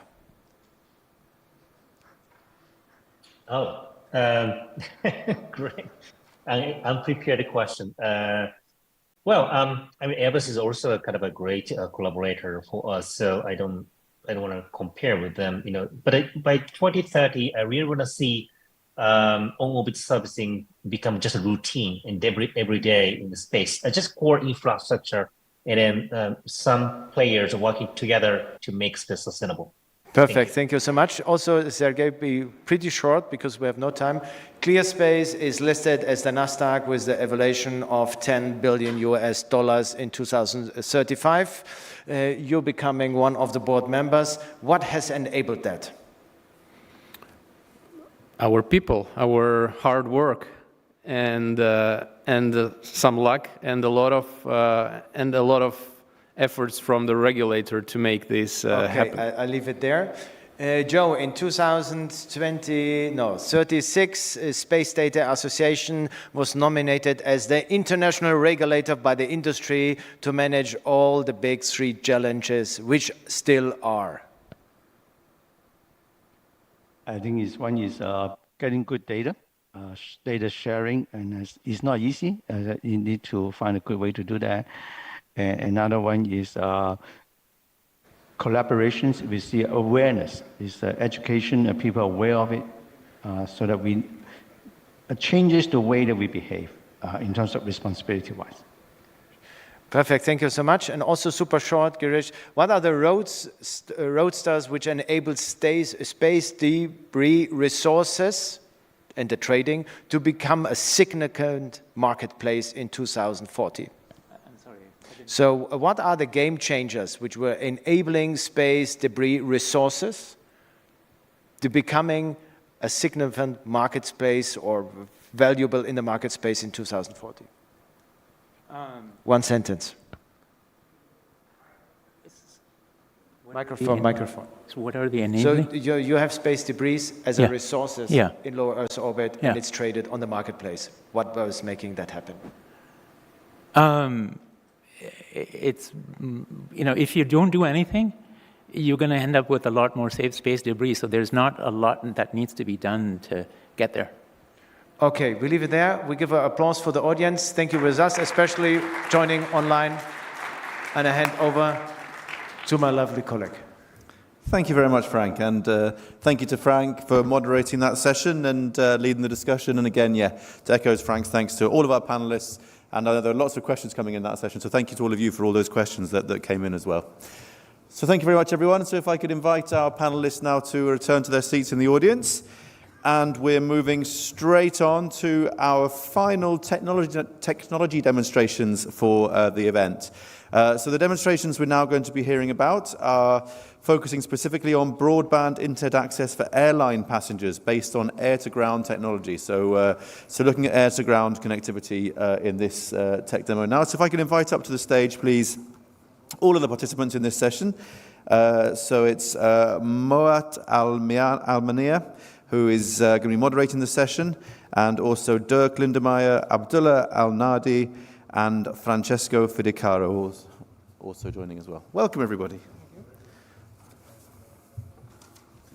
Welcome. And whilst we're all taking their seats here, perfect. We'll move straight on. So, Moat, I'll pass straight over to yourself and leave you to introduce our speakers. So, over to you.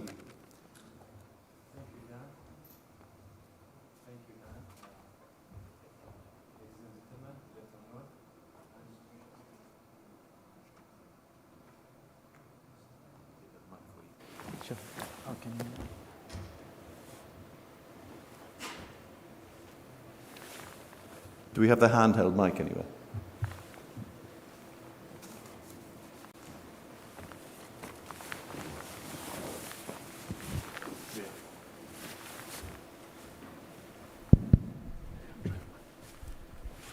Yeah, thank you. Thank you, Dan. Perfect. So, ladies and gentlemen, good afternoon and welcome to the last technology demonstration and hopefully most interesting. So, in our demonstration, we will be talking about the air-to-ground or A2G, known as A2G. A2G has been using the terrestrial networks to provide connectivity to the flying objects, mainly aircrafts and helicopters, drones.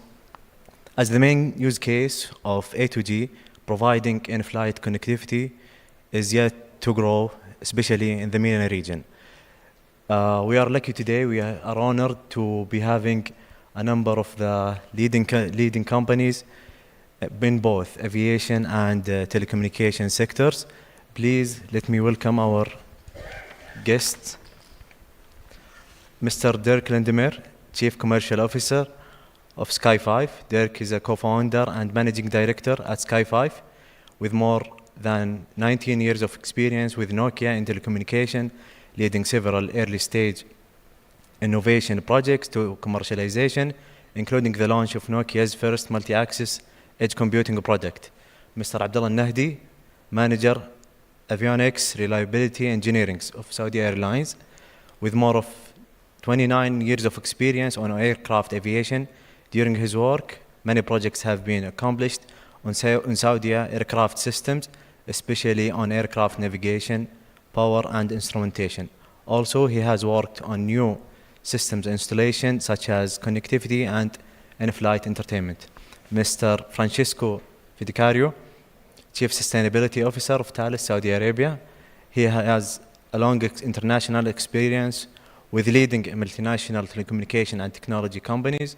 Francesco joined Thales Group in 2015 as Head of Sales and Security Solutions. Today, he serves as an Executive Director, Head of Strategy, and Chief of Sustainability Officer of Thales region. Prior to joining Thales, he held a position as Strategy Senior Advisor in STC Group. So I will give the floor now to each of the speakers. At the end, we will have a short time for Q&A. So please, Dirk, you have the floor. Thank you very much.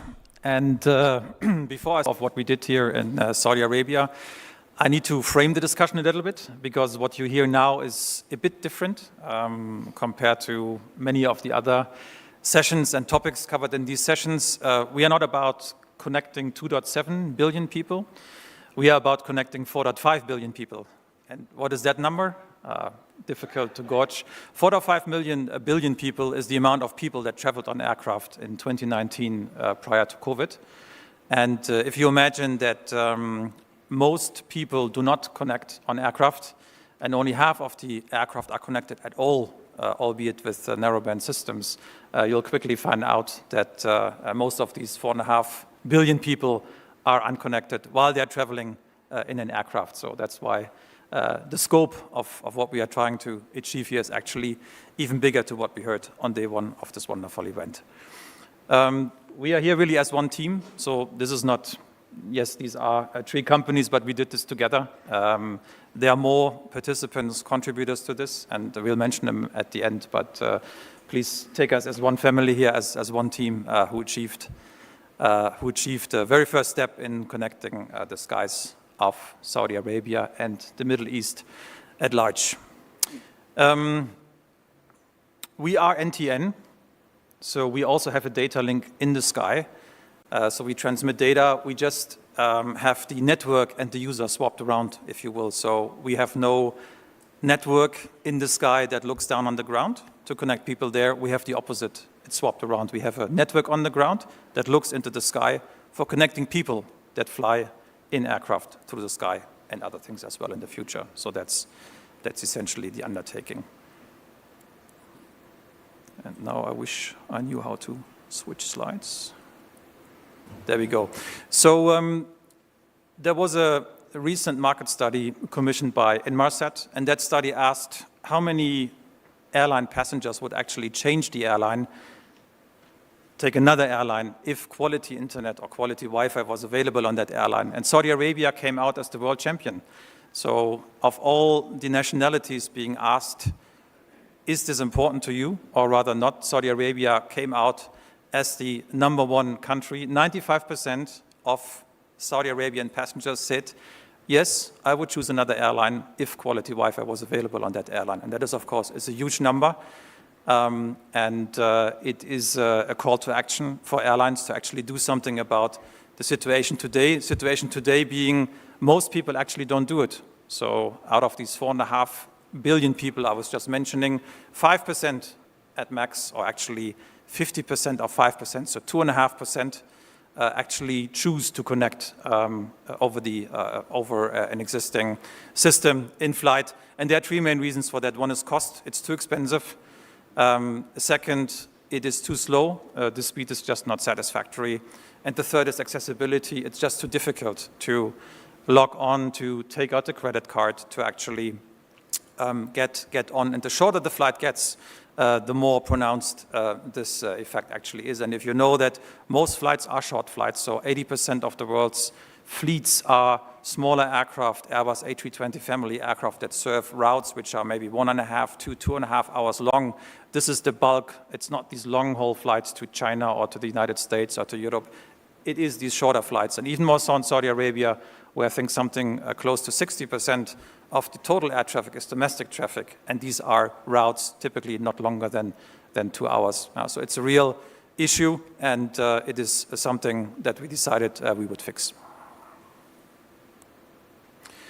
As I would said, our solution for fixing it is kind of upside down to what you have been hearing from all these technologies that have been on parade for the last 2.5 days.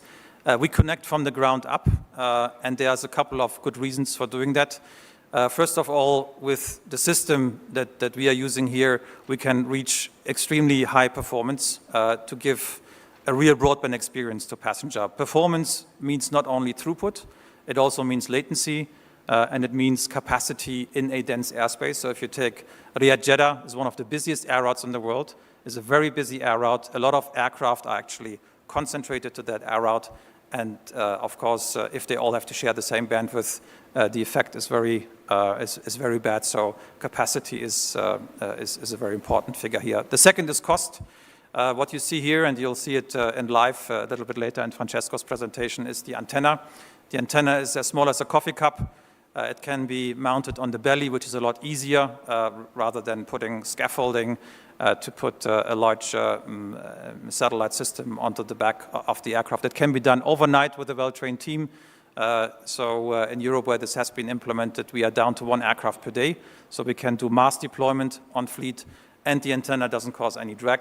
We tried to measure the drag, and we failed. It was not measurable because it's so small that it is simply not causing any meaningful drag. And the third reason is that the business model has to change. So we went really with telco principles. So we come from the telco industry. Originally, we said needs to be a flat fee or pay as you fly, or even revenue sharing models with the airlines, so that the airlines are actually finding this not only affordable, but as a moneymaker for them. We have to do unlimited data. There's really no point of counting the megabytes and the gigabytes. It's flat data, unlimited.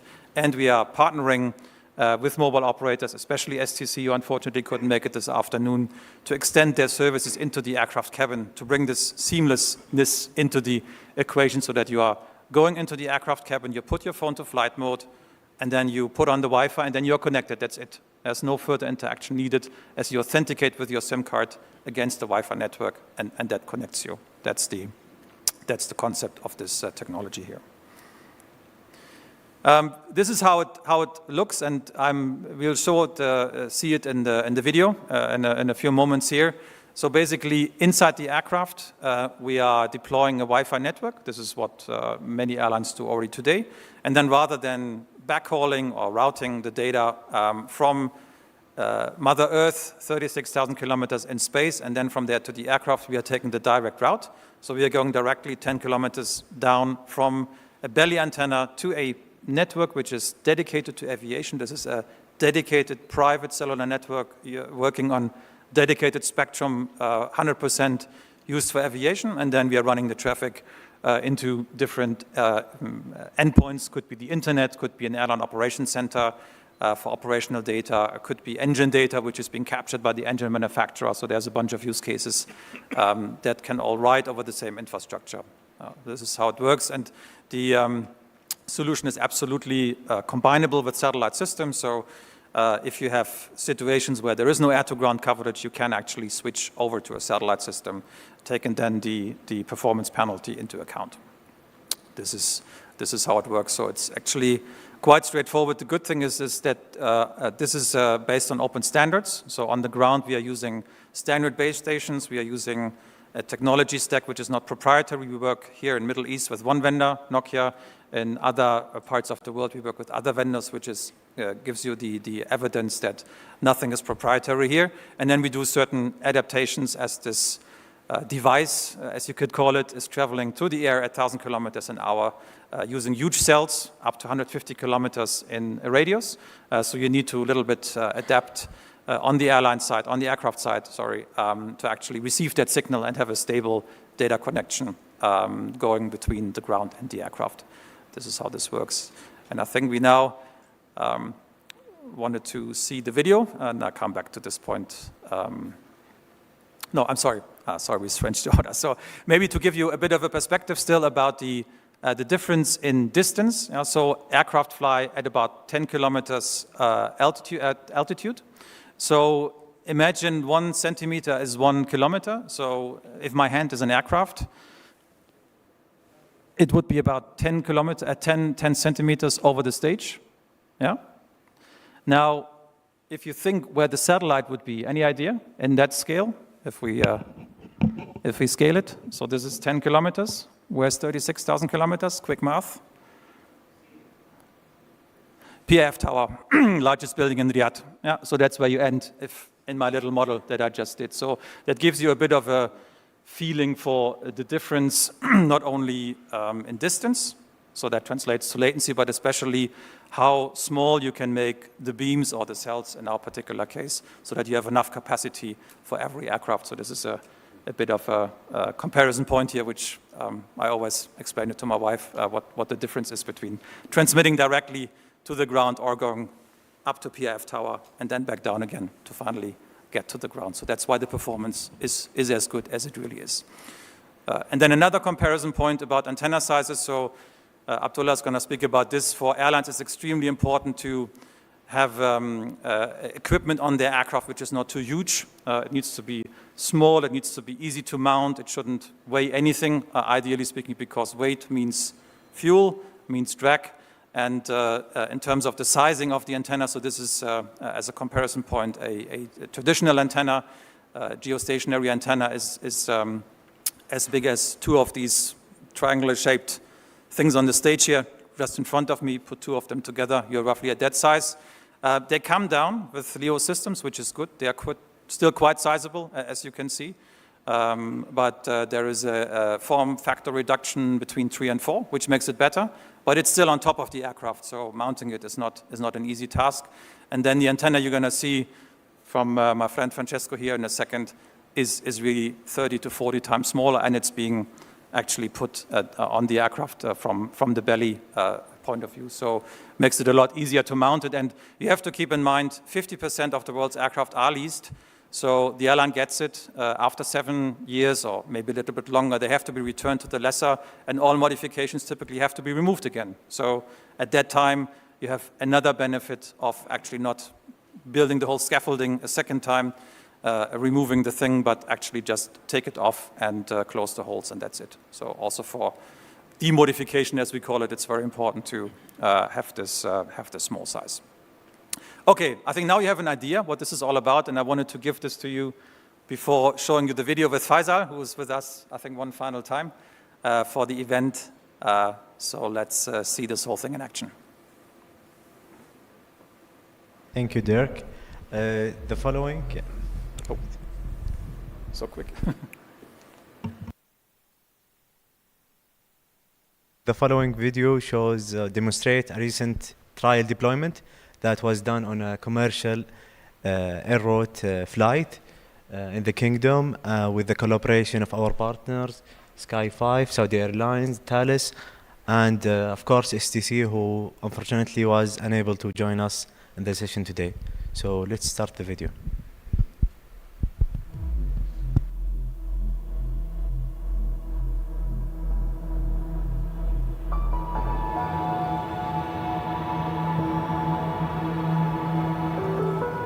Assalamu alaikum. I'm Faisal Al-Saif. Today I invite you boarding Saudia and witness a very promising communication trial that we should soon enjoy flying any destination. Follow me and let me introduce you to Engineer Abdulaziz Al-Tuwajri from CITC and the network owner of On-Ground Infrastructure STC representative, Engineer Nasser Al-Ghamdi. They're responsible for the new experiment we will try out today for the first time in KSA. Let's see what's in the air today.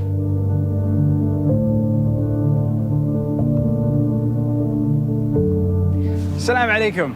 Engineer Abdulaziz, what are we preparing here today? Alaikum salam. We are cubing this Saudi airplane with a lightweight dual polarization antenna. Correct me if I'm wrong. This antenna is meant for air-to-ground communication, right? 100% right. Instead of using satellites, this antenna will be linked with a terrestrial cellular network providing, in the future, passengers with internet access directly from the ground. And we are going to utilize a 2100 megahertz band to get the connectivity during the flights. Gosh.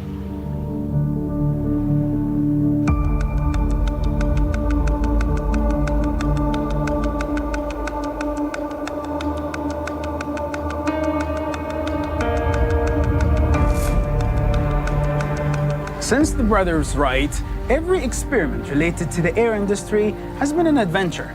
But I'm sure that this solution from Sky 5 will fly high. Let's see.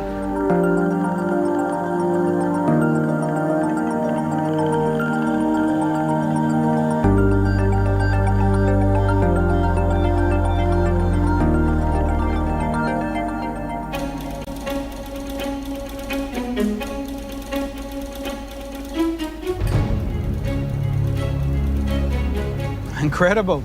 We're connected. It works with a round-trip time of less than 50 milliseconds. In a very near future, passengers will enjoy comfort accessing high life-definition video conference using the latest Sky 5 air-to-ground solutions.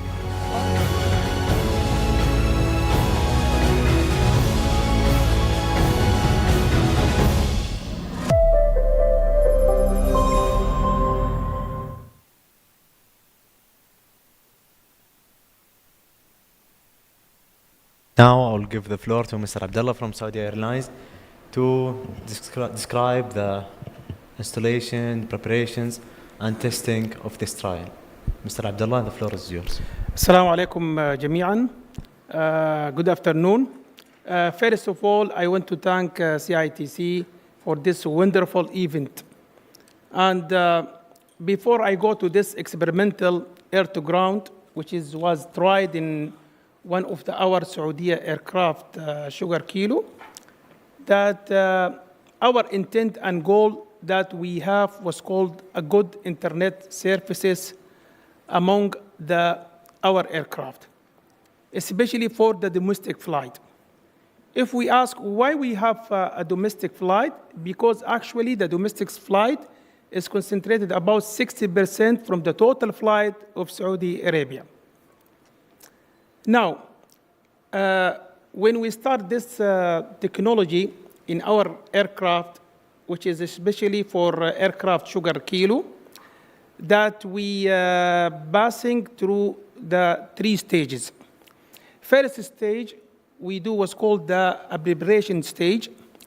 In this preparation stage, we issued all the engineering documents and paper for the drawings and installations for this new technology as a proof of concept. As I said, this is a trial. Now, after that, Saudi team developed what's called, and there was called familiarizations with the modifications and technology with the help of vendors Sky5 and Thales team. Now, especially this technology air-to-ground is consisting of the 6 components, which is first of all radios, and we have what's called the modems and the servers, antenna, and we have 2 WAPs, which is wireless access point, which is located inside the cabin. Now, if you go to the installation stage, first of all, the Saudi expend around 3 days in order to install such modifications trial in our Sugar Kilo. And now we gain actually experience, and from this our experience, we can reduce the time of the installation to 2 days instead of the 3 days. Now, during this installation, we face a lot of issues, and which is a need to be involved more troubleshooting in the components, actually insisted by the vendors, Sky5 and Thales. And after that, finally, we successfully installed the system completely in our sugar kilo. Actually, the major milestone achieved by both, it was the first air-to-ground in the Middle East. Now, the Saudi is fully capable and fully aware about how to install air-to-ground components. And they get familiar with all difficulties and get familiar with all installations and the requirement to have this installation to make it in easy mode. Now, we'll go to the final stage, which is very important, which is the validation stage, and what's called that, to ensure that the system is working fine. Now, based on that, for this trial mode, we're conducting 5 flight tests between Jeddah and Dammam, actually with the assistance of the STC. Now, we found that we have a continuous coverage noticed in between Jeddah and Riyadh. Actually, the number of the ground stations between Jeddah and Riyadh, we have total 9 ground stations between Jeddah and Riyadh. And also, we found that the connectivity between the ground stations and antenna itself found stable in whole flight. There is no disconnect. Now, that the other things that we have an experience of high quality, and we tried what's called group video, and we tried conference call from the aircraft with the colleague on the ground, and we found it really it is satisfactory. There is no drop of the internet at all. And also we have what's called the video streaming, YouTube, in the aircraft. And as per the witness, we have the maximum of internet speed, 100 megabit per second in the downlink, and about 35 megabit per second in uplink. And the average downlink in total, in the whole flight, we found it 60 megabit per second. As you can find it in your house, that we have the maximum of internet in your house, that we have what's called a stable internet. However, in some cases, what we found a Wi-Fi, the internet, a Wi-Fi disconnections was happening, okay? And notice in some of the users, okay?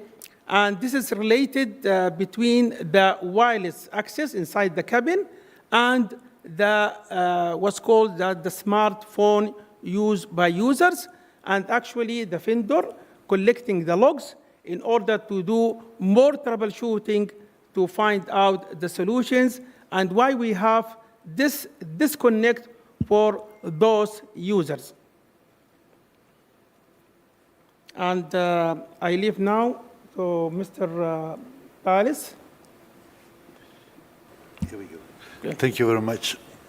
Thank you very much, Abdallah. Thank you, Muad. Starting, first of all, I want to join Abdallah and Dirk in, sorry for that, maybe is better? Yeah, I should be able, because I'm a singer Italian, so I should be, sorry for that. Okay, so I want to join Dirk and Abdallah in thanks to CST for this kind invitation, first of all, and for the opportunity of this amazing event, for 2 main reasons, I would say. The first one is the networking. Honestly, we missed the networking in the last years, so thank you for that. And also the second, we learn a lot. We learn a lot by all the panels, the presentation and stuff like that. So it was quite interesting. And I believe that one of the most recurrent buzzwords that we heard is a partnership, cooperation and partnership. And as Dirk said, I think that in this project that we do represent one of the best example, I would say, and I hope successful, is already successful, of the partnership and cooperation. What is based on this cooperation? Basically on each of us, each of the 4 companies, doing where they are the best of. And in the case of Thales, this will bring on what we do. Basically, Thales, among several expertise, when it comes to avionics, we are already providing the electronic and technology on board the aircraft, whether are commercial, also defense, in order to make operationally the aircraft itself on 2 main things. But also we provide, looking after the end user on board of the aircraft, commercial aircraft, what we call the in-flight entertainment system. And lastly, most importantly in this case, the airborne. So how to communicate with this mean that is flying to whatever network of communication is coming from satellite, and in this case is coming from the ground. Now, in this respect, basically, it was almost natural at the beginning within the European Aviation Network, but in general, in this specific consortium, let me call, that we are building now, to bring our expertise and our experts, not only in providing what we did and we are doing already in some other project, but specifically to start from scratch with the design, because the need of the air-to-ground, the project that we are proposing today, is quite different from what we are used to see on the commercial air freight. Especially when we start the design of the solution, the main concern was what we have to do. We have to do something that is delivering on high speed mean over the ground and trying to maximize the capacity and the throughput, as Dirk mentioned, and the latency. But lastly, and most importantly, I would say, is that keep in mind that this is one of the few examples that we have seen in these days in this panel, where we are operating, where we have users, we have people, alive people on board. So we need to take care about the safety first. And this is one thing that brought us how to design the solution, not also from a digital or technical perspective, but also in terms of weight and capacity do not, let's say, cause any problem to the shell of the aircraft itself. As this mentioned several times, and also Abdallah, this has brought us to the minimum antenna, and I will comment to them briefly on the scheme of the solution, that by chance, you know, like a salesman, I have everything in my pocket, so I'm showing you an antenna that, as you can see, is quite little. It's not honestly having any real impact, but is subject to all the control that Abdallah has performed with his team, but also we are performing ourselves, again, to look after the safety.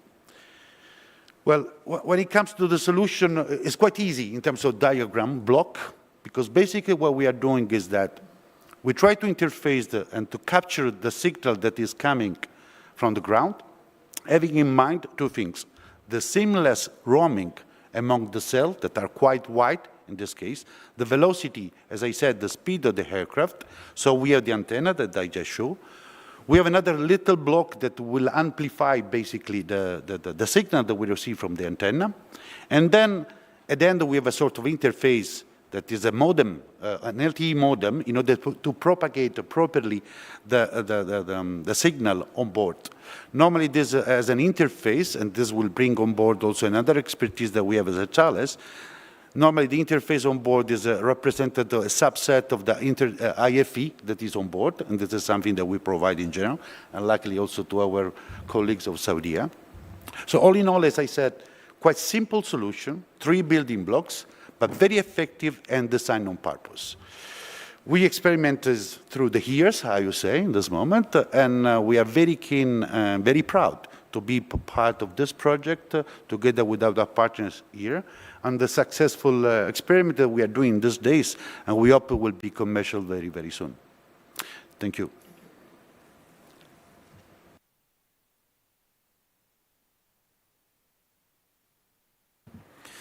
Okay, then let me continue. So, as said, STC unfortunately couldn't make it, so let me speak on their behalf about the ground network, which is one of the important assets that we need to have for providing this solution. So as was said, so we took a couple of existing towers of STC, and we were putting Nokia base stations on those, and they're quite few, as you can see here. So these are These are 10 towers between Jeddah and Riyadh, and we actually almost had coverage all the way up to Dammam. And these towers were acting as our transmitters and receivers on the ground. Normal base stations, you wouldn't really distinguish them, be able to distinguish them from what's used for terrestrial coverage. The antennas are a little bit up-tilted so that you have optimum coverage in the sky. And the cells are very large, so those of you who have a cellular background, so we go up to 150 kilometers of cell radius. So very large cells, which the aircraft is then connecting to. And as we say in our world, only beamless is seamless, as you heard from Abdullah. You then use the handover mechanisms that cellular has inbuilt to seamlessly hand over from one cell to another. What's interesting here is the capacity. So once the network in Saudi Arabia would be built, it would have a total capacity of 30 gigabits per second. We can double that easily to 60 with sectorization, and we could double it again to 120 by extending from the tiny 15 megahertz slice that we are now using to 30 megahertz. So there's a lot of headroom available, but already with 30 gigabits, and this is something that I think is an interesting comparison. We have more capacity in this single network in Saudi Arabia than the aggregate capacity of all 10,000 connected aircraft in the world today. So one network has more capacity than all connected aircraft today have. So now you understand why we speak about broadband versus narrowband, and the whole thing comes at a much lower cost that compared to legacy systems. So that's the ground network. And since we want to leave some time for questions, I just want to make sure that you get a view on who all was participating in this. This was largely a Saudi-driven activity. So of course with Saudia and their engineering arm SAI, who performed the installation with STC as the ground network provider and the ISP. Sky 5 Arabia is actually our local company here, based out of Dammam, who we have put in place to work as a local entity. Thales with a very strong local presence here in Saudi Arabia. Nokia, we haven't mentioned them too much yet, as the provider of ground network equipment with a lot of very competent people here in Saudi Arabia doing a lot of the work. So our former colleagues, as Sky 5 is a spin-off from Nokia, big thanks to them. And then two more companies, Eclipse, who were helping us with the installation design, and Ethernet, who were providing a compact core network so that we could run this entire network as a totally isolated private network, as just explained. CST, big thanks. So you have really been enabling this whole thing by facilitating the trial, by, of course, giving us the spectrum, by being extremely open-minded about this trial, and yeah, of course, we hope to see more. And we want to thank GACA as well for speedily turning around the airworthiness certification. It was really super fast. We could reuse the certificate from Europe. And one thing that is what Francesco said here is super important. If you put stuff on commercial aircraft, you have to jump through all the hoops. There is no such thing like cutting corners or doing it half-cooked or half-baked.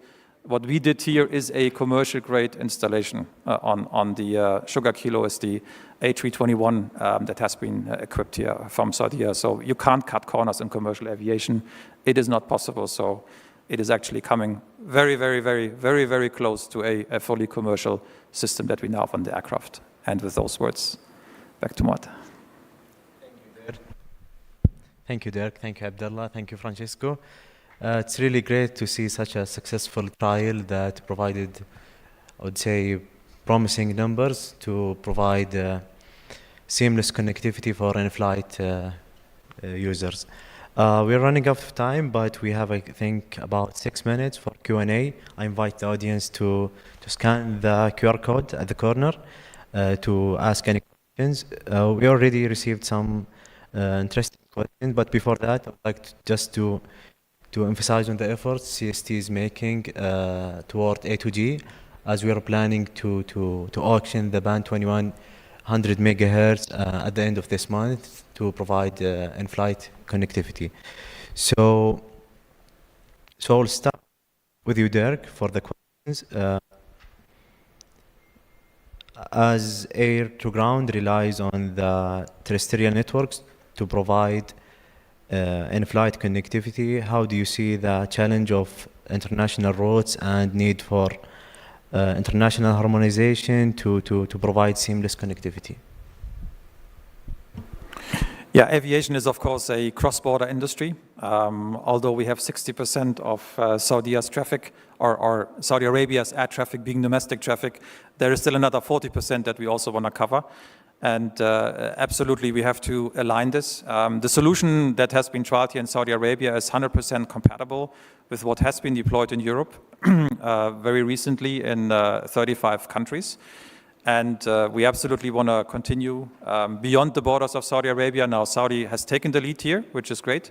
And it's the cornerstone of a larger network in the Middle East. And we are absolutely hoping to get the support of CST to bring this to the agenda of the Arab Spectrum Management Group to actually convince also neighboring countries to adopt this licensing scheme so that we can actually provide seamless coverage also beyond the borders of Saudi Arabia. This is absolutely an objective and sort of the next frontier after having it done here. Thank you, Dirk. Another quick question related to the cost of deploying the ground station to cover the airline traffic routes across the country. So how do you comment on the cost of deploying such terrestrial networks to provide air-to-ground networks? Yeah, I wish really now STC were here because they could definitely have some very good comments on this one. First of all, mobile operators are hyper-efficient machine when it comes to deploying cell towers, right? So they are deploying them in thousands, by the kilo, you could say. And we just need a handful. We go on existing towers most of the time, so no infrastructure has to be built. It is literally a matter of a few months, is my prediction now. I hope I'm not getting comments here, to get this deployed in the kingdom. It is really not a big job. It's a fantastic delivery machinery, also with the help of Nokia, who have plenty of talented people who help STC to execute this very swiftly. So there is no cheaper way. When we say in the mobile industry, it's a man in a van that needs to go out there, put the site, and it's very different from launching a balloon, an airship, or a flying tower, or whatever satellite. So this is like cookie cutting for them. So it's fast, it's cheap, and it can be densified. I think if you need more capacity, we can actually double it by software, which is pretty amazing. That's really dedicated to aviation.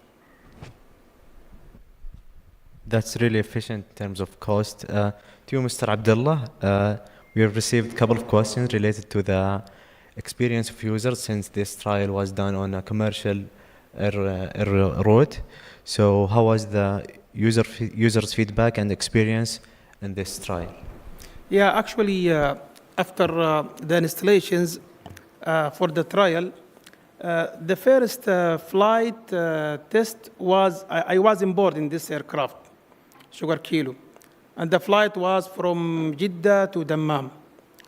And what I have noticed that video call, internet browsing was perfect, really. But during all the cruise, that the internet, the video call, the conference call, the internet browsing, all these things was perfect. However, we noticed that there was Wi-Fi disconnect in some of the users when it is that's connected to their smartphones.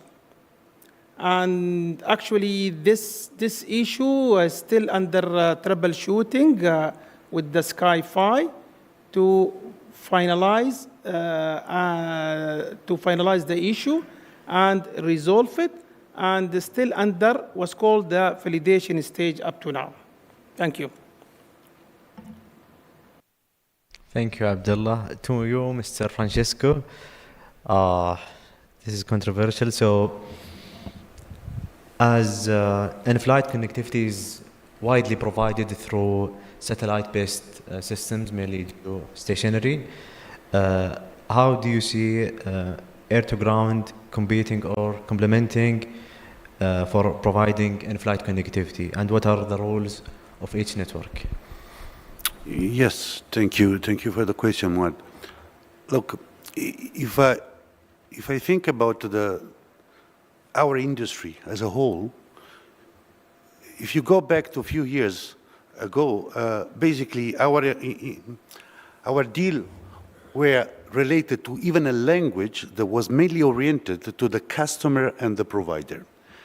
We have seen in the last year a change of paradigm in analyzing the need, changing even in companies like Thales, but I believe it's quite common in the industry, having more care about the end user. The user experience is more driving the designing of the solution and the product itself.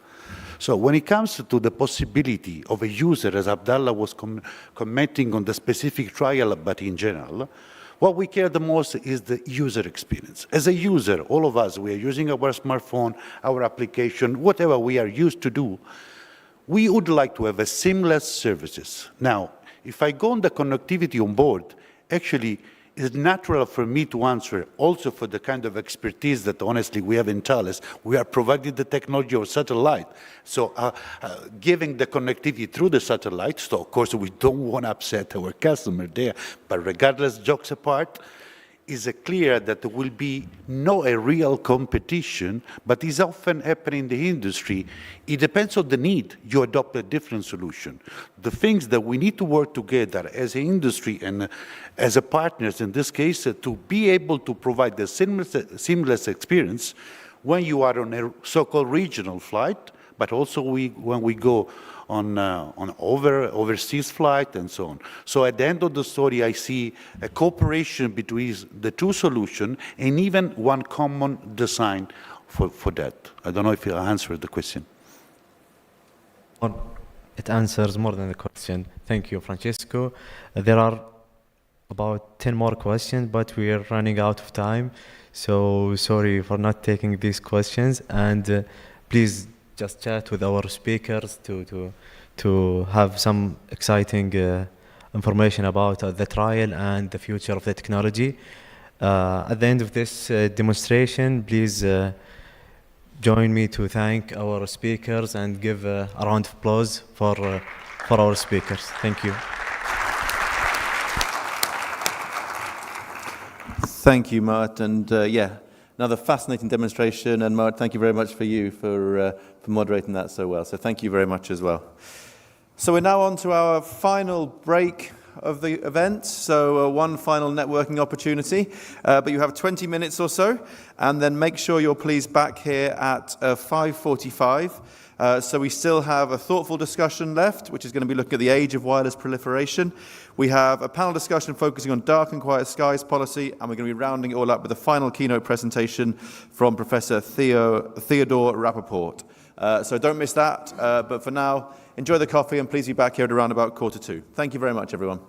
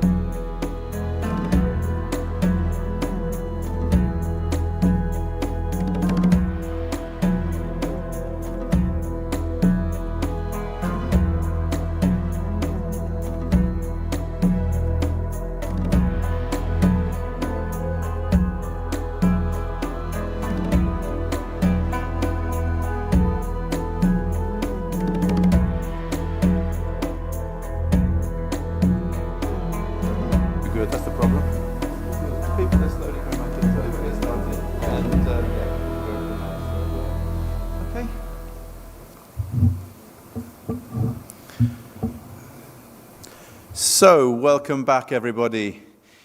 And here we are for the final couple of sessions that we have for this year's conference.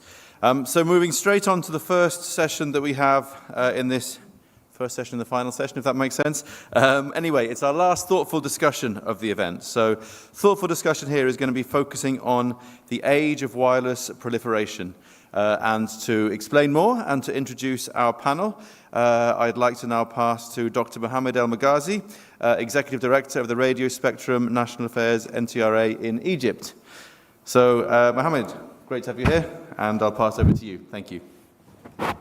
Thank you so much, Dan.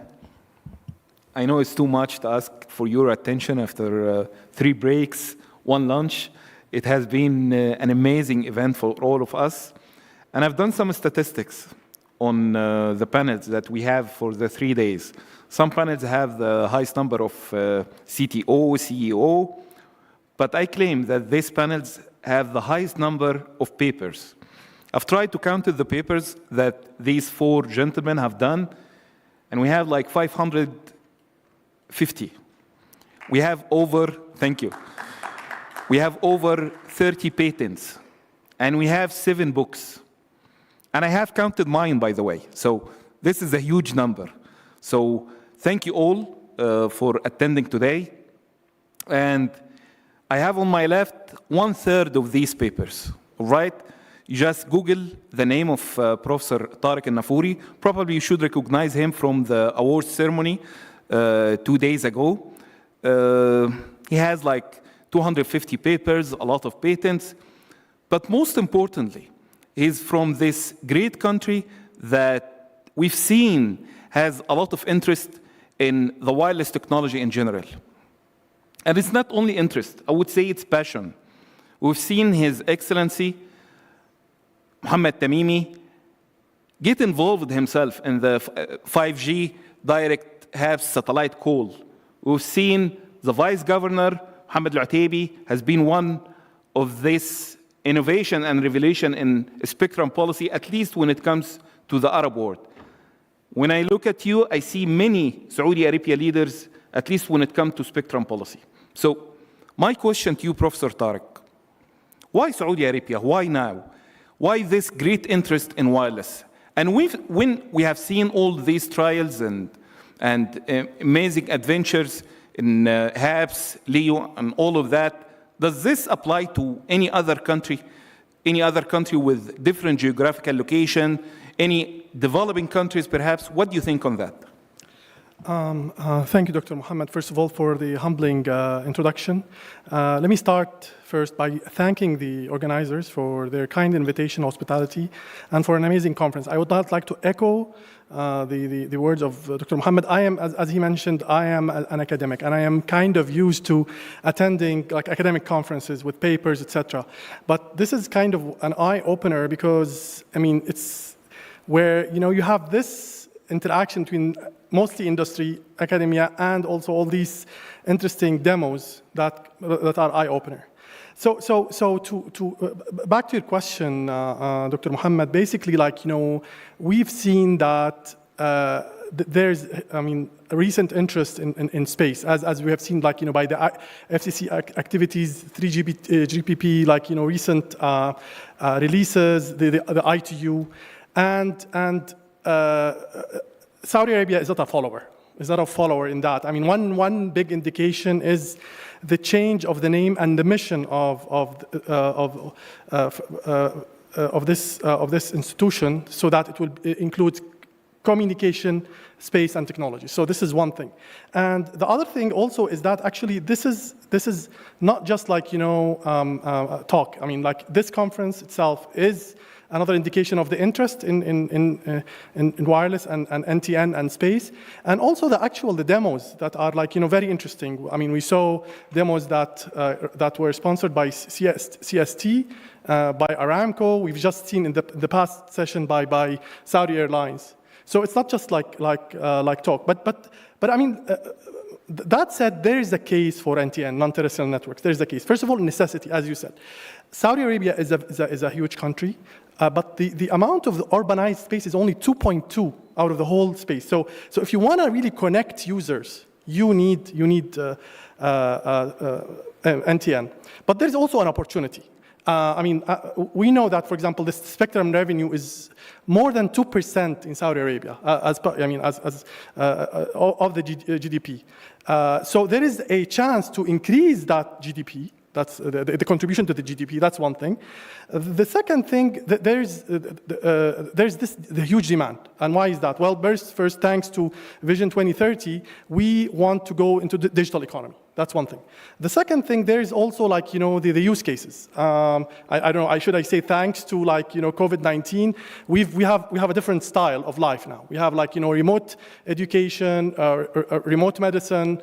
And there are also the new cases that are coming up, autonomous delivery. We want broadband access everywhere, all the time, on transportation, on buses, on metros. We've just seen the demo by Saudi Airlines on our airline trips on ships.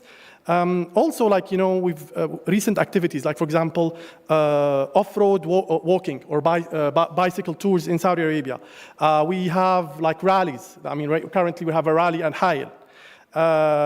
So all of these create the demand for wireless and NTN. Another big driver is the giga projects. For example, projects like NEOM, projects like the Red Sea provide they are very interesting because they allow us to actually deploy or test state-of-the-art NTN technologies without being constrained by the legacy infrastructure.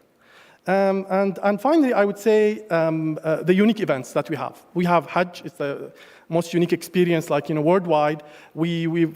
Saudi Arabia is hosting the Asian Winter Olympics. I talked also about the Saudi tour and the desert race. Finally, I would say the call for NTN is also needed for national security. Remote sensing, IoT, that's needed. We've seen the VP of Aramco talking about IoT needed for monitoring oil and gas, for fields. Also, I would say, I work on localization. I would say also, perhaps maybe Saudi Arabia should pursue the development of national GPS equivalent. That's a national one and finally, just to kind of close and mention whether is this unique to Saudi Arabia, or is it something that other developing or developed countries could pursue? I would say that it's unique to Saudi. It's unique to Saudi when it comes to developing countries, thanks to determination and the vision of 2030. That's one thing. So it's unique to, and thanks to the resources. So it's unique to developing countries, but it's also unique to developed countries. Again, because we are not bound by the legacy infrastructure that would prevent us from pursuing state-of-the-art NTN projects. Thank you so much, Professor Tariq. I must admit, I admire the Saudi experience and this all innovation coming from here. It makes all of us proud. Thank you so much. Professor San, I've seen you saying hi to a lot of people out there. I've asked it, and they are his students, right? The guy has one of the most best-selling books in the satellite, 6th edition until now in English and Chinese. I asked him, he's working on a 7th edition.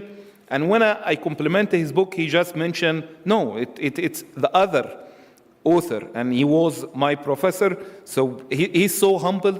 But I know he have a lot to tell us about the challenges of integration between terrestrial and satellite component. I know that you have worked not only in the academia, but in a lot of places in Europe when it comes to satellite. How do you see these challenges of integration between these technologies? Okay. Well, thank you very much for your kind introduction. And also, I would like to thank the hosts and CITC for their kind support and organize these fantastic events. For me, I have been working with the satellite area for 30 years now. And I see the progress and the evolution of the satellite communication and also telecommunication evolution. And historically, I think many people remember, people talk about the telecommunication and mobile communication. But for a long time, people want to get the telecommunication to reach all the world, as you mentioned, to everybody, every village, remote area. In a satellite operator, I've been working with them quite a lot. They try to reach those people, difficult to reach without infrastructure. But the problem is still the cost of the reach those people still very expensive. So the evolution of the technology reached the critical point. This critical point means we can put enough satellites in a low Earth orbit. You know, the scale I will mention later, and to be able to reach everyone, and also our terminal technology also progress. You know, early days, if you can send an email and talk to the people, or even video conference, you will think that's great achievement. Today, we can do much more than that. And 10 years ago, we talked about fifth generation of mobile communication. But at the beginning of the 3GPP, they didn't thought too much of the satellite. When it reached the end, close to the deadline, to have a complete specification for 5G, that's by actually 2019, they realized they couldn't do the 5G to be successful without satellite. So this is the rush that starts, and lots of my colleagues working in the manufacture, operator, education, try to contribute to make satellite to be important part of the 3GPP in the fifth generation. If you look at the specification, really the satellite getting into the specification is since 2019. Although the satellite research has been more than 20 years, it's since the 1960s actually, the early generation mainly is telecommunication and TV broadcasting. Now, when we evolved towards digital technology, we have a digital broadcasting, digital telephony. Now we have internet with satellite integrated. So it's a great achievement, evolution, but now we reach the critical point. That's what we can say it can be revolutionary. But I'm pleased to see the demonstration today. You know, those demonstrations, those scenarios, we have been discussed and researched. You know, many of the colleagues in the academics and the industry, we realize that's about the dream we want to achieve. Like you put the internet into the aircraft, and you let everybody anywhere, anytime. You get broadband support for education, for disaster recovery, scientific exploration. All this is a great achievement. If you go back to 30 years ago, I'll probably just explain to you what actually the 5G people believe what 5G is about. They say the 5G is about we support the speed if you travel on a train, the 500 kilometers per hour, that's your support. User experience, that means each user, you can have 100 megabits per second. For the peak, you can reach the 1 gigabit per second. In terms of the coverage, 1 kilometer square, you can support 1 million of the user terminal. That's a massive scale. In terms of latency, you can say a kind of some like 1 millisecond. That's what the 5G is about. And now we're looking to get to the point we can imagine, try to think what's the future of 6G is about. Actually, the group in ITU, in the European Standard Institution, and also in IEEE, I'm involved in the Satellite Future Internet Group. We have a vision for the 2030. The 2030 will be, of course, the speed is much higher, and you can support much more terminal, but importantly, and we have a new service, new application, like lots of discussion and demonstration has been in virtual reality and holograph, they call it teleportation. All this new application will be come up with the support. But with the satellite, it allow us to reach everywhere. That's a fundamental thing. And we believe, personally I believe, and with the requirement for the 6G, we have a new service, new application, and new network technology, new IP, Internet Protocol. Currently, many years, they continuously evolve. People believe the new generation of the Internet. And also the satellite. Satellite, one of the important part to achieve global coverage. Without satellite, it's impossible. I also, beyond global coverage on Earth, there are lots of space exploration also makes it possible. You have covered the Earth, and the communication reached beyond Earth. So all this, we can see is the possibility. And also, people ask whether satellite will compete with mobile communication. I would say they complementary to each other. People at home will continue use your Wi-Fi, use your mobile, the new generation, 5th generation, 6th generation, but the satellite will reach the global, like in the sea, aircraft, or remote region, difficult economically to achieve by terrestrial infrastructure. I think we see, and also there are some other technology. For example, in mobile communication, you have slicing, software-defined network, and network function virtualization. All this will be harmonized between satellite and the terrestrial network. I can see, satellite people working in the satellite area is the right timing to do this, and also internationally, lots of the investment in this area. We will see greater return in this area. I think that's a quick summary. Thanks for your attention. Okay, that's from me. Thank you so much, Professor Sun. That has been very interesting. I know when I mentioned just satellite to Professor Sun, he just can continue and go on. Our third speaker, frankly speaking, needs no introduction at all. I asked him for his bio, and it was like William Leher is an economist. But the way I see it, we have a real scientist here. Professor William is one of the reasons I've turned to spectrum policy, along with one also of the greatest spectrum idols who's here in this room, Professor Martin. And whenever I see Professor William, I just tell him, Bell, let's take a picture together. But I feel very proud just to be with him in this panel today. And it's not a secret, at least for the 5 of us, that we've tried to cope with him in arranging this panel. The guy has a lot of ideas. And frankly speaking, we've seen 3 days of optimism. People are talking about how satellites are good, HAPS and LEO, but this guy will tell us today about the challenges.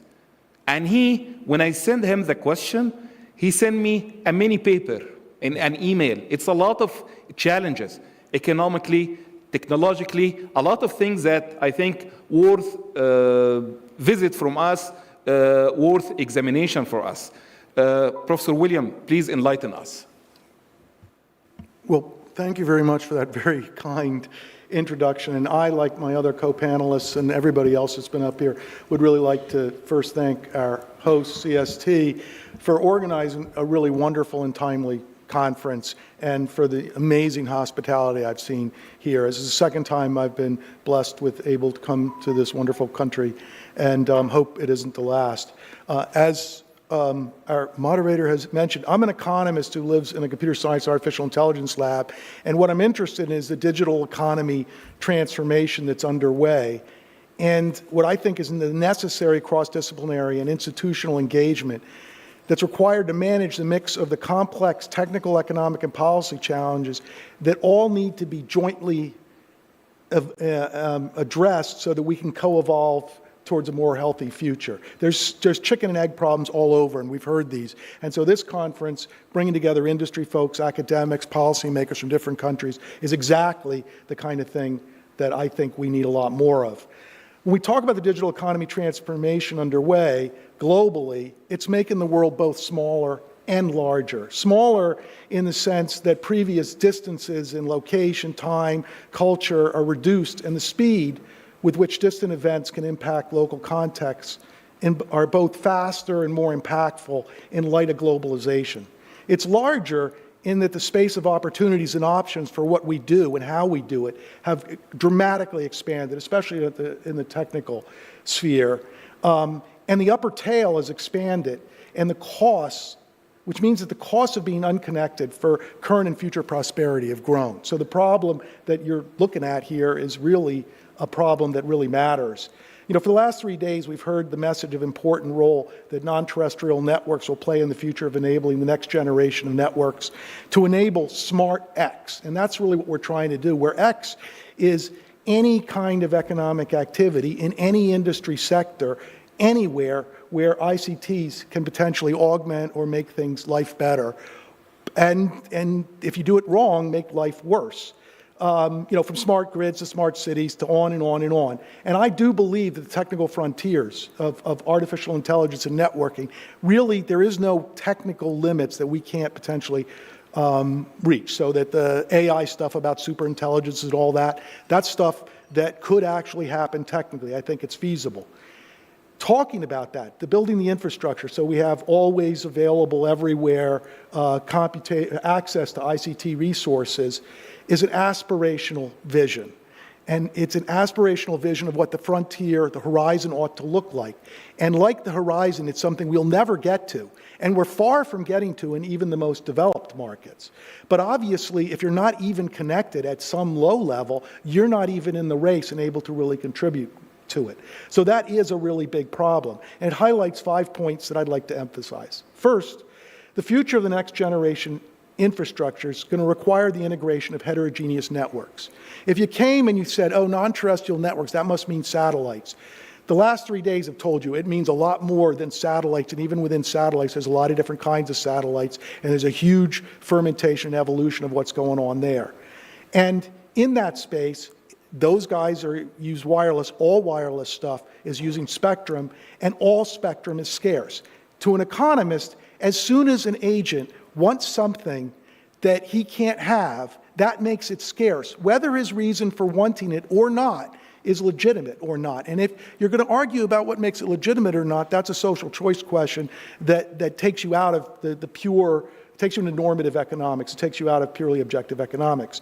So the future of managing that scarcity is a future of managing coexistence or the sharing, and there's lots of ways to share spectrum. There's not a single business model for doing that. And we need to think about that, and there's lots of different policy frameworks to share. Second, the next generation infrastructure is going to require connectivity, obviously, but a lot more than connectivity. If you're talking about doing the stuff that Dr. Sun was talking about for 5G and meeting those ITU goals, you're going to need access to edge computing resources. Not because edge computing resources mean you can now have dumb networks. You don't have dumb networks. You have smart networks. Where the next big change is going to be making edges smarter. And the non-terrestrial networks are another way to get smarts to an edge that you said, wow, it's in the air. How could that be close? Well, it can be, and we've heard lots of examples of how it can be from a technical point of view. Third, meeting this is with any of these technologies, to get smart X, that's a business process or an economic activity, it's going to be highly context dependent. And so, for example, just from the QoS perspective, for much of smart X, it's not really high data rates that I need. High data rates used to get you low latency and all a bunch of other properties like low error rates and stuff like that. But what you need for a lot of these smart X applications is low latency and any kind of connectivity, even like the 2 megabit per second broadband that they're talking about as maybe being the goal in a lot of the developing world can get you a lot. And getting the ubiquitous coverage can get you a lot. And that's a relative advantage and a nice space that many of these applications can fit into. Fourth, the future of next generation's networks is going to call for smaller cells in terrestrial networks. And a lot of my work in the last 2 or 3 years is really focused on terrestrial networks because I didn't really need to think about non-terrestrial networks to talk about the complexities of the problems we have. But it helps to know that basically it's just another problem that we definitely, as policymakers and economists and business people that are trying to make sense of these technologies and herd all these different cats that are running in different directions, we're going to need to know. And that the fifth and finally, in considering the challenges of getting to next generation networks, are both terrestrial networks and non-terrestrial networks, where for terrestrial networks, the challenge is how do we build out a small cell ecosystem and infrastructure where the cells are a lot smaller, they could even be on your desktop, all kinds of things, all the things that means technically. And for for the non-terrestrial networks, you have a somewhat different set of challenges, but there's a lot of complementarity in those challenges. So spectrum, for example, is certainly a scarce resource in both cases. But a lot of the discussion about spectrum and a lot of the technical stuff that happens in the workshops is about how do we share spectrum, dynamically, just spectrum. Well, that's not really the problem with small cells because the spectrum challenge is a critical resource. But if you don't have access to the site, if you don't have power, if you don't have access to backhaul, all of which is locally owned, you don't have a small cell, really, that you can build out, or an infrastructure. And similarly, if you're talking about the non-terrestrial networks, things like the orbital and the aerial capacity, how do you deal with that, is likely to be the scarce resource that you're going to need to share. And basically the solution in the local networks about how you deal with site access and these other things is going to give you a clue about, or give you tools about how to think about how you might share the spectrum and what it is you should actually be trying to share, what bundle of resources you should be trying to share. And similarly, I think that when we heard all this stuff about sustainable space stuff, the solutions there will have to be tied in with the spectrum sharing solutions. And then we've heard some ideas about how you would do that. A second is that managing the sharing is going to require reconciling the diverse governance regimes, and Martin Weiss earlier talked about that, about the problems and some of the other models and the rich literature that needs to be more widely explored there to think about this. In the terrestrial networks, you're talking about small cells where a lot of the assets are locally managed, like in the US, local towns or communities. But then they're subject, the networks tend to be regulated at the federal level, and you have very differences between the real estate types of assets that are passive and the active assets that maybe move at very different time scales. And so figuring out what a regulatory regime is that will reconcile those different jurisdictional resources and also those different networking types of resources is going to be a difficult challenge. In the non-terrestrial network space, the real estate problem is managing the orbits and the satellite capacity. And the governance thing is how you're going to reconcile the interests of different sovereign nations, which is a big challenge for every problem we face as a planet. And this is a laboratory where we can hopefully make some useful progress in it. But it's also going to depend on the cooperation. If the capacity amongst the networks to get up there isn't shared amongst those networks, you're going to need a whole lot more space junk up there than you have otherwise. And so that's going to have to happen. So there's similar kinds of problems. So realizing the vision of SmartX that's going to enable granular customization. Anybody can have a market of one, whatever it is you want, on demand, and you're going to have local empowerment so that you have choice as an end user. You get what you want, you could choose amongst different stuffs, and that you have global reach of opportunity. So if you've got an interesting business model, you want to talk to people, you can get connectivity to anybody across the planet. All of these are the things we want to try and do. But to get those things so that we can get the benefits and not exasperate the economic disparities, we're going to need to get both the terrestrial network small cells and the non-terrestrial network problems solved to be part of their heterogeneous technologies that will be the part of the networking future. Both of those are the new kids on the block that have a similar problem, and they need to be integrated with the legacy, but they can provide really fertile ground for experimenting with the novel solutions that we'll see to realize the potential and generate the positive or, if they get it wrong, the negative feedback loops. IT is expanding the upper bounds of the digital divides. So the digital divides, the potential, depending on what dimension you have, is just going to get bigger. But what we want to try and do is reduce the painful economic implications that come associated with those digital divides. And so hopefully that's what we're trying to work towards. So thank you. That was a keynote speech. But thank you. I hope someone is transcribing this somehow. We should share it to the world. Thank you. Thank you so much. So, Professor Giovanni, I've done some survey, all right, and you are the winner in 2 categories. Probably you are the youngest in this panel, but you're also the one with the most number of awards. The guy has traveled or lived in 6 continents or 5 continents, but everywhere he goes, somehow he gets the best award. You know, so I feel very privileged to have you here in this panel. When I ask you to send me your bio, one thing you didn't mention, that you're very active when it comes to Wi-Fi 7. And I know you've also been very active when it comes to satellite and even mobile. So we have 3 days, as I mentioned, of optimism, you know, like all technologies are complementing each other, we're gonna live in peace, but I know in reality, I don't know, somehow this may not work. So how do you see, especially in the transition to 6G, how these technologies, terrestrial, non-terrestrial, even unlicensed, gonna complement or compete with each other? Thanks very much for the kind introduction, Dr. Mohammed. It's a privilege to be here. I've already thanked the organizers. I would like to do it again. This conference is a wonderful event. It's very international and it's very intersectorial. This is something I really loved. We're not just academics here, as we used to when we go to our own conferences. I'm learning a lot here, more than I'm teaching, that's for sure. So you asked me 2 questions in one, because you asked how the standard would be affecting the development of NTN or the integration between TN and NTN, and also about unlicensed technologies. So regarding the first one, so regarding non-terrestrial networks into the standardization landscape, I echo the words of Professor Sun, who said that it's a great achievement to have brought to the same room at the standard meetings, although I wasn't there personally because I'm from academia, people from the mobile industry and from the satellite industry. This is a great achievement. And I agree that for 5G, this was done last minute. It was more of a bolt-on. It's like, you know, finally 5G is done. Can we also make it compatible for non-terrestrial networks? And there was a huge effort. And of course, there were some technical issues that were addressed last minute.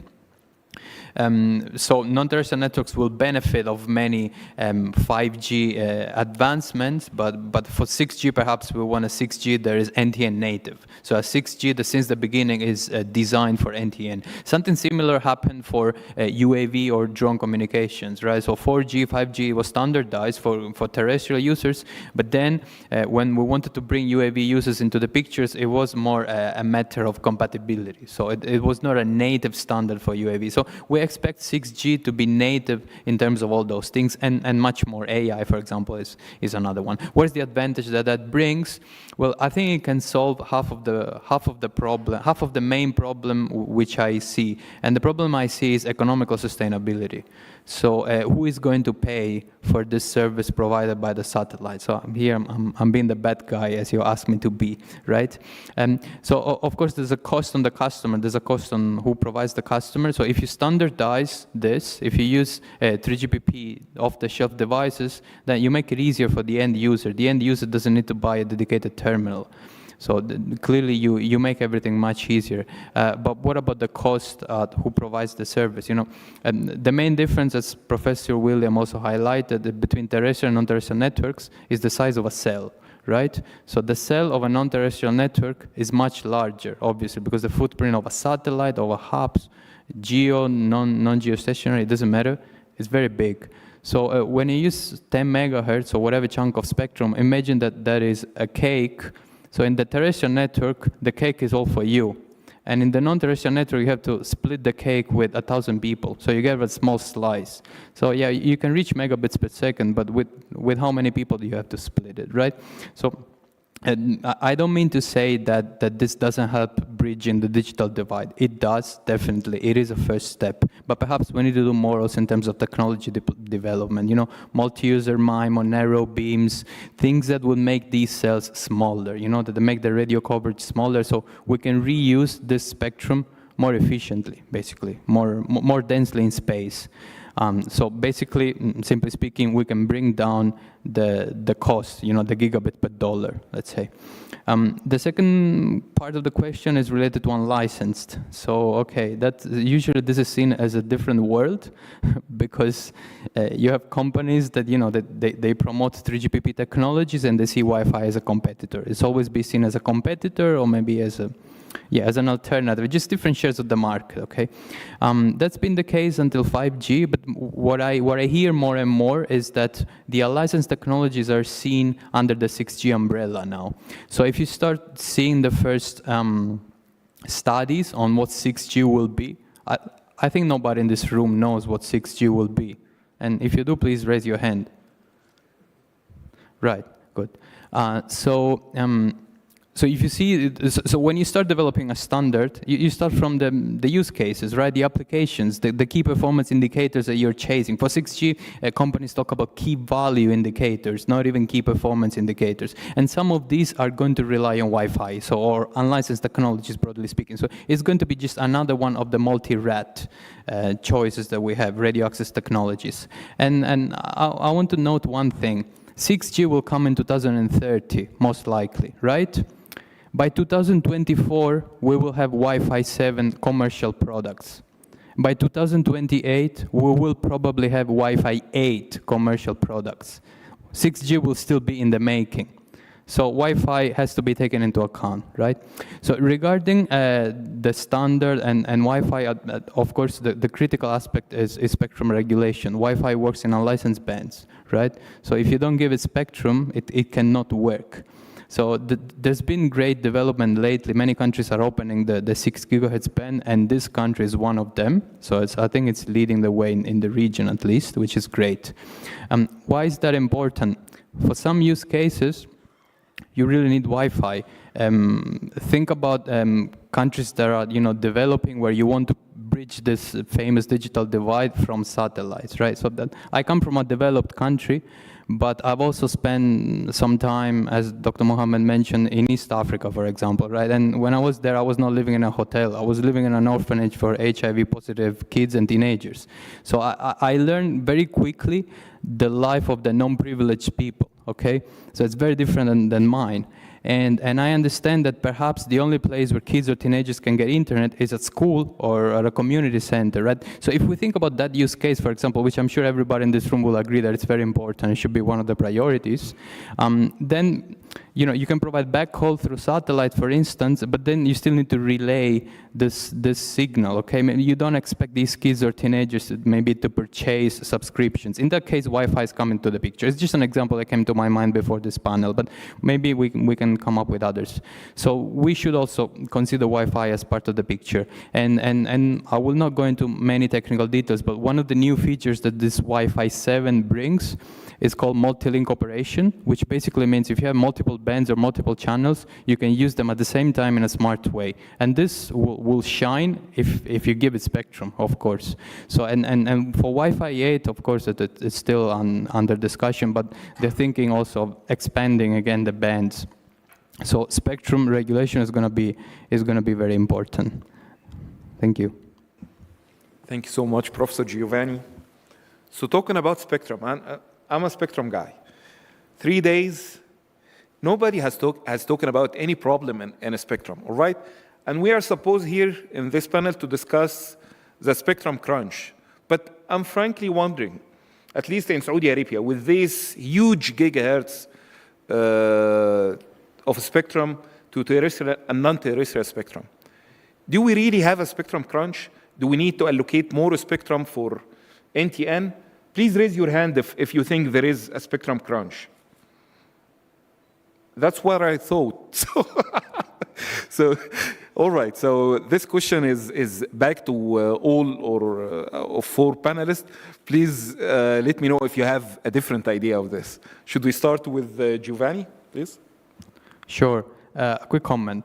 Maybe let's keep in mind that the difference between LEO satellite mega constellations and the classical terrestrial cells or the GEO satellite is that these guys move.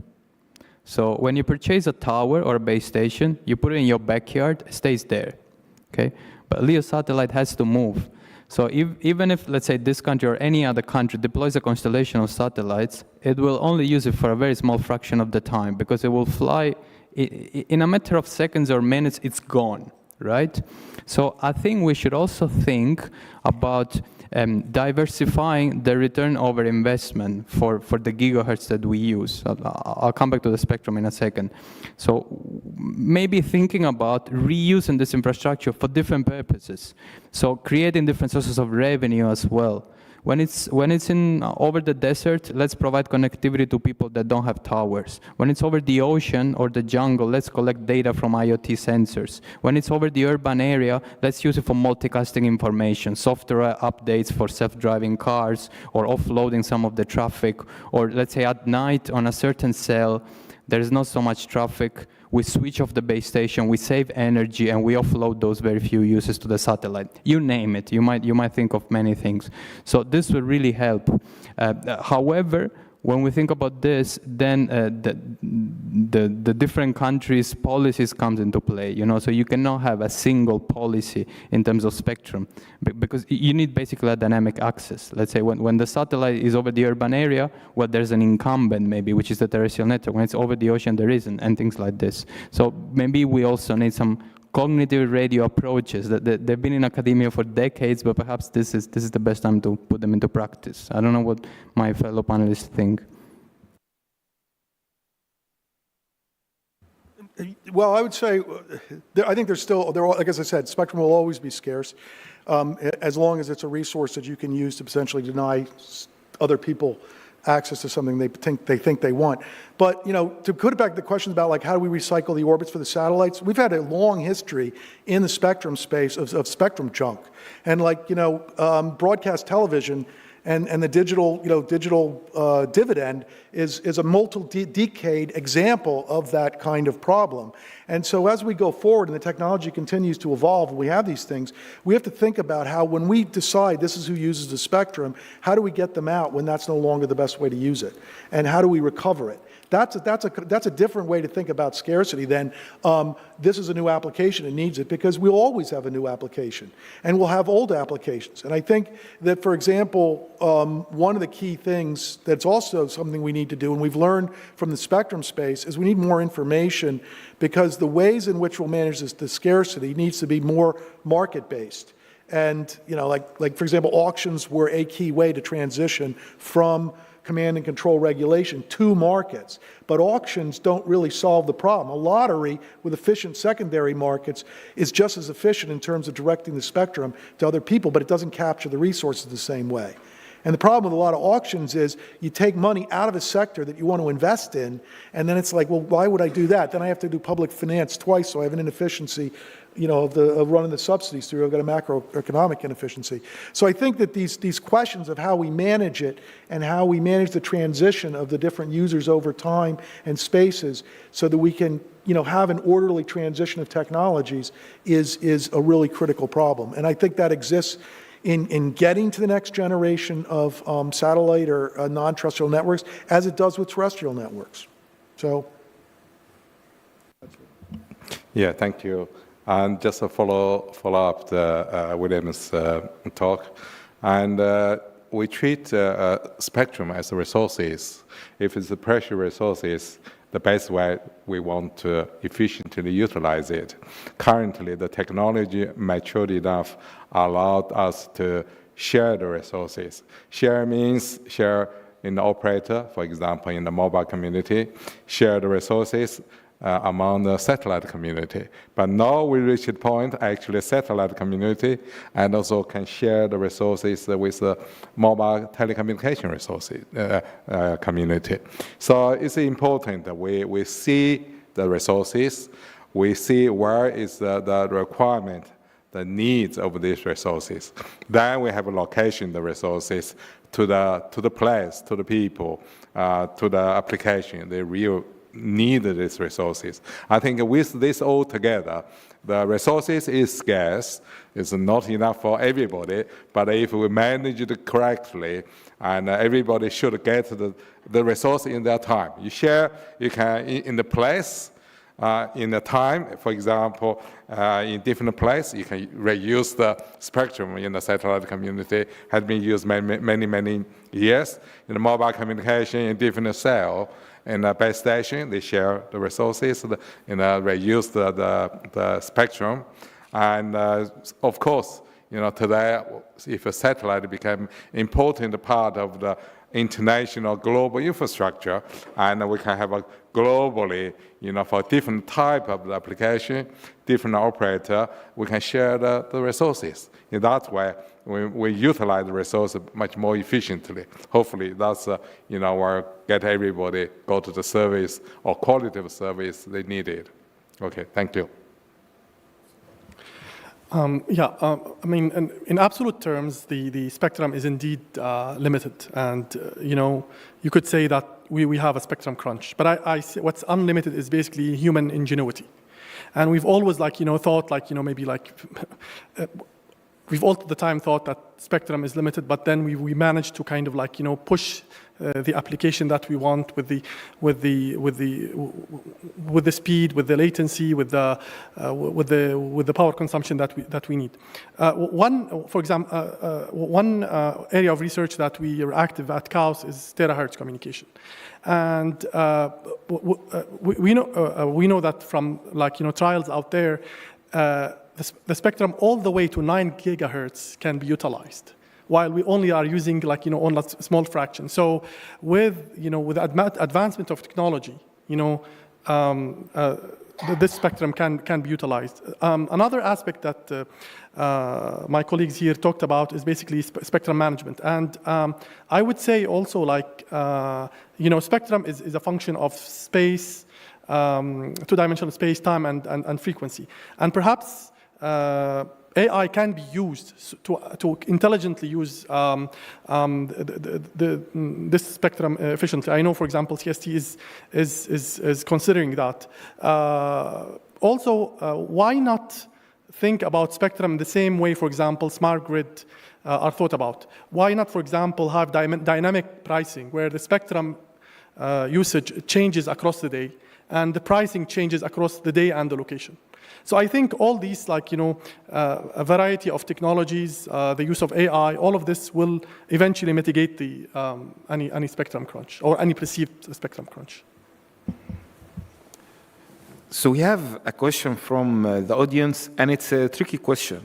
After the session, I want to know who posted this. Is the spectrum scarce, or are cheap base stations scarce? In other words, is it a problem of the spectrum, or is it a problem of us utilizing and having the technology? And you mentioned, Professor Giovanni, cognitive radio. I remember cognitive radio was something big like 10 years ago. But now, although we need more sharing between at least the satellite and terrestrial, nobody is speaking about that. So if I may say, is it a problem of a spectrum or technology? What do you think? Everybody, it's a tricky question. Okay. I mean, as I've said, I start off saying I think these things are multidisciplinary, because you won't get the business models or the policy unless the technology exists. The technology, there are lots of ways you could do this, to technically do this. So the real impediments are more the economics and the regulatory policy stuff and getting that right. So I think it is a question of imagination. And so, for example, even something like getting on the agenda that terahertz spectrum and higher should be even considered for thing on the World Radio Conference thing is a long challenge, and something like that to open up the discussion and figure out how to do things is really important. I think that that if you got the coexistence right and you solve the other problems, it would be a lot more spectrum, and that most of the scarcity is artificial in the sense that the barriers to sharing it are our inability to exploit the white space that would exist if we would adopt slightly different models. But we need to let those models emerge organically in the market, which is why we need a lot of different technologies. Right. So talking about sharing and innovative spectrum access techniques. We've seen the satellite guys claiming that they will co-op with terrestrial guys, no problem, no interference, but I'm sure there must be some sort of innovative access techniques to enable that 5G to satellite call without interfering with the other users. Also, there should be some sort of business model, because as was mentioned by one of the speakers, perhaps it was Greg, in order to be sustainable, we should be profitable. So what do you think about these challenges? Well, very briefly. So according to physics, everything depends on the cell on the size of the cell. So when the size of your cell is 100 kilometers, the way you're using your spectrum is very inefficient by definition, right? So I'm also going back to your previous question. So you can give me 100 megahertz instead of 10, and I will do 10 times better. But should I compare 100 megahertz versus 10 megahertz, or should I compare 100 megahertz to the satellite versus 100 megahertz to the terrestrial operator? It's a very provocative question.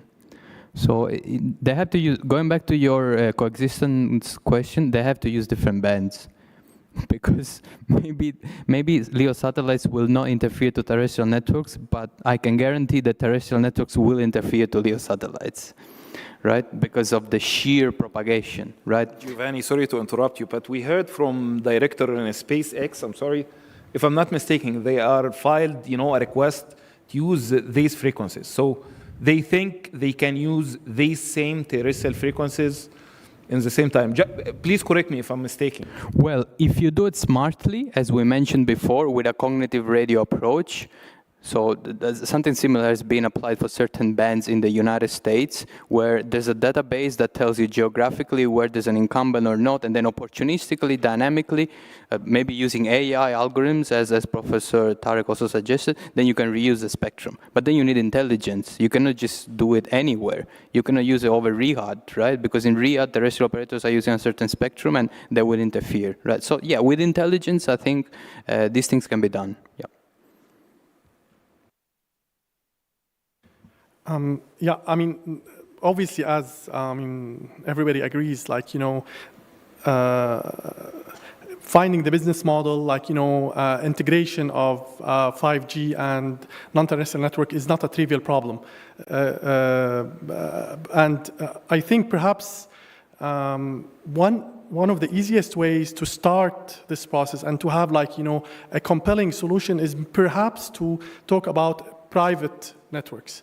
For example, and that's why I say Saudi Arabia could be at the forefront of this field, because giga projects, say like NEOM, could be one private operator that is able to integrate terrestrial and non-terrestrial networks and find the right access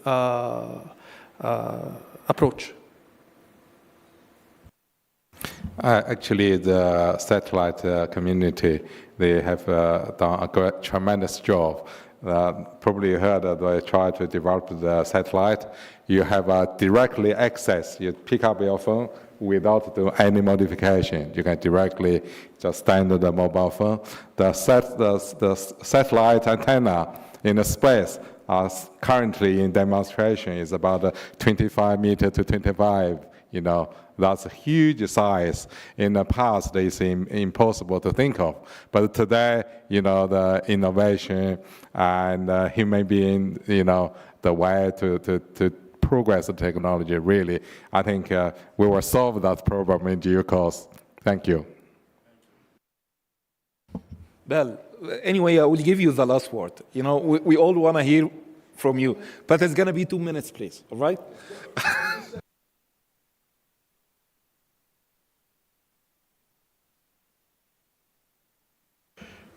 If you want to figure out how to get these guys to share, and you can't do it just in the spectrum domain because of all the regulatory challenges and everything else, try and maybe come at it from a different direction, which is, for example, we heard Greg Weiler talk about the idea that maybe you make people do life cycle planning for their technology they're going to introduce and put out there in the world. There is such an idea already, for example, having to recycle things like this. This shouldn't be leased because of all the rare earth metals in it and all this sort of stuff. That's just a generic problem. So it's solving the space junk, make that a requirement for using the spectrum. Take away the spectrum and use that as the hook on which you'd hang the funding, because you're going to need to figure out an incentive mechanism to get people to comply and bring them to heel in a market. And so, you have to come at it from multiple ways, and you'll need measurements to make sure that you can actually enforce whatever that market mechanism is. So, thank you so much. This has been useful for me. I believe this is the beginning of a new relationship with us. Please keep posting. We have an email group already. Thank you so much, CST. Thank you so much, Forum Global. Thank you all for attending today, and we hope to see you soon in another event. Thank you. Thank you. And thank you very much, Mohammed, to you as well for, again, expertly leading us through that discussion. Fascinating discussion. And thank you to all of our panelists. And yeah, really was an interesting discussion there, and a great way to finish off our thoughtful discussions for this year's event. So we do have one panel left, and this is going to be continuing the themes really around sustainability, around responsible use of space, and we're going to be focusing on dark and quiet skies policy. So we're delighted to again have a expert lineup of speakers with us. And if I could invite our moderator, Emma Gatti, and our speakers to come and join us on stage. And I think Samantha's coming down to change the water. Fantastic. So we have, some speakers again here in person. We have a couple of speakers joining us virtually as well. But to maybe explain more, to introduce the topics and to introduce all our speakers, I'll now pass over to Dr. Emma Gatti, Editor-in-Chief of Space Watch Global. Emma, welcome. Over to you.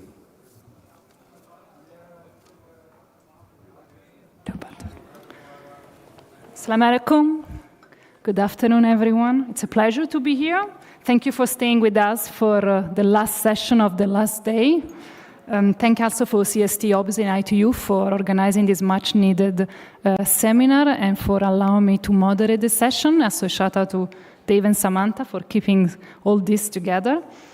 For those who don't know me, I am Emma Gatti. I'm the editor-in-chief of Space Watch Global, which is a media independent platform based in Berlin. We cover everything in the space sector, from space economy to space politics. If you don't know us yet, that's very bad, because we've covered in the entire session for the past 3 days. So please check us out on LinkedIn or on our website, www.spacewatch.global. So today's session, the privilege of being the last session of the last days that you can, in a sort of way, wrap up what has been said in the last 3 days.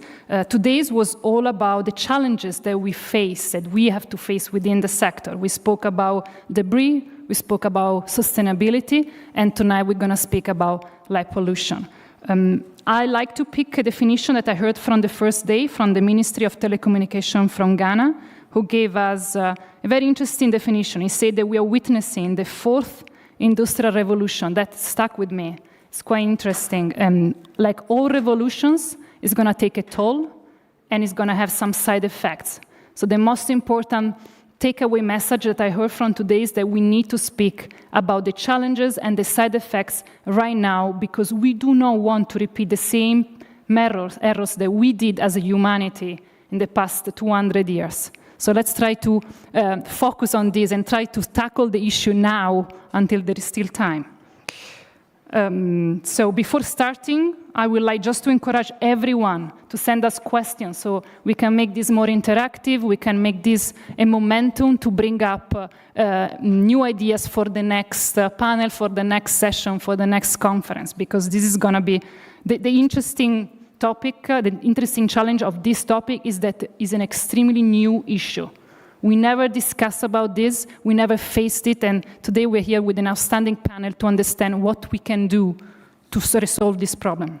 Allow me to introduce you our guests. We're going to have 2 guests live, 2 guests connected remotely. Live from Riyadh, we have in Professor Sara Lucatello, which is the Vice President of the European Astronomical Society. Sara is an astronomer at the Italian Institute for Astrophysics, called also INAF, of Padua, and as Vice President of the European Astronomical Society, she coordinates the working group on the impact of satellite constellation on astronomy. Sara, over to you for a couple of minutes of introduction. Very quickly. Thank you, Emma, for this nice introduction. I would like, first of all, to thank the organizers for this wonderful conference. I've learned so much. I'm not someone who interacts with this community so often. I'm, in fact, the only astronomer at this conference. But I've learned a lot. It's been extremely useful, and I hope this kind of interaction will continue for the next years. I also have to thank the organizers for inviting me specifically to express our take as an astronomical community on this very important topic, a topic that for us is vital and that we really want to engage further with this community about this. Thank you very much, Sarah. And now let's go remotely. From France, we're having Alexandre Vallée, the Chief of Space Service Department of ITU. Alexandre is since November 2017 the current Chief of the Space Service Department in the Radio Communication Bureau of the International Telecommunication Union. And as such, he leads the team responsible for the maintenance of the International Registry of Satellite Radio Frequencies, which allows all countries around the world to coordinate the use in order to avoid radio interference in outer space. Alexander, the stage is yours. Thank you very much, Emma. And good afternoon to all. Thank you very much for the invitation. It's great to be able to join you from Geneva. The aspect or the point of view that I'm trying to bring to this panel is more about the regulatory aspects and the legal documents that are existing or those that are not existing. I'm sure that we'll discuss that more in details during the discussions about the various kind of pollutions and the difference between, I would say, what is how to protect the darkness of skies and how to protect the quietness of skies. So I will try to share with you my thoughts about what currently exists, what could be done in the coming months or years, and what may require a bit more effort in terms of protection of the skies. Thank you very much. And moving back to Riyadh, we are having here with us John Janka, the Chief Officer of Global Government Affairs and Regulatory of Viasat, an international communication solution provider with a long legacy of designing, building, and operating telecommunication and broadband networks of all types. John developed and edited for a decade a global compendium of international law entitled The Technology, Media, and the Telecommunications Review. John, over to you. Thank you, Emma, and most important, I'd like to again thank our hosts for their gracious hospitality. This has been a wonderful event, and all of the support staff made this extremely easy, so I appreciate that very much. Viasat is a communication solutions provider. We're technology agnostic. We believe in bringing the right tool to solve the right problem. And in that respect, you may not be familiar with this, but we, over the course of 35 years, have built LEO payloads for various folks. We've built LEO ground networks, and we've built LEO user terminals. We're very interested in this space, and that's why we're working so hard, as we have been for the past 2 years, toward a sustainable future in space that we hope will allow for growth and innovation, including the types of applications and systems that none of us in the room is smart enough to think about today. I'll talk about this a little bit later, but it's increasingly clear that there are limits of various types on how we can populate low Earth orbit. And we think it's critical that we understand what those limits are so that we can learn how to work within those limits optimize our use of LEO, and most importantly, ensure that there is room for growth and innovation for future generations. Thank you, Emma. Thank you very much, John. And last but not least, from the US, we're having with us Ruskin Hartley, the Executive Director of the International Dark Sky Association. Ruskin is a geographer by training, and he spent his career focusing on conserving land and water. He's originally from the UK, but he's decided to move to a much better weather country, and he now lives in Tucson, Arizona. Nice choice. Welcome, Ruskin. It's all yours. Thanks, Emma. And it's wonderful to be invited and be part of this important conversation. And the irony is not lost on me that I'm able to drop my son off in the morning and participate in the global conference in Riyadh a few minutes later because of the incredible technology that now connects the world. The International Dark Sky Association has been working for the last 35 years to really raise awareness around the issues around the growing impact that light pollution is having on every single living thing on the planet, and supporting a global community of advocates working to turn back and stem the tide of light pollution. So I'll talk a little bit later about really what is the impact of light pollution, why should we care about it, and critically, why is the International Dark Sky Association involved in this issue of the proliferation of satellites. As I think, as you led off, Emma, I think it was really interesting to hear the sort of comment that we're at the sort of the start of the fourth industrial revolution, and how can we use foresight to ensure that we don't repeat the problems of the past, so we're left cleaning up a mess. So I think we're really excited for the opportunities to collaborate to build a stronger future here. Thank you.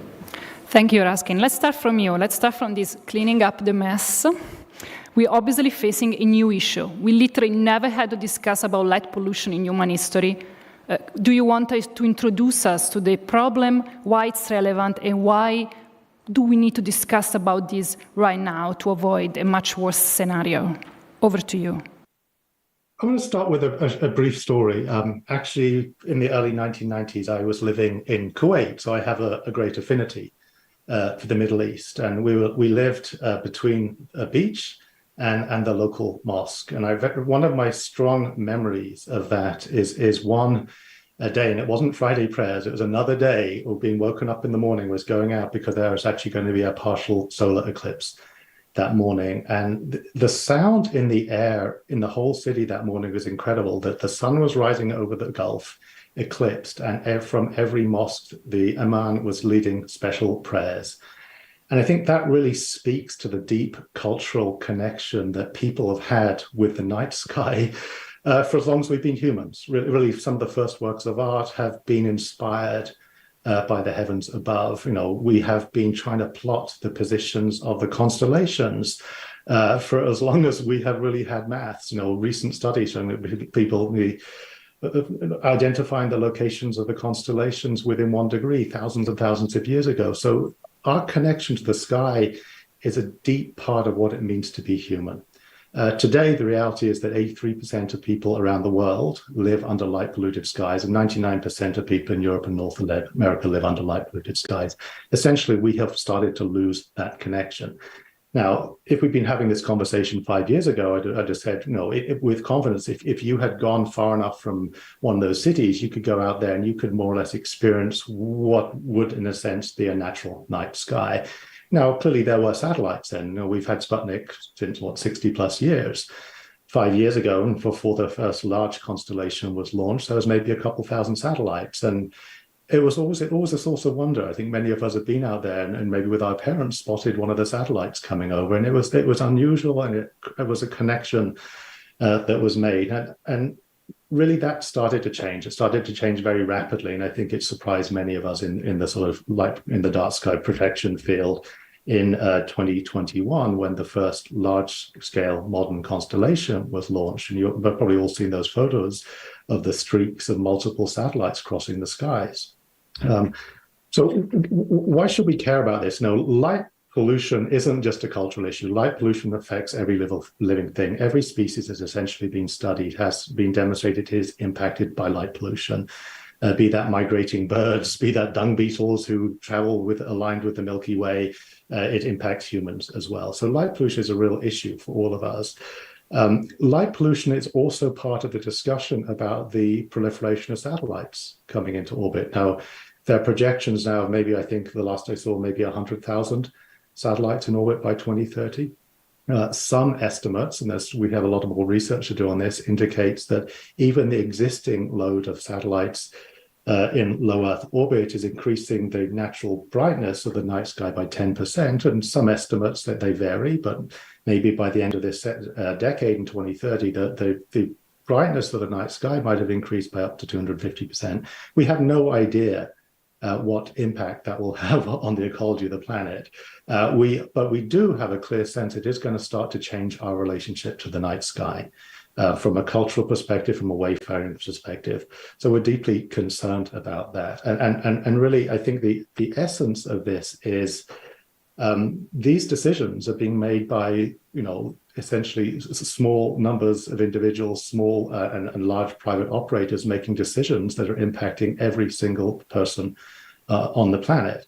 Now, we're not here to say, to imagine a future where there are no satellites. No, clearly satellites have an incredible role to play in connecting humanity around the world, but we do want to have the question and the dialogue about really who owns the night sky and how can we have a shared governance of the night sky that really benefits everyone? In essence, how can we learn, as you said, Emma, from the mistakes of the past? If we think about some of the ways that we've dealt with global commons and environments in the past, we're now in a position that we're trying to remove excess carbon from the atmosphere impacting climate change. We're in a position we're trying to remove plastics in the ocean because we thought the ocean was limitless. And I think we're in a similar position now. We think that the sky is limitless. Before I close, I did just want to mention that there's another aspect of this that I think we need to look at, and that really is the life cycle of this. This is not just an impact of light pollution on the sky or radio frequency interference. This is really the industrialization of space. We're moving with time from launches being an unusual occurrence to probably a daily occurrence. Each of those comes from a spaceport with on-ground impacts that are massive. The launch themselves is depositing carbon up into the upper atmosphere, and clearly the deorbit frequency of these satellites is beyond what has ever envisioned in the past. Some estimates that even now are depositing as much aluminum from these deorbiting vehicles into the upper atmosphere as natural background levels. So we have to be looking at this from a holistic perspective. And really, if we want this to be sustainable for all of humanity, I think we need to look at all of the global impacts and the cumulative impacts of this over time. So thank you, Emma. Thank you, Raskin. Just one quick question to clarify. We're already facing an issue with the huge constellations, right? This is not a projected model. No. There are thousands of satellites up there at the moment. We're seeing the impact. Anytime I go out now, I will see satellites going past. But we are at the start of this. We're at the very start. The decisions that we're going to make in the next few years and certainly the next decade are really going to profoundly impact whether we're into a situation where we're having to rectify the mistakes that we have made, or can we use our foresight to put in place a governance and a regulatory structure that ensures that both the benefits can be shared equitably and the impacts can be mitigated and minimized to the extent possible.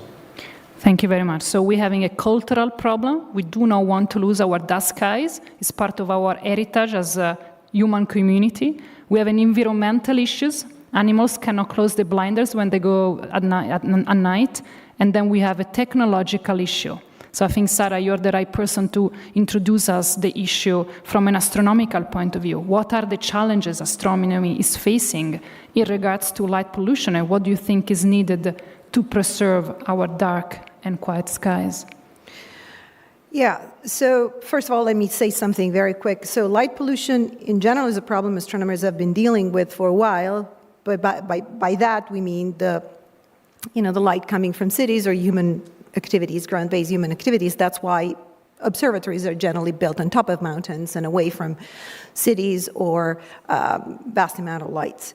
What is new and what we'll be discussing here is the impact that the satellite constellations, specifically LEO constellations, have on optical, near-infrared, and radio spectrum, which are frequencies in which the astronomical community regularly observes from ground-based facilities and that are now affected by this. So these objects affect astronomical activities in two ways. One, and this is about the optical and the infrared, is because satellites reflect the solar light. And so they keep reflecting the solar light past twilight, past the time, past sunset. And so they appear bright, and they appear as bright stripes or spots in astronomical wide imaging. The other direct way in which they affect astronomical observation is for radio telescopes that actually, of course, radio telescopes observe in the radio bands, and they are affected by the transmissions of the satellites themselves. So why is it a problem now? Satellites existed for a while. It's just a numbers game. Before, the likelihood of having one of these bright stripes appearing in one of your imaging was vanishingly small. It would happen from time to time, but it was not something that was a common event at all. And for radio telescopes, of course, they enjoyed the protected frequencies, thanks to the ITU, but also they very actively pursued radio quiet areas. They were built in remote locations that were likely not affected by this downlinking, by these transmissions. Now we're at 5,000 satellites going to 50,000 in just a few years, and the game is changing. Now, regularly wide field astronomical, optical, and infrared imaging are affected by these bright stripes, and radio quiet areas are not so radio quiet anymore. And this is happening at the time in which our community is pushing forward to build two of the most cutting-edge facilities that we've been working on and planning on for a long time. One is the Vera Rubin Observatory, that is an American-led project that is a very wide field imager. It's a €500 million project that involves, as I said, led by Americans, but with a lot of interest from other parts of the community, Europe, Asia, Latin America. And what it is expected now is that constellations will affect between 30 to 50% of the images taken before dawn and right after sunset. The other facility that is going to be affected is SKAO, which is the largest radio telescope that will ever be built, which is expected to start operating in 2030, with antennas located in South Africa and Australia, and is a project with 14 partners, mostly Europeans, but there's a lot of partnership from Asia as well, besides Australia and South Africa itself. So simulations for SKAO show that with the satellites that we had last year, not projected last year, the time necessary for SKAO to complete an average observation would have to increase by 70%. So it's an enormous impact, okay? Now, this was realized by our community. I think that the American community was the first to realize this was a problem. The American Astronomical Society sprang into action, and then we followed, the European Astronomical Society followed. And recently, the International Astronomical Union, which is the largest body of which brings together professional astronomers, established a Center for the Protection of the Dark and Quiet Sky with the plans to coordinate and organize the activities and the response to this problem. Now, there's been produced some recommendation for mitigations, both on the side of the operators and on the side of the astronomers, which have, of course, two effects. On one side, they are overhead for our community because it's costly to adapt the project, change the planning, change the design in some cases to accommodate this changing world. But also, what is important is that there is no fix that will 100% recover the lost data, unfortunately. And specifically, some science cases are going to be quite affected, and one which is interesting to mention is the search for near-Earth objects, which are crucial for planetary defense. That's the way we detect objects that might potentially have a collision with our planet. And that is a science case that will, unfortunately, be quite affected by the proliferation of satellites. Our community has engaged with operators, specifically SpaceX, Amazon Kuiper, and OneWeb. And I have to say they've been very cooperative. They've been, putting in efforts and time and resources, and they've also experimented some of the solutions, DarkSat and VisorSat. However, in this context, I think it's important to mention that they're doing so entirely voluntarily. There's no stipulation, no requirements on them to do so. And we realize we are in a regulatory gap. We figured out pretty soon that this was a big problem, and so we coordinated, and there's been activity. The American Astronomical Society has engaged with the NSF, and to some level with the FCC. We, the European Astronomical Society, have engaged with members of the European Parliament and the Commission to make sure that the new constellation that the EU is planning, the one we heard about a couple of days ago, will actually have in its design taken into account since the beginning the impact it has on astronomical activities. And on a broader and more international context, the IU Center for the Protection of Dark and Quiet Sky has been engaging with COPUOS extensively. This is something that Nicholas Hedman mentioned earlier, because of course we want to get to a place in which we are seen and we have a seat at the table in this kind of designing and planning of the constellations. Now, there have been some encouraging developments, but there's still lots to do. We obviously still have a lot of ground to cover.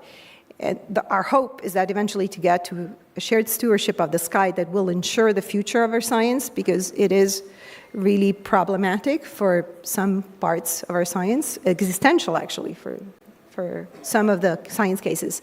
And so we hope that we can get to that before it is too late. Thank you, Sarah. You mentioned optical, near-infrared, radio spectrum. Optical spectrum is not a word that's been pronounced many times during this conference because it's a completely different sector. So maybe we can specify a bit better what is the difference between an interference for an optical or a radio spectrum or radio telescope. So, as I said, the problem is that when you look, the interference for the optical is just the reflected sunlight. It's not that the satellites emit in the optical, but they reflect the light of the sun, and that is a problem, of course. Whereas in case of the radio astronomy, there is direct emission. So those are the two. Thank you very much. You gave us a couple of interesting data. Maybe we come back to them later. John, so the astronomy sector calls for regulation and rules of behavior from satellite operators. What is the answer from your point of view? What is your framing of the issue? And do we have the slides? We do. If we could we have some slides, start the slides, from John. please. I'll answer your question, but if I can, a little setup, just because I think it will be informative. If you would go to the first slide, please. Very good, thank you. One of the things that Sarah talked about is the fact that everything that's been done so far has really been done on a voluntary basis. And while that is laudable, there is a recognition by the US FCC that in the current climate, the short-term interests of individual operators may not align with the long-term interests of the common good. And it's a so-called tragedy of the commons. We're seeing that play out in the orbital debris space. I think we're also seeing it play out in this dark and quiet sky space.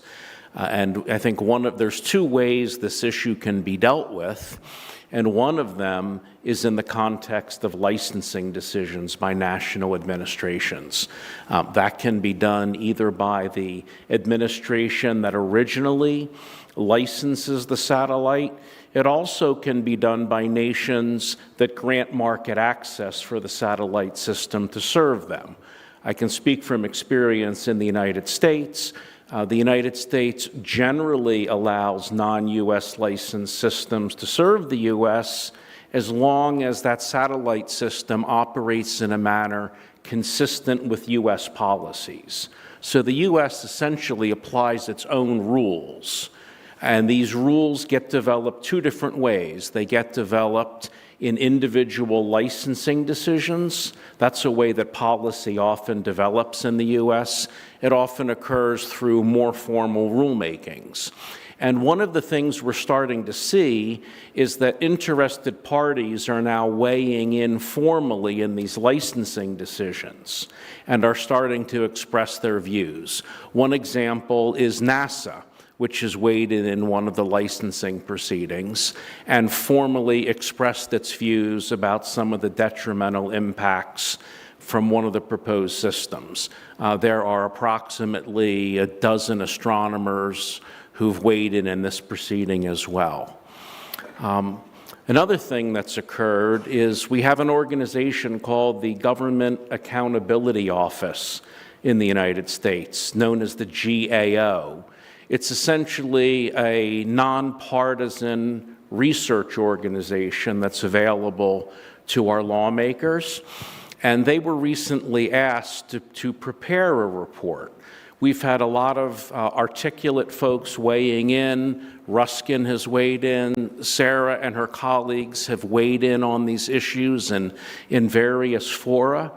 But we now actually have a U.S. government arm writing a fairly thorough report that I commend to you to read. It was released in September that recognizes these are legitimate issues. These are just a few snippets.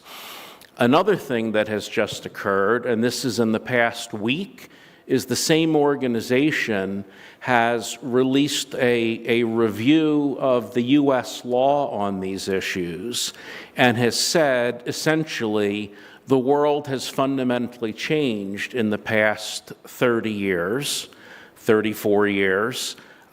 We need to start looking at things differently. And they recommended that the FCC start to review and document whether or not the licensing of large constellations has significant effects on the environment.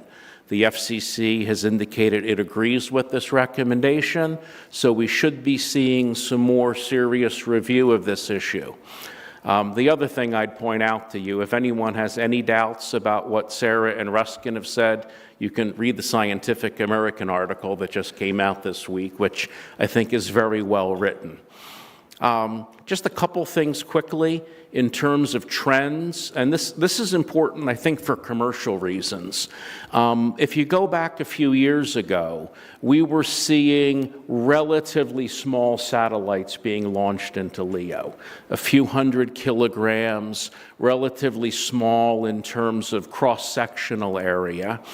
But what we're now seeing is a trend to much more massive satellites and much greater numbers. And by having a larger mass and having a larger surface area, you can have a number of adverse environmental effects. And one of the problems that exists is when licensing administrations approve these systems, they don't seem to be putting any constraints on the satellites. So they may be given a proposal, let's say for a few thousand satellites that are, the size of the podium, but they're not limiting the satellite operator. And then a year later, the satellite operator says, I want something that's 10 times that size. And there's no way to constrain that because conditions haven't been placed on the system at the outset. And I think Sarah hit on this point about how dramatically the world is changing. This is a perspective in green of the number of satellites in orbit at the beginning of this year, the mass of those objects, and the cross-sectional area of those objects. And you can see with just one new system being proposed, we have an increase of 6 times in the satellites, 27 times in the mass, and 241 times in the cross-sectional area. Sarah's the expert who can tell you how that can potentially affect reflectivity, but I think it's fair to say this is a reason for concern. And the other reason it's a reason for concern is once one satellite operator heads in this direction, others are going to follow. It's going to have to be a matter of follow the leader because you have to keep up with what's going on. And I don't want to suggest that this is the only way we can populate low Earth orbit. We actually believe we can do many amazing things with smaller and more capable satellites that don't have these adverse effects. But that requires research and development and a concerted effort on the part of everyone involved. The other two thoughts I'd like to leave you with: I think there are a number of people who are concerned that we are approaching the capacity of low Earth orbit from an environmental perspective. If you think of this as a cylinder, there's so much you can fill up, and there are different ways you can fill it up, but it looks like we're about to overflow in terms of environmental effects. And what I'd like to see us do is get to this point, where we're more efficient in what we're doing in the available space and leaving room for growth and innovation, leaving room for the systems I mentioned to you earlier that none of us has yet imagined. Thank you. Thank you, John. We will go back to the capacity a bit later, especially because obviously the problem is linked to so many other issues. You know, it links to debris, links to asteroids, and to LEO capacities. It's an environmental problem at large. And maybe picking up from what you said and what Ruskin said, it's a sort of holistic problem. It has to be approached from so many angles. Alexandre, I just want to move to you. Like, how can a regulatory body respond to all these issues? Because in the end, it seems, picking up from what Sarah said, what John said, in the end, it turns to be a regulatory problem. We need to set rules to avoid this to happen. What needs to be done to implement such regulations? Yes, thank you, Emma. Well, first, I think we need to look at what currently exists and what needs to be invented. So, in terms of what exists for international regulations and international law, there is a major difference between, I would say, light pollution, the topic of light pollution, and the topic of radio pollution. To my knowledge, there is no legal instruments, international legal instruments, to mitigate or to limit light pollution, especially light pollution created by reflection and satellites. So this is a bit of the desert currently, and a number of things have to be invented. That would require, I think, a strong political will to act. Concerning the radio pollution, this is a bit the contrary. A number of international instruments exist, and in fact there is an overall legal framework for it. And this legal framework is provided by the International Telecommunication Union through the radio regulations, which is the international treaty governing the use of radio spectrum in orbit. And what is important to understand is that in the radio regulations, Sarah mentioned it, you have specific frequency bands reserved for the use of radio astronomy. So in these frequency bands, the international regulatory framework, international law, is in place to make sure that radio astronomy observations can continue to be performed in an appropriate manner. There may be a need for additional tools to make sure that these bands are protected to the levels necessary, but I would say more or less everything is in place. Maybe there will be need for more work, technical work, to assess what type of protection is needed, but most of the thing is there. The other aspect that the radio astronomy community is facing is that outside of the band protected internationally for radio astronomers were used to be able to conduct observations, because until very recently they only had really to take care about the GSO belt, where of course all the GSO satellite operators were placing their satellite, and which was indeed a part of the sky which was not possible to observe from the Earth. But the advantage of the GSO belt is that it is a fixed part of the sky, whereas what you observe, if you are radio astronomers, are stars that move in the sky. So you can wait for the stars to be outside of the GSO belt and still observe in bands that are not officially protected.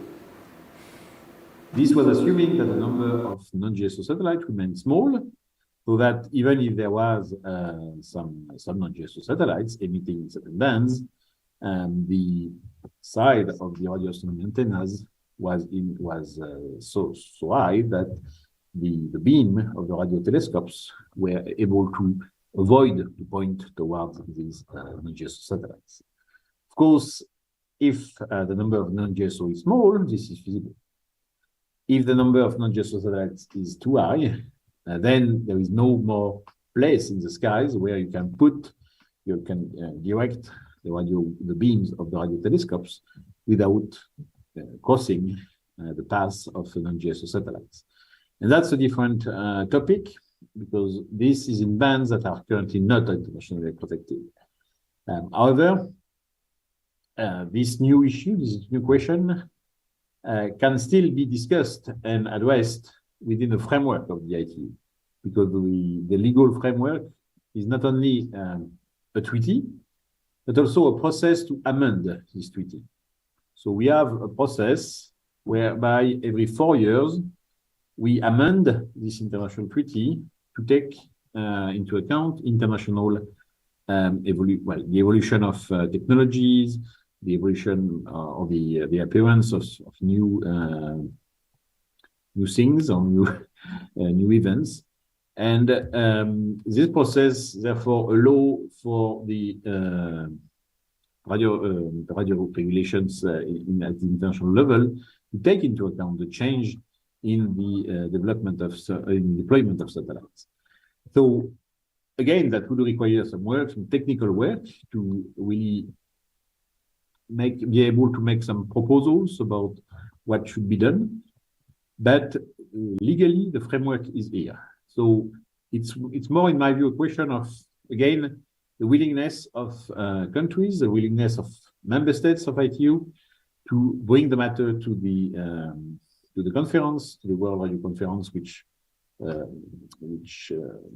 update the treaty. And if they wish so, then there will be studies made by experts and possible solutions. Because one of the points that we are discussing now, that we are discussing to explain the problems, but we should also start thinking about what are the possible solutions and what we can do in practice. So this is for the radio pollution. For the light pollution, I think COPOS has started to discuss it, and maybe they will also have views or paths towards the solution. But I would like to finish my intervention by maybe connecting back both problems, in the sense that if we use the existing regulatory framework to find a solution for the radio pollution, it may also have a positive effect on the light pollution, because maybe it will be, in a way, having an effect on reducing the light pollution, not because we would regulate it by itself, but as a side effect. I doubt, however, that it will be enough to solve the issue of light pollution by itself, but it may have, I would say, a positive effect. Thank you. Okay, it's working, sorry. Thank you very much. I have a side question for you. This is coming from a non-regulator, so it's what I will define a basic question. And there is a cascade question for all of you. So my question for you, Alex, is can the law actually limit the launch of satellites? Can a regulator tell to a private entity, say, no, you cannot launch because the sky is full? And then the second question for everyone, can we empirically measure the fullness of the sky? Is there a way to determine whether there is more space or not? And this is for all of you. So maybe we can start from you, Alexandra, and we can proceed to the other speakers. Yeah, so there are two levels to this question, in the sense that at international level, treaties are signed by states, and they collectively agree how to manage certain resources in the skies. So the Outer Space Treaty is known to explain that member states retain the entire responsibility about all the activities carried by their nationals in space. So if they collectively agree on a certain way to use outer space, then obviously they can then implement it nationally by enacting law that are consistent with their commitment at international level. If the law exists, then the regulator can apply it and enforce it into a certain licensing procedures. So yes, you can license, you can limit the number of satellites you are allowing to launch. That may not be the only solution. That's why probably we need more work from all parties involved to see what are the possible solutions.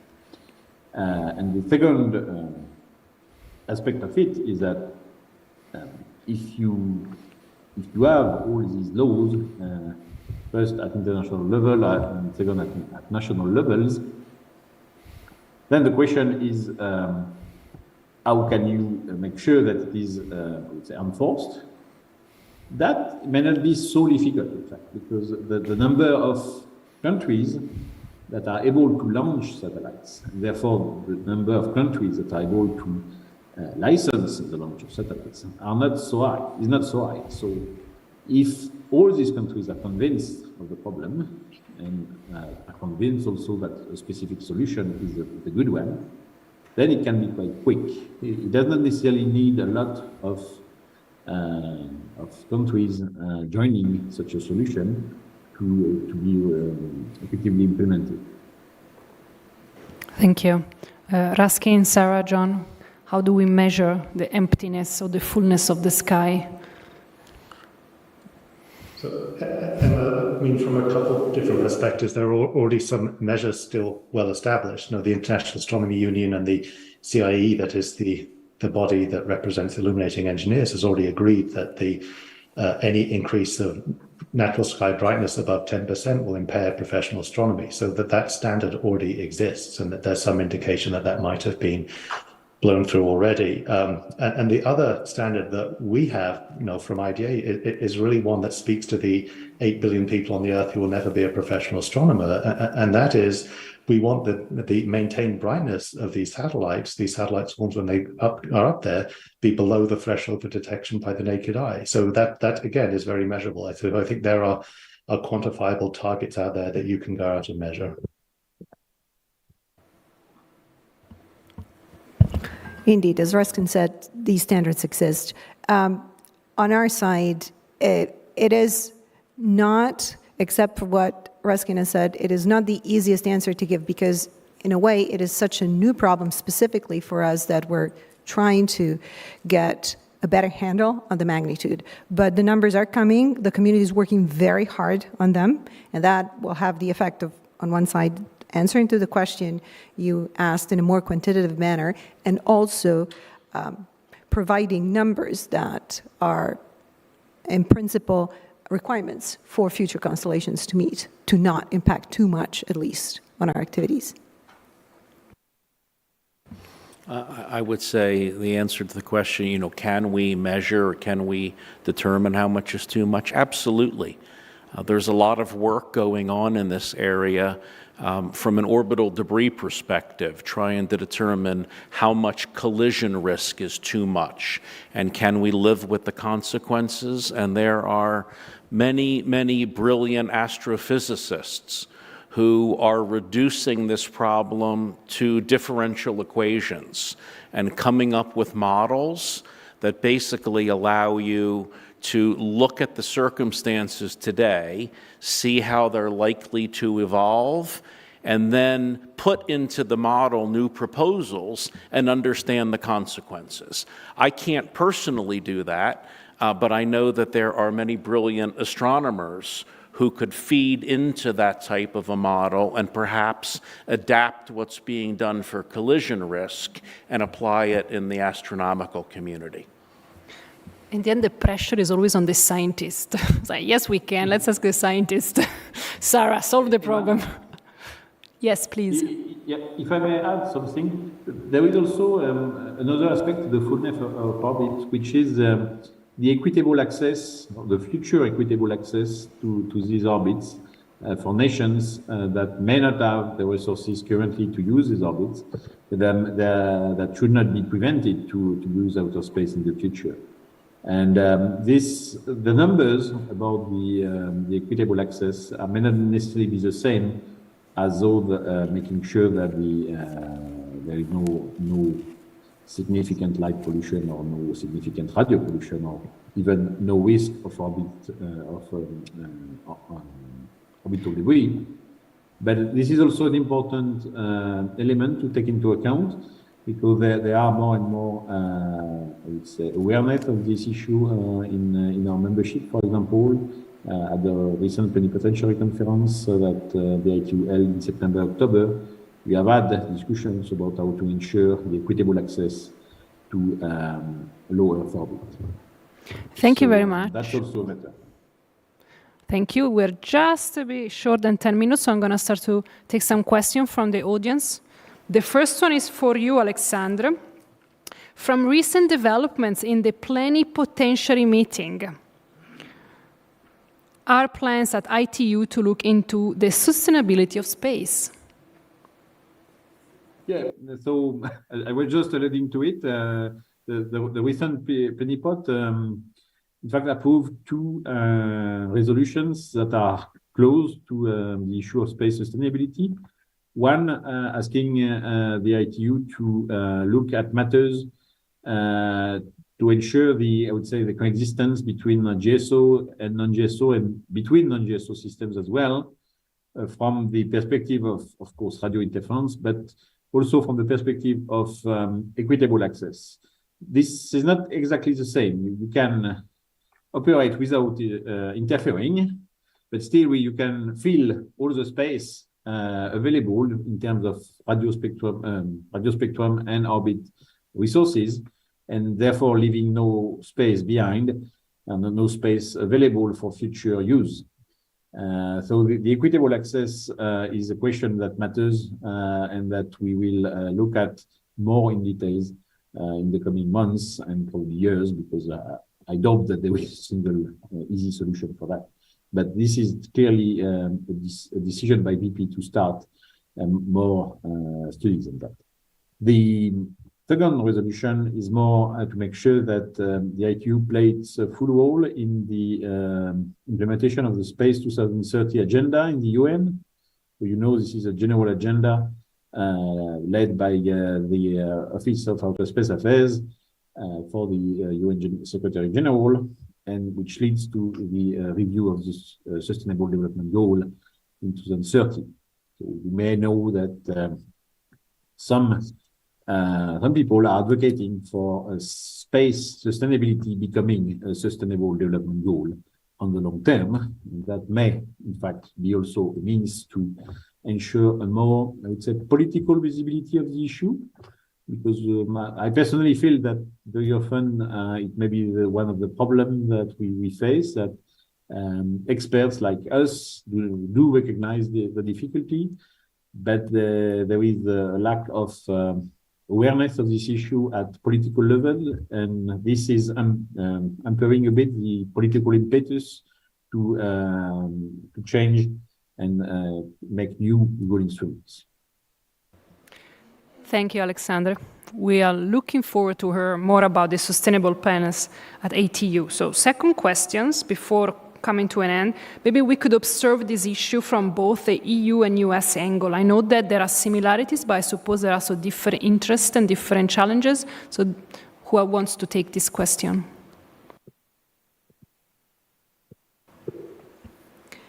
So in my community, I mean, astronomy is a very international community, and we work together in big collaborations all the time.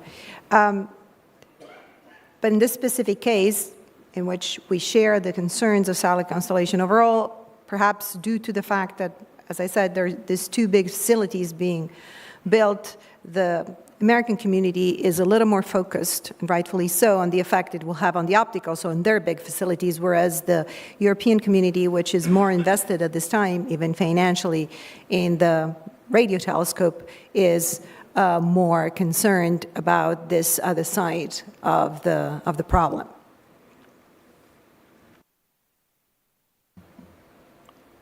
Anyone? Otherwise, I'm going to close it with the final question for everyone. Okay, so last question. Let's get a bit practical. What's the next step? What do we need to do tomorrow? So we had a couple of years of astonishment and surprise, theoretical models, data crunching. Now, where are we going from here? Ruskin. That's a great question. It's probably also the most challenging question. Personally, IDA's position is I think we should cause for a pause here. I think we should cause for a pause and sit down and have the conversation about what the solution has to be to this before we make too much of a mess going forward. And I think the last thing I'd say is I think positioning that this is not just an issue of space sustainability. This is an issue of sustainability of the environment for humans down here on Earth. And it's really a recognition that the human environment does extend into low Earth orbit. Thank you, Ruskin. John? Very simply, I think we need to catch our breath, do some modeling, and understand the consequences of our decisions.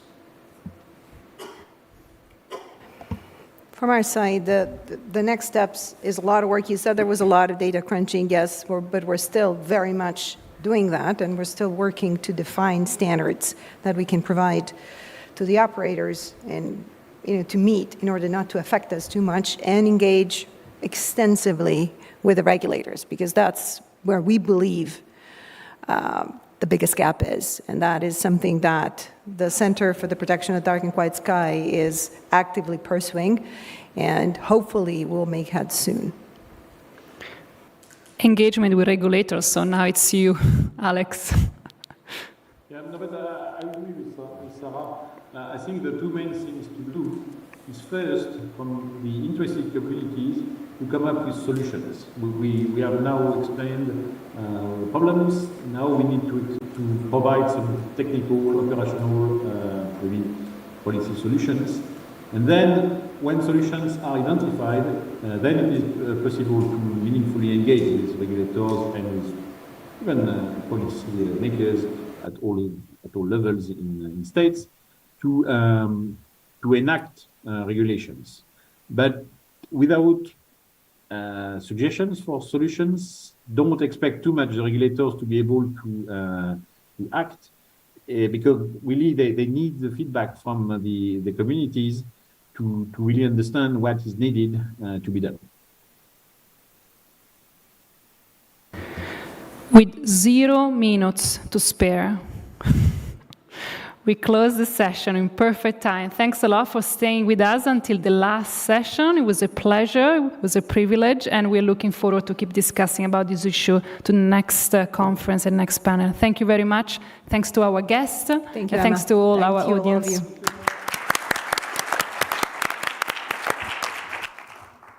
Thank you very much. Yeah, thank you to Emma as well for expertly moderating that session. Thank you to all our guests. And I'm not sure whether Alexander is still here or can still hear us, but a big thank you to Alexander and all his team. So Alexander has been influential in organising the event from the ITU side. So hopefully he can still hear me when I say, Alexander, a big thank you to you and all the team there for everything you've done to help organise the event and for partnering with CST in this way. So thank you very much. So we're almost there, but before we finish, we do have one last treat for you all, because we have our final keynote presentation, and we're delighted to be joined virtually by Professor Theodore Rappaport, David Lee Ernest Weber, Professor and Founding Director, NYU Wireless. So hopefully we have Professor Rappaport with us. So he's going to be talking to us and closing the conference with a keynote presentation focusing on design of non-terrestrial networks for minimization of interference and wasted power. So Professor Rappaport, welcome. Thank you. Thank you very much. Are you able to hear me and see my screen okay? Indeed. We can hear you loud and clear. So great to have you with us. And yeah, really looking forward to your keynote presentation. So with that, I will pass over to you. Thank you. Okay, thank you. And it's a pleasure to be here for this important meeting of the ITU NTN Forum. I'm Ted Rappaport at NYU. I'm excited to talk with you today about some high-altitude platform stations, the idea of putting base stations in the sky, not necessarily satellites, but these are drones or hovering craft that can circle at about 10 to 20 kilometers above Earth. These are very interesting to the cellular telephone community. The global standardization body 3GPP is looking at this very seriously. It's for emergency communication as well as rural coverage. It has military applications for rapidly deployable cellular systems from the sky. And so I'm going to talk about that, but I'm going to introduce two key things that deviate a little bit from this work. And I want to say that this study of HAPS, high altitude platform stations, I did in conjunction with Nokia a couple of years ago. Nokia, of course, manufactures base stations and is deploying these systems in prototypes. But I first want to talk about the atmospheric conditions in general. It's been touched on already in this conference, and show some of the impacts we have as we move to 6G and over the next decades to come, how the troposphere and this free space channel is both a blessing and a curse. I'll talk about some of the results of the high altitude platform stations that are very viable and some of its performance expectations. And then I want to bring the conference to an awareness of the importance of power consumption and power efficiency.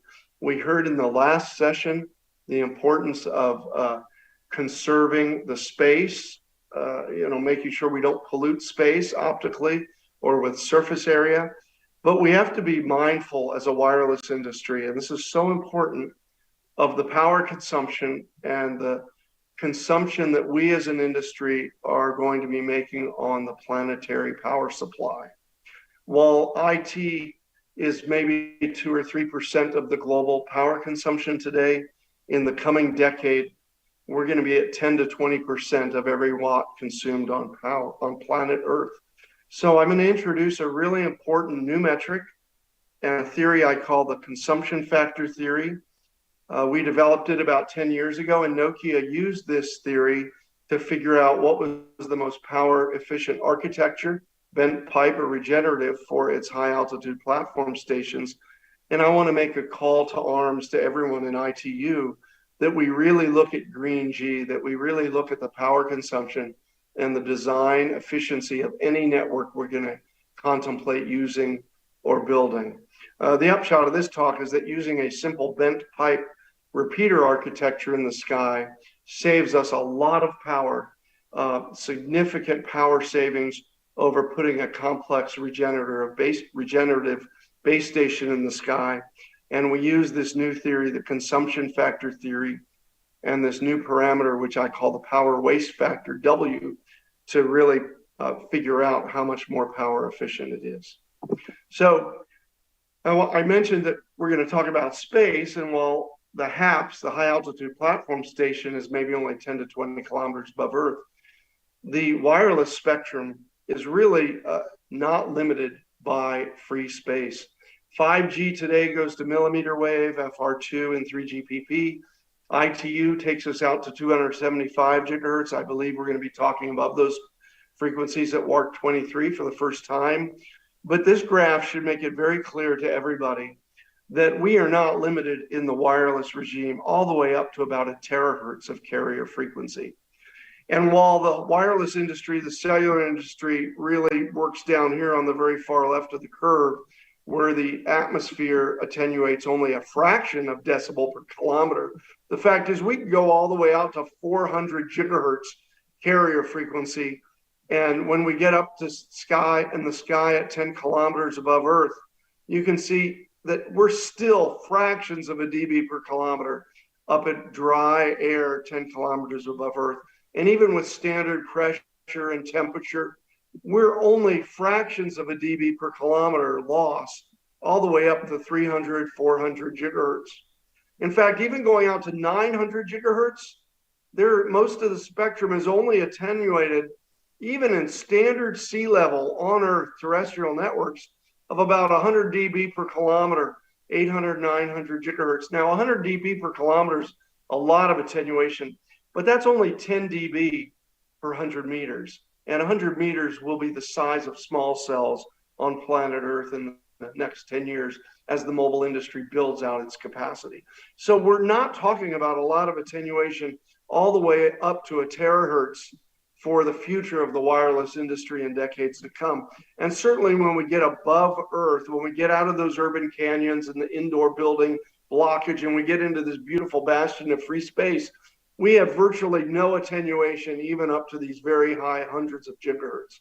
And while indoor and urban mobile terrestrial create problems for coverage with blockage and building urban canyon propagation, the fact is you have none of those issues up in free space and when trying to reach a mobile that's out in the open from the sky for a rural cellular service, for example. And that's generated a lot of interest from the Amazons and SpaceXs of the world. However, with that beautiful free space channel comes the real problem of interference from the ground interfering with these satellites or these HAP stations. Very susceptible to ground-based interference that can radiate upwards. So it's a real problem for space-based systems to deal with the interference from the ground, which means the mobile industry and the satellite industry is going to have to cooperate more than ever before to coexist as satellite systems proliferate. You can ask about rain, but the remarkable thing about rain is once you get to 100 gigahertz, the raindrop size is large compared to a wavelength. So basically, if you can design any satellite or terrestrial, non-terrestrial network of 50 to 100 gigahertz carrier frequency, you've already designed it for rain all the way up to a terahertz. So as small cells come out in terrestrial, and as we build these space-based and HAPS-based systems, we will design for rain, worst case rain, and then we'll have it covered all the way up to a terahertz of carrier frequency. And you can see on the right that atmosphere, free space, and rain all really don't have any impact at about a kilometer or two, and even out to 10 kilometers, 20 kilometers at 140 gigahertz, there's not a lot of impact in atmospherics. So this myth that wireless going to higher frequencies somehow attenuates is totally busted. We have clear sailing out to a terahertz, and I've written a lot of papers on this. Now, one of the big issues with passives, and both for the radio astronomy and for the military complex, which is doing weather satellite monitoring from the sky or military surveillance, they are basically very susceptible to ground-based interference, as I said before. But the remarkable thing is this troposphere, this God-given area of the Earth from 0 to 10 kilometers is where most of the attenuation occurs if there's going to be attenuation on Earth. And it's the slant path, the angle from a location on Earth out to the satellite that dictates how much attenuation is going to be.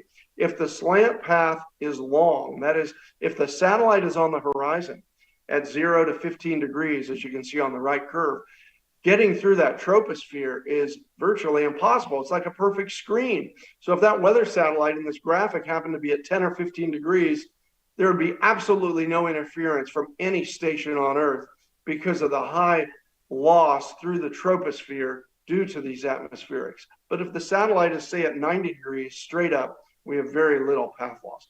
But all this attenuation happens really in the troposphere 0 to 10 kilometers above Earth. Putting this all together and looking at the spectrum, you see that for 6G, we are going to have these different bands where mobile and Wi-Fi are going to want to operate. 140 gigahertz, for example, where there's low attenuation. 220 to 280 gigahertz, you can see on that curve, has very low attenuation in various atmospheres. You know, I could see spectrum up to 400 and the 460 gigahertz being future mobile bands. But then you have these peaks due to the natural molecular makeup of the troposphere, the atmosphere, where you have huge attenuations. I call these whisper radio bands. Whisper radio, where radio waves won't propagate more than a few meters or a few tens of meters because of the molecular makeup of air and the resonances. These whisper radio bands appear as the peaks. And they're great whisper radio bands where wireless will replace wires because they can be safely communicating at super high data rates and not be eavesdropped. These are at 183, 325, 380, 450, 550, 760. These whisper radio bands are very promising, and we've been writing about this for about 13 years. Now, the bottom line is, what does this all mean for non-terrestrial networks? Well, if you look at the ITU today and the allocation for spectrum, you see these green bars along the bottom of the axis where there is fixed and mobile co-primary allocations. This is where the mobile industry could move to. And there's some really good bands in here. I mentioned the 140 gigahertz band. We can see there's 7.5 gigahertz of spectrum at about 142 to 150. The 260 gigahertz band, ripe for mobile radio, fixed wireless access. The cellular industry is going to go there, but the cellular industry is going to want more spectrum than this. They're going to want 30 gigahertz or 40 gigahertz allocations to handle 5 and 10 gigahertz RF channels, which are likely to evolve given what's called Cooper's Law in the mobile industry. And so we have this problem where existing satellites are already up there. They need to be protected. These are shown in gray. And in fact, in the US, we have prohibited use in these bands. And my hope is ITU can figure out a way where if mobile can keep the energy low on the horizon and take advantage of this natural screen with slant path, that we can somehow get a continuous allocation of 30 or 40 gigahertz moving higher in the spectrum. As I said, ITU is going to need to start looking at this all the way to 900 gigahertz based on the physics. This is where the industry will go. Devices are being made to work there now. I've written about it in some of the papers that are cited here.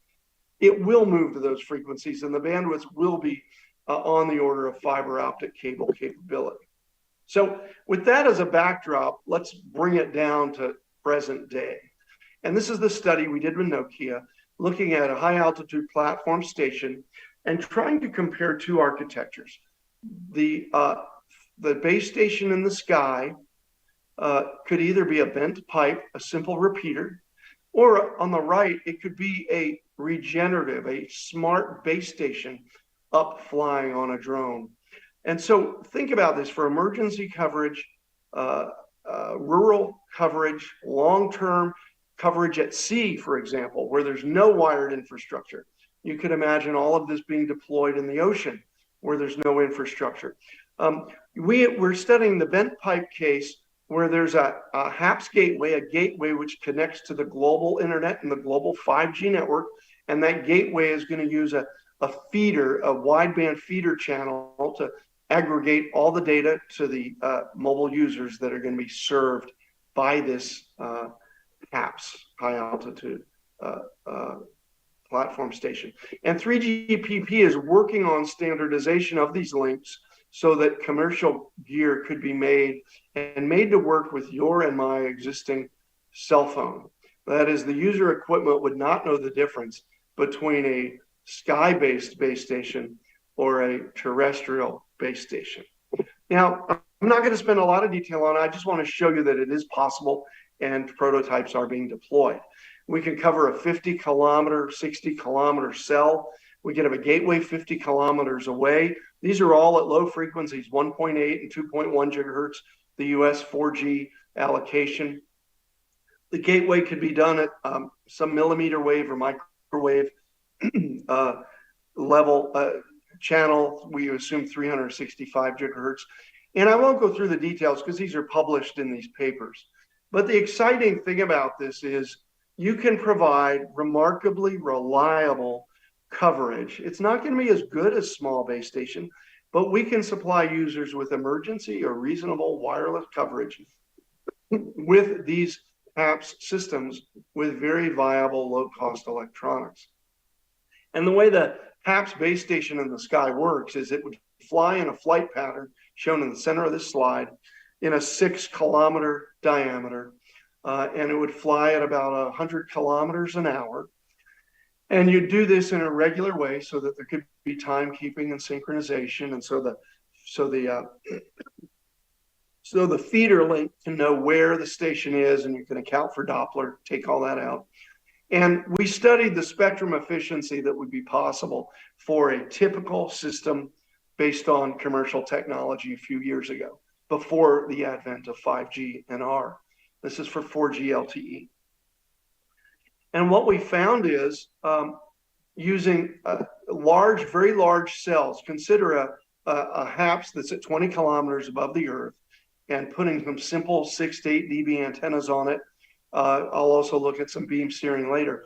But the bottom line is you can provide very good signal to noise ratio using a 105 dB repeater, which makes the mobile think that they're looking at a base station, but we're 20 kilometers above the Earth. And this graphic shows that for both regenerative and bent pipe, you've got really good coverage, about 60 kilometers. And the regenerative gives you a few dB better because there's more onboard intelligence buffering, and that translates us to better coverage. But the bottom line is you can cover a 60-kilometer swath for a user. And if you have a sparse number of users, this is key, a couple of hundred users or just a handful, dozens of users, you can provide reasonable capacity.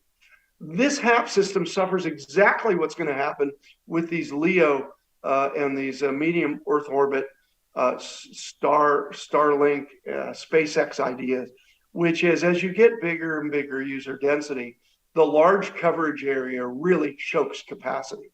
So I don't believe you'll ever see these space-based networks ever come close to a terrestrial wireless network in terms of capability, reliability, performance.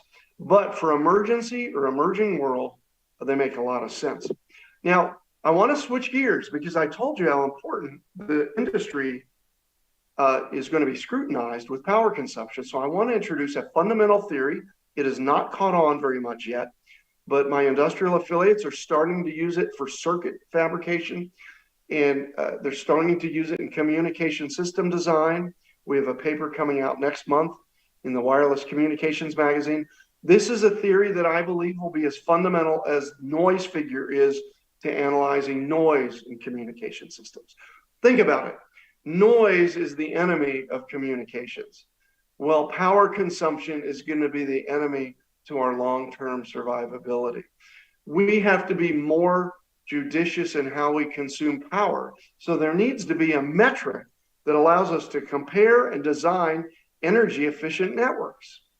And this consumption factor theory is something we came up with, and I'll show you how we used it to analyze the HAP system to figure out the right power efficient solution. We can do this for any network.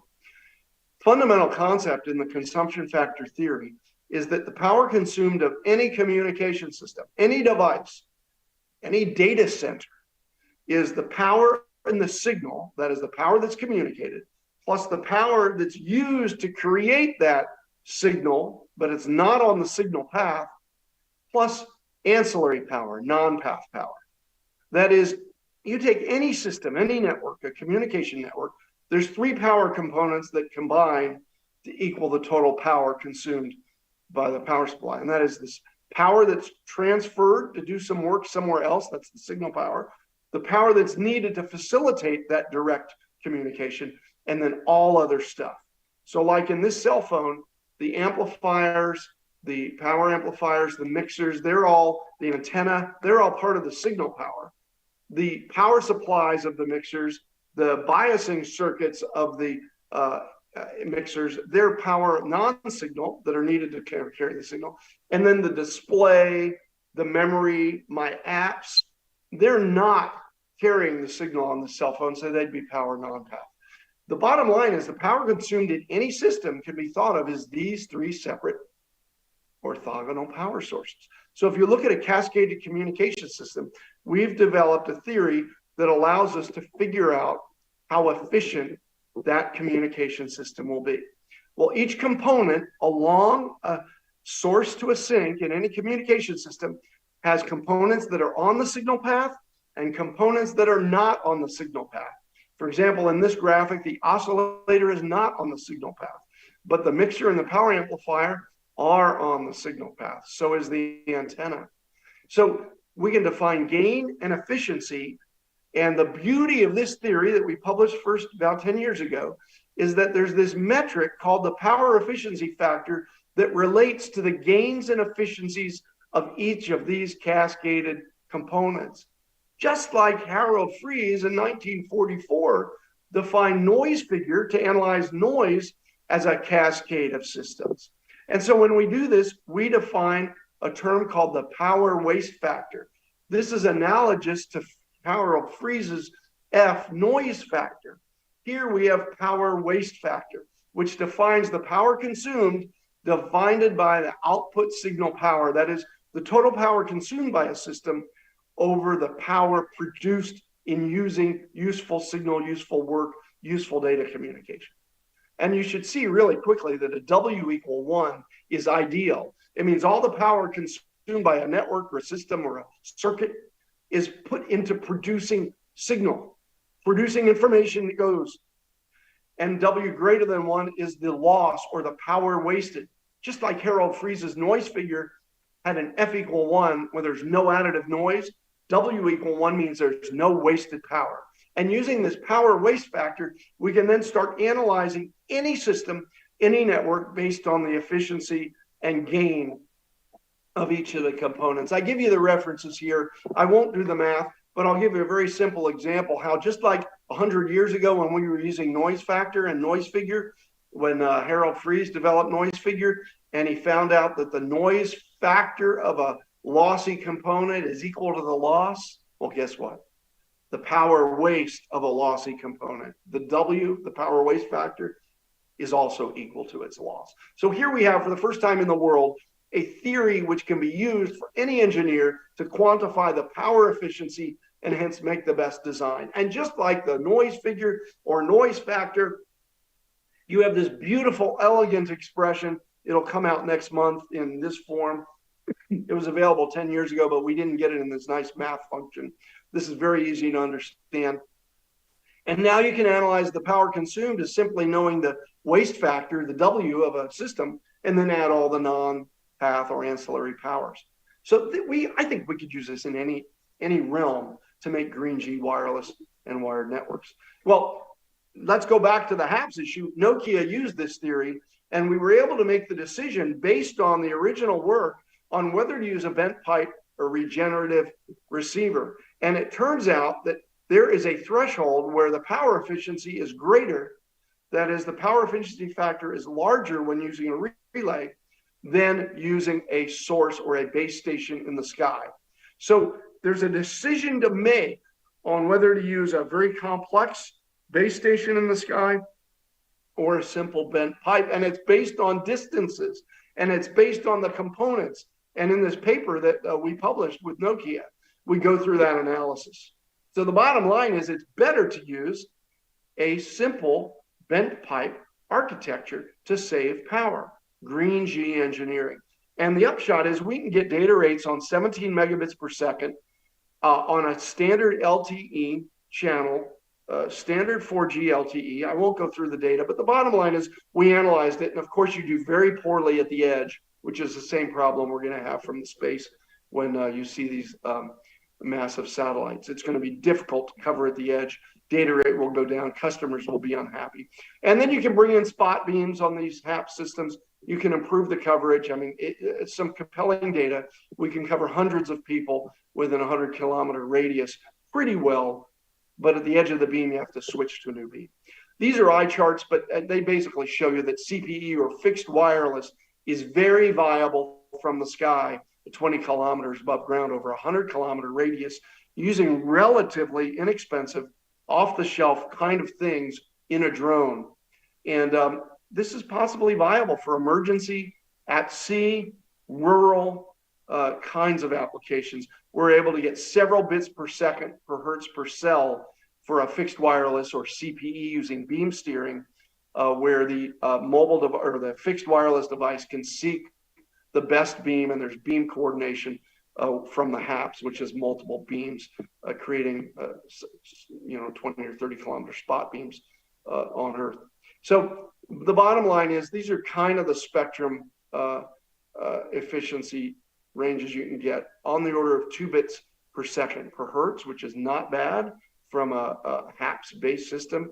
And of course, on the edge, we really drop off to less than 0.1 bits per second per hertz per cell. So that's not very good service on the edge. So the upshot of this is we looked at different kinds of solutions from the sky, and we looked at the consumption factor theory, this new theory, which I believe offers so much potential for our industry to make wireless much more power efficient than it is. Right now, there are really no metrics to figure out what architecture's better than another in terms of power efficiency. Even the people that design data centers don't use this. Here's a mathematical theory that's compact, easy to understand, accurate, and allows us now to talk with each other about power consumption. Bottom line is uplink is the challenge. The user equipment doesn't have enough power to get up that 20 kilometers sometimes. Interference is an issue. I didn't talk a lot about it. But the bottom line is, this bottom line, I think, is the work at WARC 23 and for everyone in ITU. We need to allow the terrestrial networks to coexist with satellites, with HAPS. We have to start looking at out-of-band emission masks and looking at antenna technologies that can keep the terrestrial network on the horizon. And with that, I want to thank this forum and thank all my industrial affiliates that fund our research at NYU Wireless. With that, I'll stop sharing and appreciate the opportunity to be with you.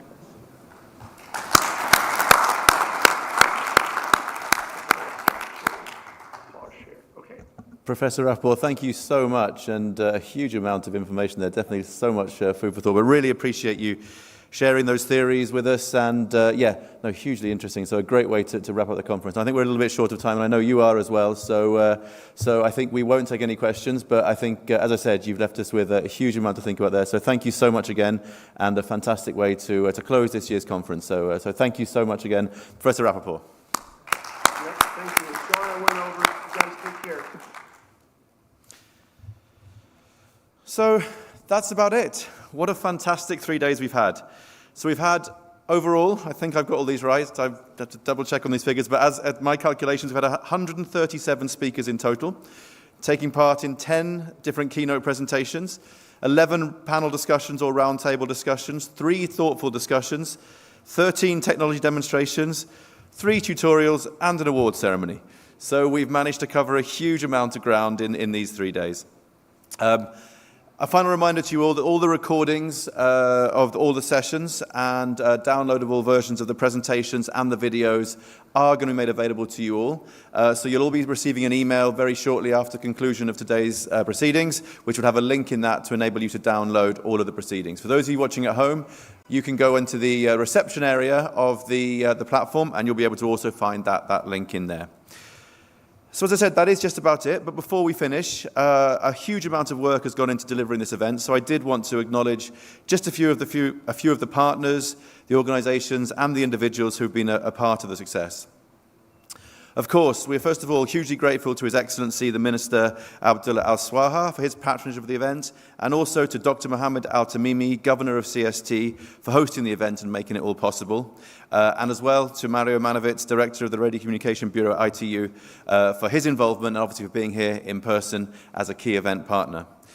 But I wanted at this stage to also take a few minutes to mention some of the other team members who've been involved in the event, because the work that's gone into this really has been absolutely phenomenal. The journey for this forum at CST actually started back, I think, in early spring this year. And since then, the Spectrum team, who have been leading on the project here, have worked tirelessly to bring everything together. So I wanted to mention and express our huge gratitude to Dr. Mohammed Al-Taibi, Deputy Governor of Radio Spectrum, and also all of the other core members of his team. So as I said, to Mohammed and also all of the core members of his team who've been involved. So to Abdul Hadi Al-Hathi, Abdullah Ajahani, Mohammed Abdul Qadir,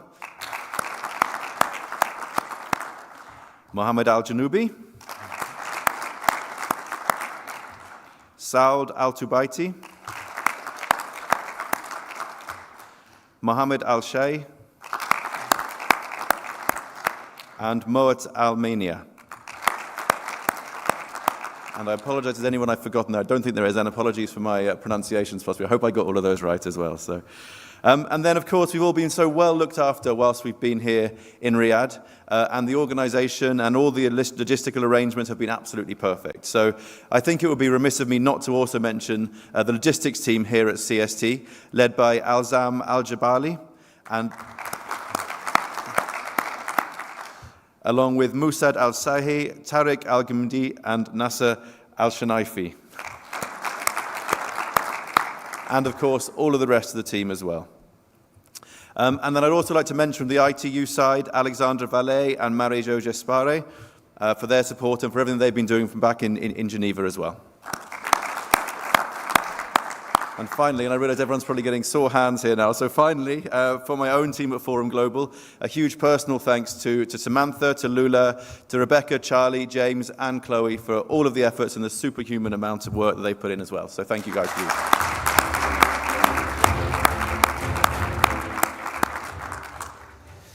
So there are, of course, many more individuals who have also worked really hard on things. So as I said, it's impossible to name everyone. There's been so many people involved. So to everyone, one final round of applause to all of the event team and everyone else who's been involved.